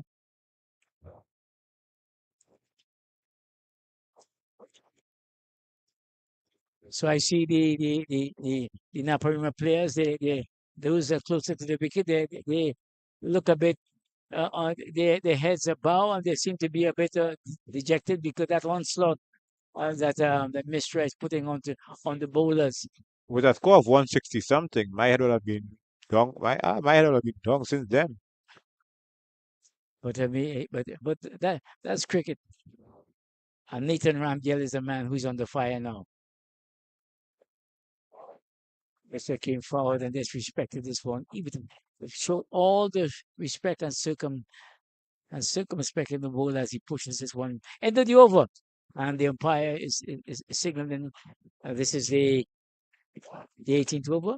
No, he's signaling for water, but Water. apparently from body language, it looked like he's signaling for water after the next over. Yeah, so next over. So Right, it's 89 for 2. Yeah, my feed just came back up here. Mishra is on 49 or 47 balls, 7 fours and 2 sixes, and Wesley Jackson has been a mere spectator with a run of ball 9. Oh, correct. I mean, a mere spectator and Mishra is close, one run away from that landmark. As we see, will he be facing? No. Jackson will be facing. Mishra is at the non-strikers end. I was going to talk about the A-team series in the sense of play. From what I gauge, this A-team from what I've been hearing, this A-team series may well be a chance for some of the red balls, quote-unquote red ball specialists, the regional players to stake claims for the West Indies team to play Australia. Or maybe the West Indies supposed to play a two-test series against India in October and then New Zealand later on in the year. So, from what I gauge is that this series may be a test for some of the French players to boost their claims for selection against Australia, or for some of the test specialists who may not be playing franchise cricket, just randomly calling like somebody like a Warwick Khan or a Joshua De Silva to get some practice before the Australia series. But the thing is that as Mr. gets his half century, yes, that drive to long on. A well played innings indeed. The kid contained how many fours and how many sixes? 7 fours and 2 sixes. 7 fours and 2 sixes. You couldn't want it better than that. Excellent innings indeed from this young man. He took on the bowler. He took on all that came at him. Especially from the northern end, Rupnarain and Ramdial. Yes. Once you have an R name and you're coming from the northern end, seems he's that going to come after you. Seems that that's his modus operandi. But he has been showing good shot, playing good shots nonetheless. Can't say he has a specific bias. I'm just being presumptuous there. But what I was looking at with the A-team series is that I was thinking that some players, may have some players who may feature in the A-team series. The unfortunate thing is that that series will clash with a white ball tour of Ireland and England. Good take there from Aaron Mohammed. Moving to his left, he's left-handed. He made a brilliant tumbling save there and saved 2 runs.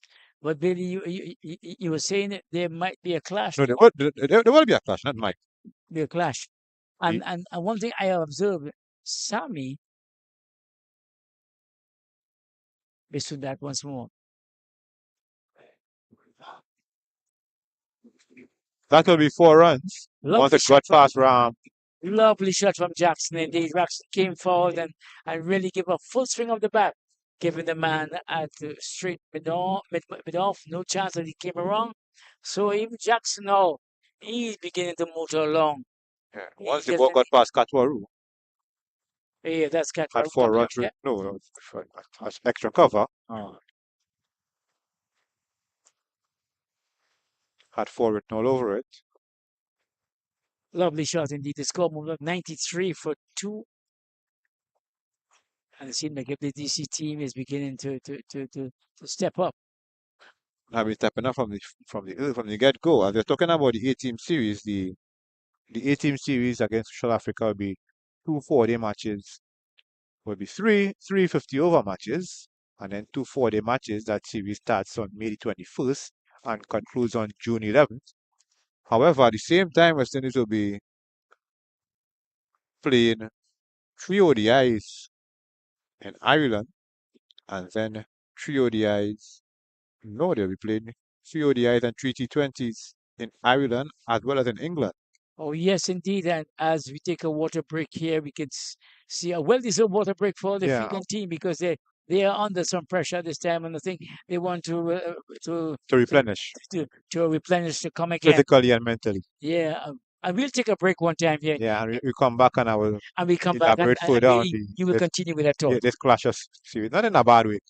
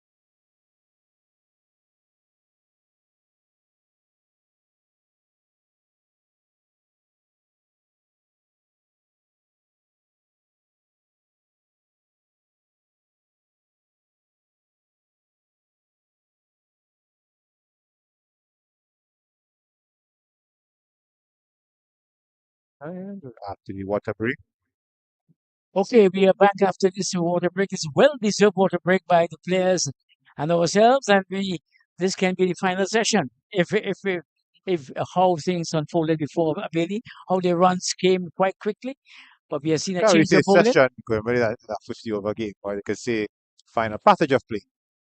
Okay, and you have a change of bowling from the northern end, and is this man Mishra, who a well-deserved half century, he'll be facing up to the change bowler in. Let's get his name right. That's Premchan. Premchan is the man that is. Yeah, let's Okay, okay, have it here.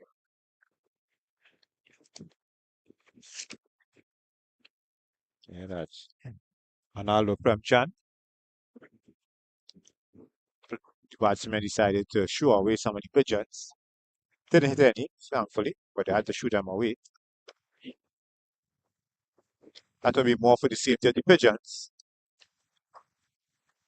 But when any pigeon gets struck. So yes, I was talking about the A-team series in the sense that there will be there are some players came to mind who I would like to see in the A-team series. However, there may be a likelihood that they will be part of the team for the white ball tours of England. Just one piece extra cover. So as it stands now, the South Africa and West Indies A-team series, they'll have 350 over matches. All matches to be played in St. Lucia, the Darren Sammy cricket venue, formerly Beausejour. The 50 over matches will be Wednesday, the 21st of May, Saturday, the 24th of May, and Tuesday, the 27th of May. And then the two 4-day tests, testing quote unquote, but 4-day matches. They will be from June the 1st to the 4th, and the second one from June the 8th to the 11th. However, simultaneously, there will be a white ball series in England. There will be 3 ODIs against Ireland. That will be on May the 21st, 23rd, and 25th. Then they will have, then the team will be going to England to play 3 ODIs. That will be May the 29th, June the 1st, and June the 3rd. And then 3 T20s against England, June the 6th, 8th, and 10th. And then back in Ireland, they will be concluding their series back in Ireland, their trip to the United Kingdom. They will play 3 T20s, that will be the 12th, the 14th, and the 15th. So I guess what happened is that there wouldn't be there will be 1-day series in Ireland, then the T20 players will be played in England. Let me just get my breath. There will be a T20 series in Ireland, and then the ODI players will be played in Ireland, will be playing England.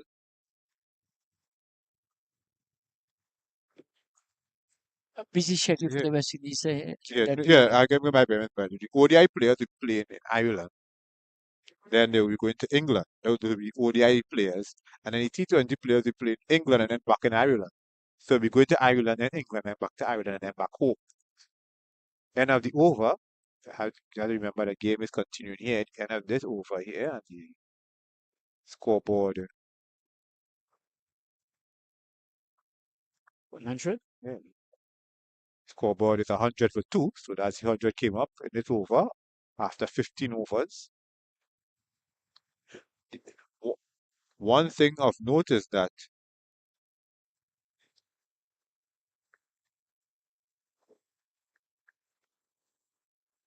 There have been a double change of bowlers because you had Premchan from that, and this is uh, let's see who is this one that is bowling from the southern end. We have Premchan coming from the Ramdial looks like yeah. Ramdial has Of been Nathan switched. Ramdial. He has Oh, been switched to the southern end, yeah, yeah. We switched to the southern end because he was roughly treated by Mishra coming from the northern end. who tested the safety of my car. So yeah, so coming back to this A-team series here, There are a couple players I would have liked to see in the A-team series who more or less would be in England coming down the wicket, but this time keeping the ball along the ground. Fijians will have to watch themselves. I like to see young batsmen such as Mishra. What he's doing, he's attempting to come down the wicket against the spinners. One doesn't see that too often in modern day cricket. They stand and deliver right where they are. Yeah, Let's see. especially in T20 cricket where you just look to just clear the infield and get a four, or clear the outfield and get a six. Oh yes. Well, how do you rank T20 cricket? Do you put it as real cricket? Well, Let's say your opinion. it's a good question. I could understand both sides. For the older brigade, they will say, like, and we all know Michael Holden is one who is not a fan because he doesn't, well, he has retired from commentary, but he never did commentary on T20 cricket. He was one of those who felt that T20 cricket was not really cricket. That would be four. Lovely shot there from Mishra again. He Not continues. Jackson. Jackson, sorry about that, because he looks so much like Mishra playing that shot. Good shot indeed. Four more as Ramdale continues to be under the gun from. It doesn't matter what side he comes from. They are going after him. But as the thought is, that's the end of the over, and the score moves on to 106 or 100. Should be 105. I'll have to double check. But you were asking me about T20 cricket, and as I said, I can understand both sides of the argument. So, because I'm on the fence. From the onset, I realized the two areas where T20 will help cricket is one in terms of fielding, because you have to be on your toes for every delivery now, and running between the wickets in terms of looking for quick singles. But yes, T20 cricket is really a batsman-oriented game.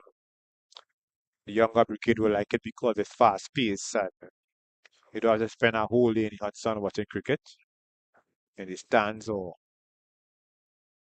in the open air.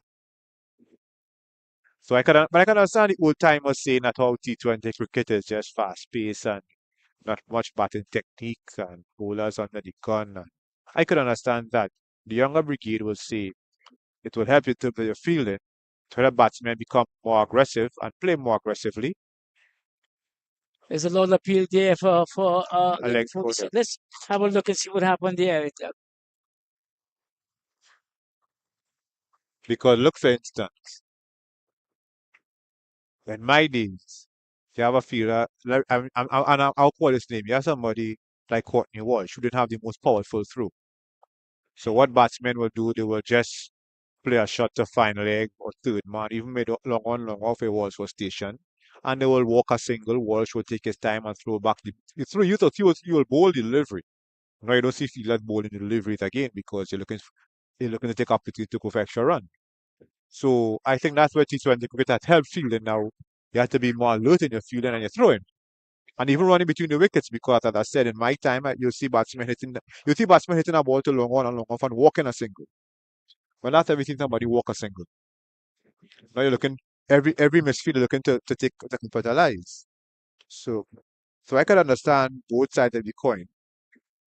Go ahead, The dropped it forward.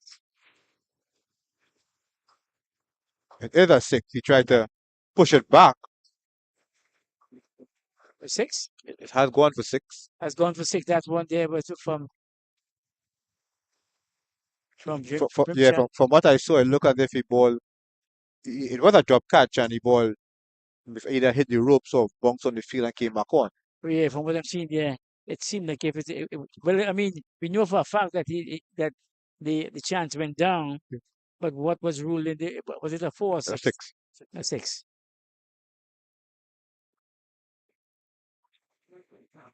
So, but as I said, I could understand why the younger brigade will like T20 because the younger brigade are not too keen on watching 5 days of cricket.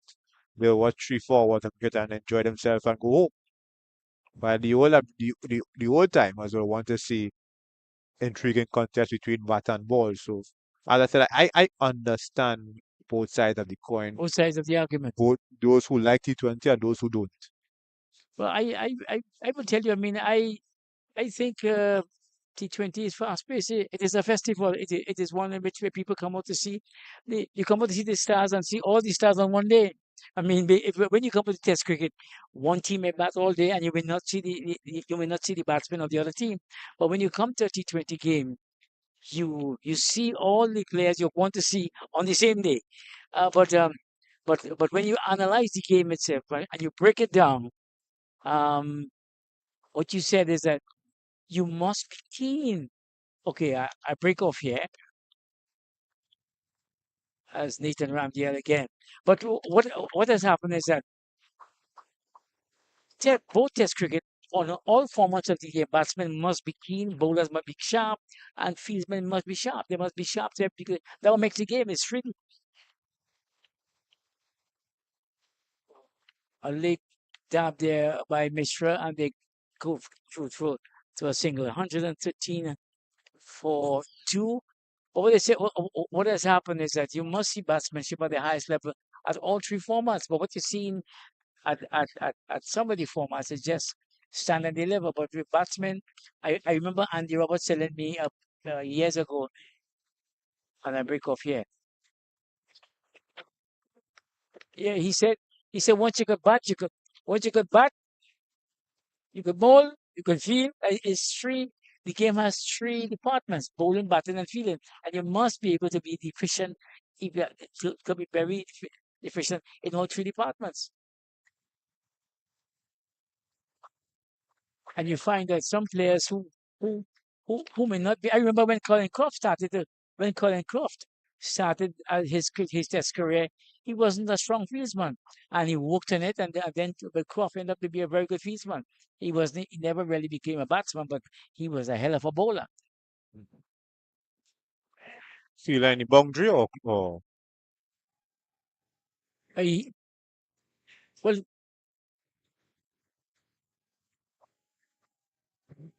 where it is. Well, you have all kinds of things happening on center field here. Mishra played the square cut. The fieldsman down at the square boundary.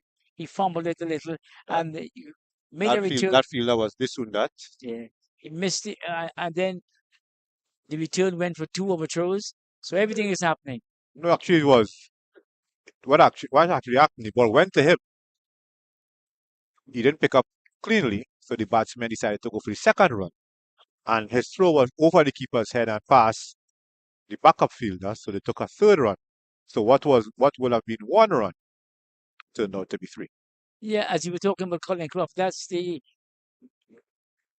the end of the over? Yes, the end of the over. So the end of the over is 113. Is that the score? 130, 117 for two.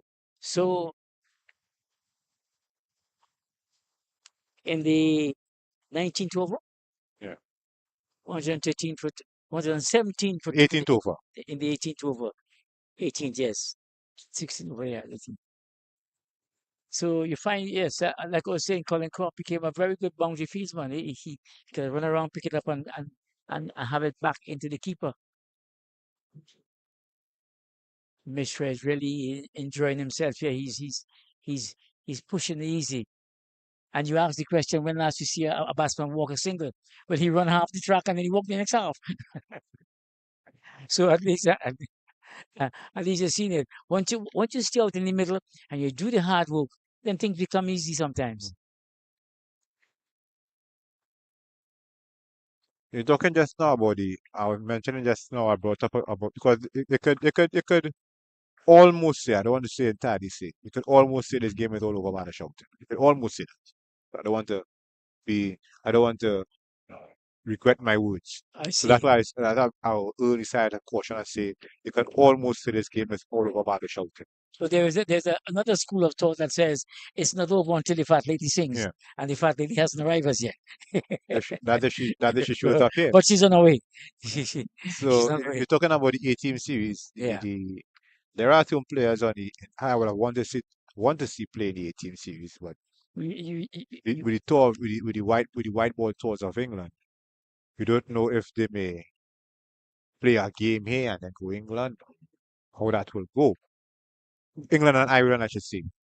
Some of the players who I would have liked to see in the 18th series who may be in line for the white ball series. One is Admiral Django, two is Yeah, Matthew Ford. Sorry, also have Brandon King, who many feel of all the quote unquote white ball specialists should be on the test team. Another person, Justin Graves, who have been steady at test level. He hasn't been spectacular. Those are four players you can see off the bat who I would have liked to see in the 18th series, but because of the white ball tours of England, King in particular, he's the established white ball opener in both formats, test, not test, T20s and mm. 50 overs. Django scored a century in his last ODI against Bangladesh. And That's the end of the over. Hold yeah, calculate what we need. That's the end of the over. It's 120 for two. As we at the end of the 19th over. 19th over. So DC Hub, they, as you say, they are on their way. The fact that he hasn't been singing as yet.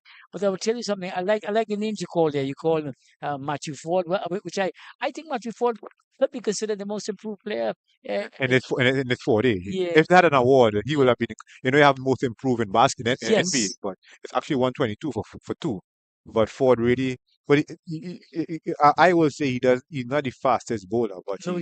he could be effective in conditions where the ball moves about, like in England or in New Zealand. But he showed that he could be a handy number 7, number 8, or Yes. even a number 6. Yeah. He scored his last outing. He scored 100, 109, Yeah, 118, somewhere around there. and he has shown that he's not going to just be a dasher in the 40 level. He will construct an innings and accelerate accordingly. And amazing with Matthew Ford. He grew up in St. Lucia, but Yeah, his mom is in Lucia. he grew up in St. Lucia, but he's a Bajan. Yeah, by birth. Yeah, by birth. So I mean, so he has the experience of both countries And and he the plays with St. Lucia in the CPL. right. Is he He's correct? St. Yes, Lucia franchise in the CPL. that's where I found out that he spent some time. I think he No, said his his mother is St. mother. Lucia, is St. Lucia. I think he said his mother is St. Lucia, And his and father is Bajan. yeah, and King. I think King. He's a kind of a player which I oh Mishra. I mean, I know of players doing innovative things, but that was extraordinary. He What came down, he he turned wanted to do a ramp shot. a ramp shot, but he didn't want to play the reverse shot. Yeah, he just missed everything. Could have bowled, not could have bowled him behind his back. Yes, that's right. We're talking about King. Yeah. At the end of this, good hit by Jackson. Nice hit by Jackson, and this one over. And I think It's 6 runs, so you can continue talking about King because this yes. team So know that they are I, they are I going to third gear now, from second gear to third gear. correct. Yeah. Speaking about King, I like Brandon King as a player, and I think I think his he should have been a test player. He could he has the ability. It's just that he has to get the right temperament to play test cricket. But to me, maybe he loves test because when I saw him at youth level, I put him down as a test player. I said here is another player who will make that transition easy. But it seemed like Brandon King just decided that he will be a dasher, play in the shorter versions of the shorter formats. But I believe if he had given it more thought and more effort, he could have been a test player.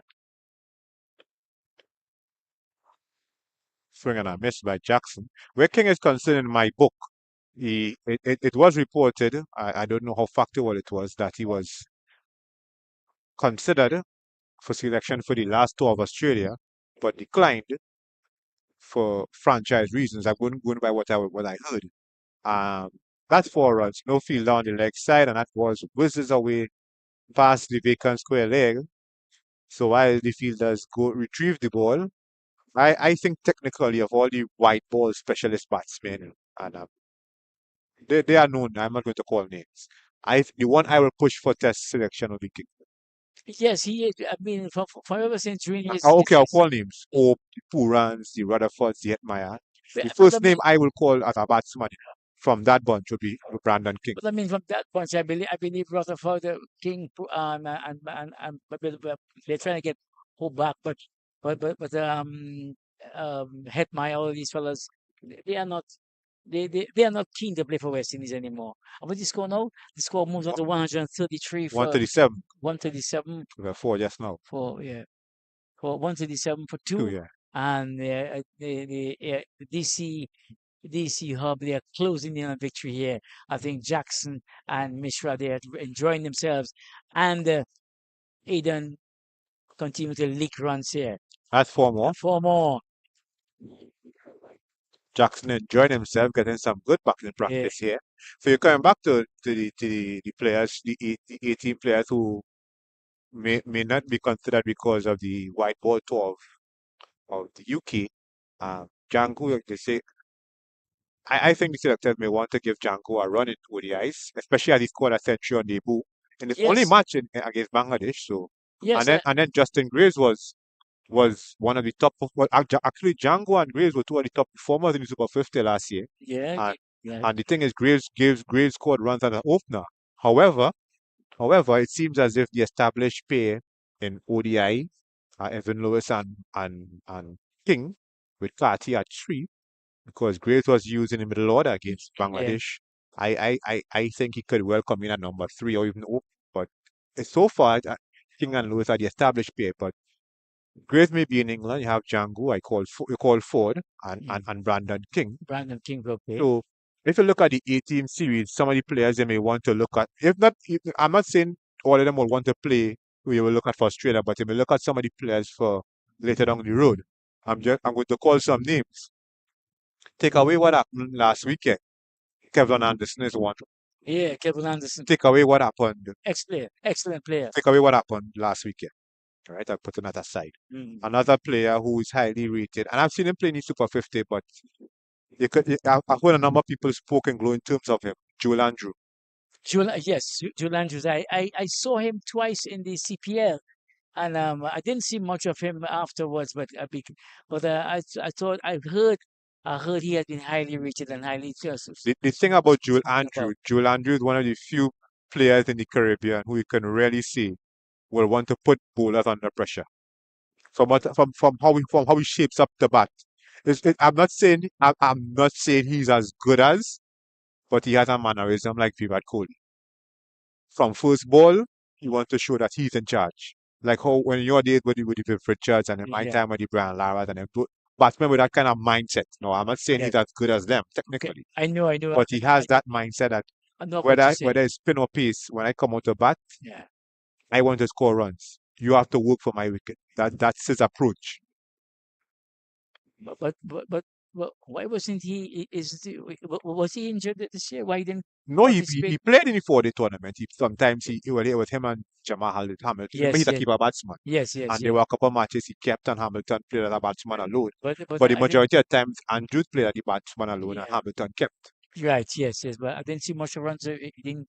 He wasn't among the runs Yeah, he as Jason wasn't. Mohammed. No, he was. But in terms of players for the future, Yes. Jason Yes. Mohammed, Excellent. I will use for the 18 series. Yes, people will say he's 38 and you don't want Well, you to see, invest in a batsman like that. that's a thing I hear people talking about. I believe once a man is because the game of cricket. Let's break off here as we can. Based on that continuing. Yeah, at least that continue to bowl to Jackson, and they come for a single. The score moves on to how much now? We have to inform over the but I mean just to get back We to won thought 38. 38, 138. Yeah, that's Yeah, time corrected. yeah, 138, and based on that is bowling. He's the one who picked up the two quick wickets, Yeah. and Oh, the then only wickets. the only two wickets that went down, Mhm. and then Mishra took charge. But let's see what he will do here. Gets an outside edge. Should get at least 2. Yeah, so coming back to Jason Yes, Mohammed. In my book, Jason Mohammed has been playing forever. yeah, This is the but only time he has scored runs. yes, However, though, I could understand those who say he's 38 and he may want you don't want to invest in a 38-year-old who is Well, basically I coming think, on to the end of his career. uh-huh. But he has scored runs in the 40 tournament, and you cannot ignore that. You see, that's the thing that we think about in Caribbean. We always think of once a man past 35, for look at, you remember the Australian batsman has come on the scene at 32. Yeah, When late they come, bloomers. late bloomers, and maybe Jason Mohammed. That's the end of the over there. As the players that, as we see Mishra and Jackson, they come together. I don't know I don't if, think it's an official water break, but but maybe the taking a little breather. breather, and the score remains at how much? What's that? 100 and I'm seeing it 143. It could be more than that. You, you get it confirmed in a short Yeah, bit. but just to come back, as the batsmen refresh themselves, and the fieldsmen take a little break, and the umpires walk around a little. I believe it's a Caribbean thing. Once a man gets past 35, despite he is very prolific in what he's doing, if he's because the game of cricket is based on productivity. Yeah, If you are producing well, as Jason Mohammed is doing, I think why is there this loud cry for him to come off the scene? Because he's 38. Remember the guys from Australia, the two brothers, I uh, know Michael Hussey made his test Michael, debut at yeah, 31. Michael and David Hussey. Yeah, but Mike, David didn't play much test. yeah, David but was more Michael one Hussey play was one cricket. of Mr. Cricket, Yeah, and and Mike, yeah, he made his debut at age 30, 31, somewhere 31, there. and Michael was and he was very prolific. Yeah, He scored runs on against every team on all the different conditions. yeah, So when you hear people, when I hear they talking about hearing the cry that don't pick him for the Trinidad team because he's over 38. yeah. The man has scored four centuries this season. Yeah, So what do you want? Is he not producing? he had produced it. Well, I I mean, mean, I could understand and the game is based on productivity. if Darren Sammy says, well, he wants to invest in younger Well, I players, I mean, could understand. yeah, But investment. if you say, well, all right, you will have Jason, you're looking at But if you he, have, if you're picking a team on form, yeah, picking a team on who is producing, then his name has to be among the yeah. ones. I mean, Regardless if he's a Trinidadian, he- Tobagonian, Guyanese, Antiguan, whatever, he has scored runs. and that's Ramdiel. And he didn't just score all the runs like in the Queen's Park Oval alone, or in Kensington Oval alone, or Savannah Park alone. He scored runs throughout. Throughout, yeah, and that innings against Guyana in the second inning was a good innings, a very good innings. I mean, he had to fight to keep. And there we see, A reverse sweep. yes, There's a play and a miss. yeah, Jackson attempted a first sweep against Ramdial, and that was he missed, and the keeper didn't collect cleanly. So it's 143. They have 7 to 50. They are closing in now. I think the first lady will be close to the grounds, Yeah. or she's arrived and just waiting to come out.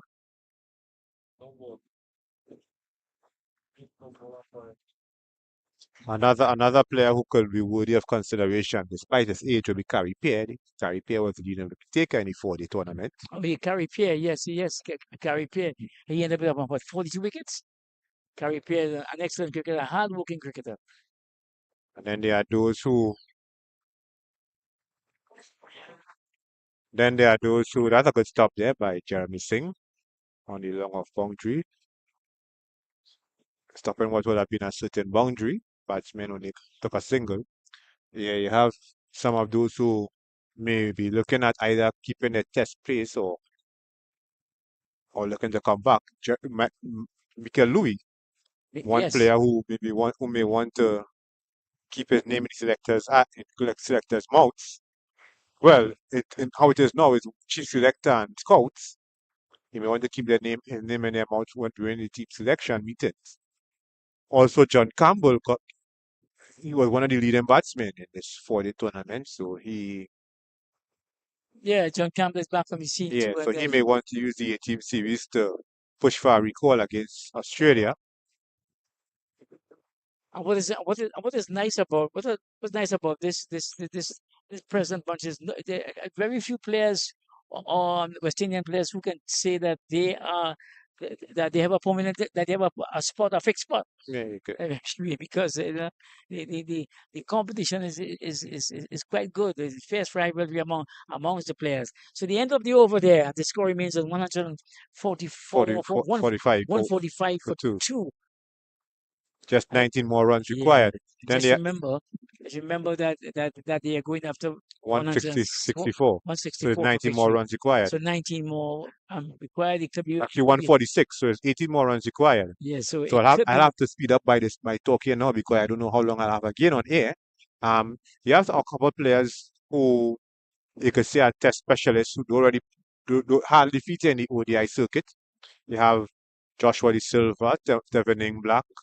You have Kavem Hodge, um, Jomel Warrican. You know, those names could come up for the team series and also for the 50 over series. That's a half century for Wesley Jackson, actually. oh, 50 yes, or 40 deliveries, yeah. 4 4s and 3 6s. Kind of crept up on us. Yeah. As Mishra took a back seat, not he didn't take a back seat this time here now, driving past the left of Jeremy Singh for 4. Good shot So there indeed so now from 13 Mishra. more runs. So I have to speed up in my 18 talk. The if I have a couple players for the 50 over matches, you may want to look at too. Mhm. Some of them who were decent, who were good performers in the Super 50. Blades, you have the left arm Blades who played for the academy. Minley from Jamaica, Uh-huh. Marquinhos Minley. So Good players here. yeah, and also the selectors may want to invest in one or two from the academy. They may want to see those like Hakim Mogis and Teddy Bishop. Another player too who I forget to mention earlier, who you may want to consider has been one of the top all-rounders for the past couple of seasons from the academy. Bishop, the left arm spinner. Yes, Joshua Bishop. Joshua Bishop. His name may come up for selection for the team series. Yeah, I think his name will be there. I don't. Might be a bit tough for him to get into the final. If not for the Yeah. for the But 4 day, at least the 50 over yeah, matches. but his Another name will be there. yeah, another player too from Trinidad, Cooper, the opening batsman Cooper. He had a steady season.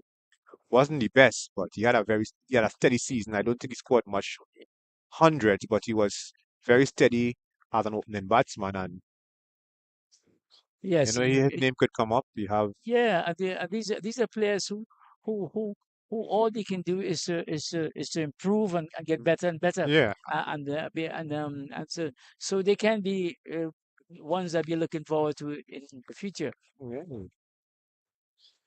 They have also from the academy, our wicketkeeper batsman Carlon Bowen Tuckett. He has been steady as well too. Just like Cooper, he hasn't been spectacular, but he has been steady. And those are players they may want to, the selectors may want to look at. As we break off a little here, just to remind our viewers of the score is 150 52 or 150 152 151 152, for two 152 for two. 152 for two. So We're in the 12, 12, 23rd over. yeah, 12 more runs again to 12 go. more runs again to go. So you can say it's almost over here because the amount of overs still to go. And just two Um, sixes and yeah, or three and fours. these two batsmen are in good nick, especially Mishra. I must say Jackson played a very, very good hand indeed. He came in and he got a quiet 50. Mishra kind of stepped back a little and he took control without us even noticing what he was doing. And that tells you exactly how good this innings was for him or is for him because he just quietly went about his business, picking up the fours, the boundaries, and so it's a good inning. Jivan and the Opasad will be coming into the attack. Actually, 153 for two, so it's 11 more runs required So of 27 overs. they have made a switch and they take out Nathan Ramdial and For the medium pace. medium pace, the medium pace of Jovan Dev Prasad. Jivanand Prasad. Jivanand Dev Prasad. Yes. Medium pace. So he seems to be a Boston type of bowler. Let's see if he can, if he can bring some joy to this Naps team. And that one, Wicket off his second ball. that was a short one, a short delivery, and Jackson. I will say he drowned in honey. He could have put that anywhere he wanted. He put it down the deep mid wicket, squares mid wicket, you could say, and the Cleveland took a good catch. So that's the end of Wesley Jackson for well played. He got his half century. He's on his way, and I'm sure he'll be disappointed not to be there when victory is obtained is reached. But he has done his part. He done his role. That one wasn't anything of sorts. The delivery, but he went to put it maybe over the Fieldsman head and came up At mid short. wicket. Yeah, a deep mid wicket. He went to put it down there. He could have put it any way he wanted it, but because it was short, it came up to him. And he's a big man. He had a good size. That's the fall of the second wicket. So 153 for 3. Catcher is number 9. That's Rupnarain. Rupnarain, Faroon okay. Rupnarain who took the catch. Was well judged. He A good kept catch his too, eyes yeah. on the ball because you remember he's looking into the sun, Yes, the I was direction about of to the say sun. that. So Um, it was very alert of him to keep his eyes on the ball. Yeah, because he could have made the excuse that the sun was in his eye because the sun is dropping, the sun is going down today. That kind of excuse doesn't hold well in Trinidad sports. So Yes, let's leave it like that. especially when you talk about football. Let's leave it like that Yes, leave it at that. Okay. because time doesn't permit in any case. Okay. So the new batsman at the crease The is skipper, the skipper, Farin. Baron Hillman.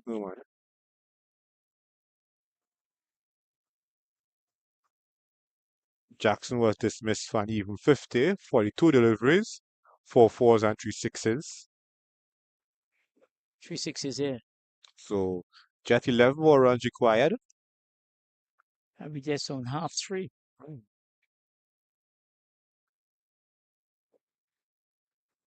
It's a wide, so there'll be 10 more runs required.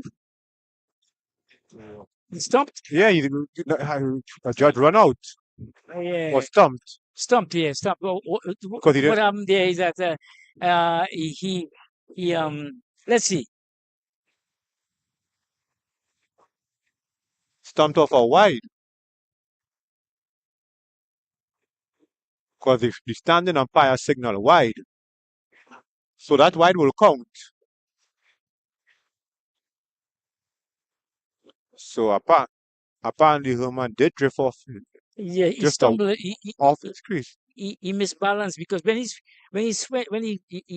made the swing, he misbalanced a little, and apparently he went off his crease. Yeah. And the keeper Dave Prasad was alert enough Yeah. to take up the Oman bails. and the upper side. Yeah, Oman Dave Prasad was alert enough to take up the bails, and the umpire ruled that he was stumped. Is he So, stumped? yeah. So the 2 wickets, I'll just double check that for you. With 2 wickets falling in the over, the new batsman will be number Number 4. 4. That That's is Amit Namaraju. Damaraj is number 4. Yeah, so as we saw, four naps, they picked up 2 fast wickets in the opening over from Visundar, and now they make them fast. That's first over. Yeah, and then this one from Jivan and the upper side. Jovanan Prasad. Yeah, He 2 the picked upper up. sides. Yeah, the it was a Prasad bowling, a Dev Prasad bowling, and a Dev Prasad that take up the bails. Yeah. So I wonder if there are any relation there. Could be because it's a school team, maybe a bigger and a smaller brother Or cousins. or cousins. Well played, easy. Yeah, according to the scoreboard, online scoreboard we're using here, that given Herman out as stumped. Stumped, yeah. So when he faced 2 deliveries. What happened there is that he misbalanced, and in doing that,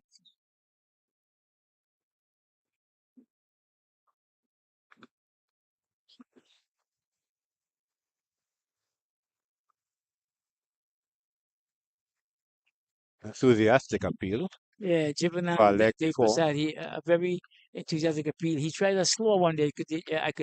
You could have picked up the slower, the slower delivery, and maybe the batsman didn't pick it up, and that's why he was so delighted. He wanted it to bring him rewards.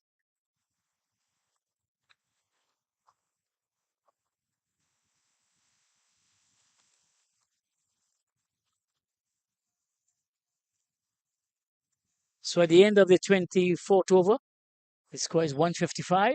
10 For more, 4, yeah. 9 more for 4. Minor twist in the tail will be here a little longer. So this game could be over in this over. I said that in last over. I said that in last over. Oh, I see. But I am extremely. I like what I saw of Mr. That partnership between himself and Wesley Jackson. They went about it and they took control. They punished the bad balls and they ran well between the wickets. You know, they made sure that they got maximum use of all the short singles, and when they were overthrows, they went for it also. So they made the fielding team pay for anything any slip ups that they had. We see coming on here, this could be Jeremiah Singh. Jeremy, not Jeremiah. Yeah, Jeremy Singh.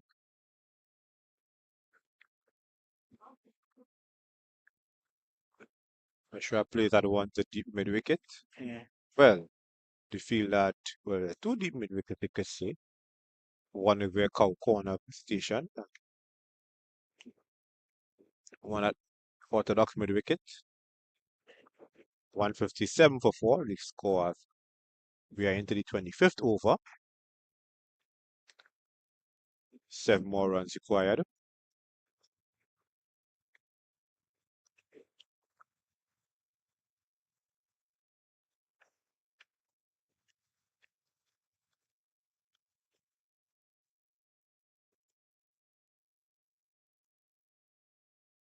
Jeremy Singh. I thought by the way how he's built, I thought he was one of the opening fast bowlers, but he's a medium fast. Looks like he's been used as a last resort too. Another single taken. That's for Damaraju. Mishra is on 73. Damaraju on 2.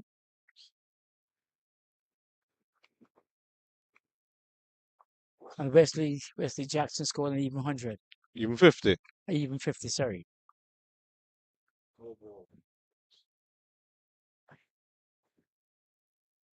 Well taken by Oman on the upper side.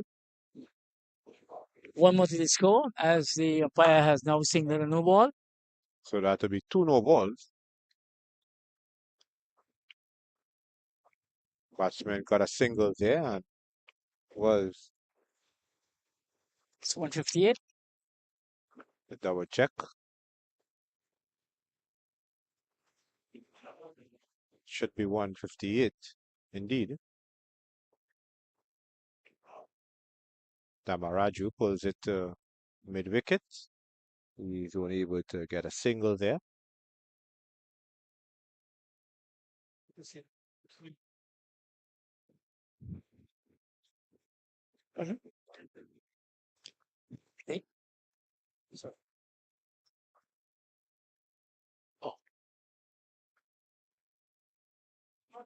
Another single taken by Mishra. Look like they are doing the 10 singles here. The DC Hub under 15 team.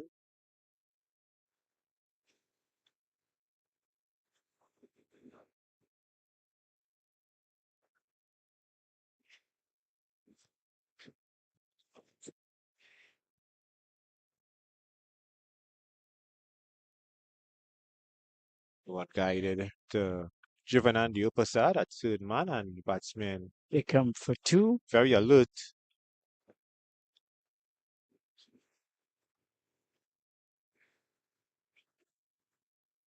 $161 for 4. Obviously, you're saying 162 here. Well, 162 is 162. 164 is the target. So 2 needed.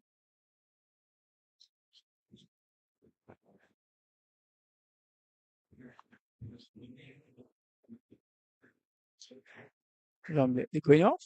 No, it seems as if our score was wrong. Seems as if the umpires have decided that the match is over and that the target has been achieved.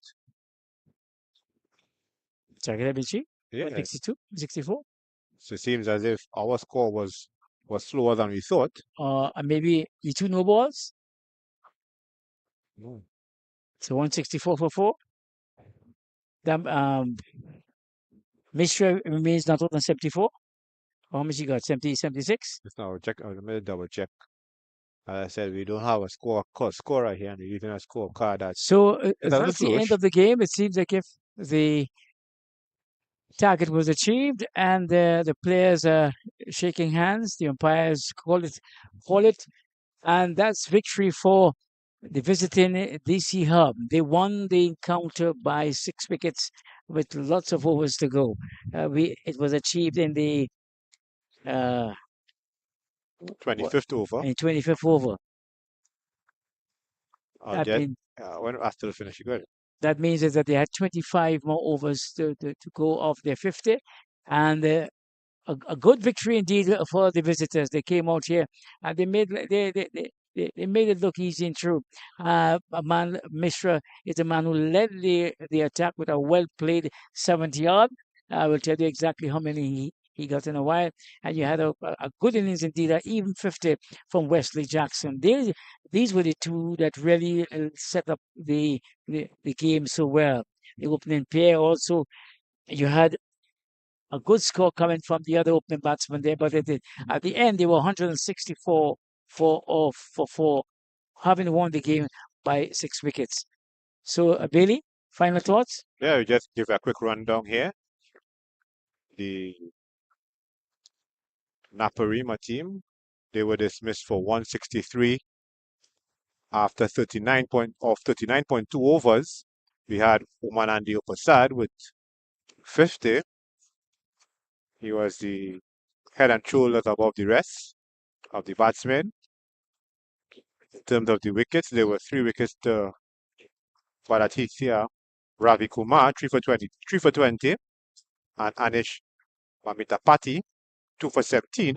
Also, Asyant Krishnaveni, 2 for 13. In response, the DC Hub under 19 boys cruised to 164 for 4 of 24.2 overs, so they achieved their target with more than half the overs to spare. 25.2 overs to spare, an undefeated 76 of 80 balls from Arnab Mishra, which comprised 8 fours and 2 sixes. And there was a 50 from Wesley Jackson, 50 of 42 deliveries, 4 fours and 3 sixes. And they featured in a third wicket partnership of 102, which literally put the game beyond reach of the Naparima team. In terms of the bowling, Aidan Pisundat had 2 for 9, and in a solitary over, Jivanandio Prasad had 2 for 3. So that is the so DC Hub under 19 boys victorious by 6 wickets.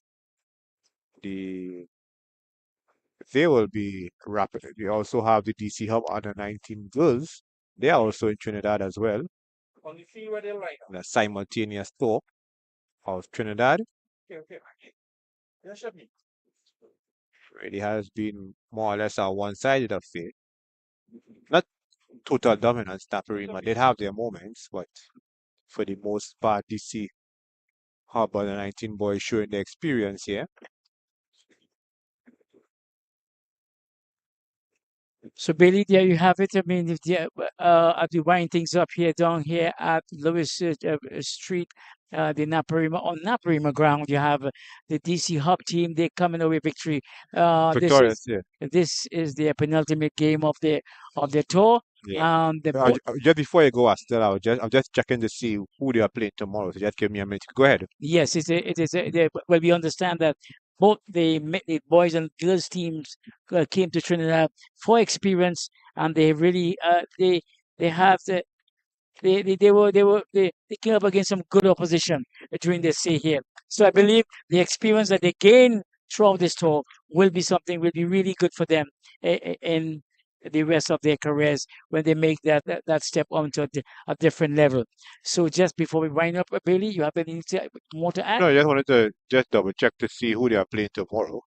I say both teams in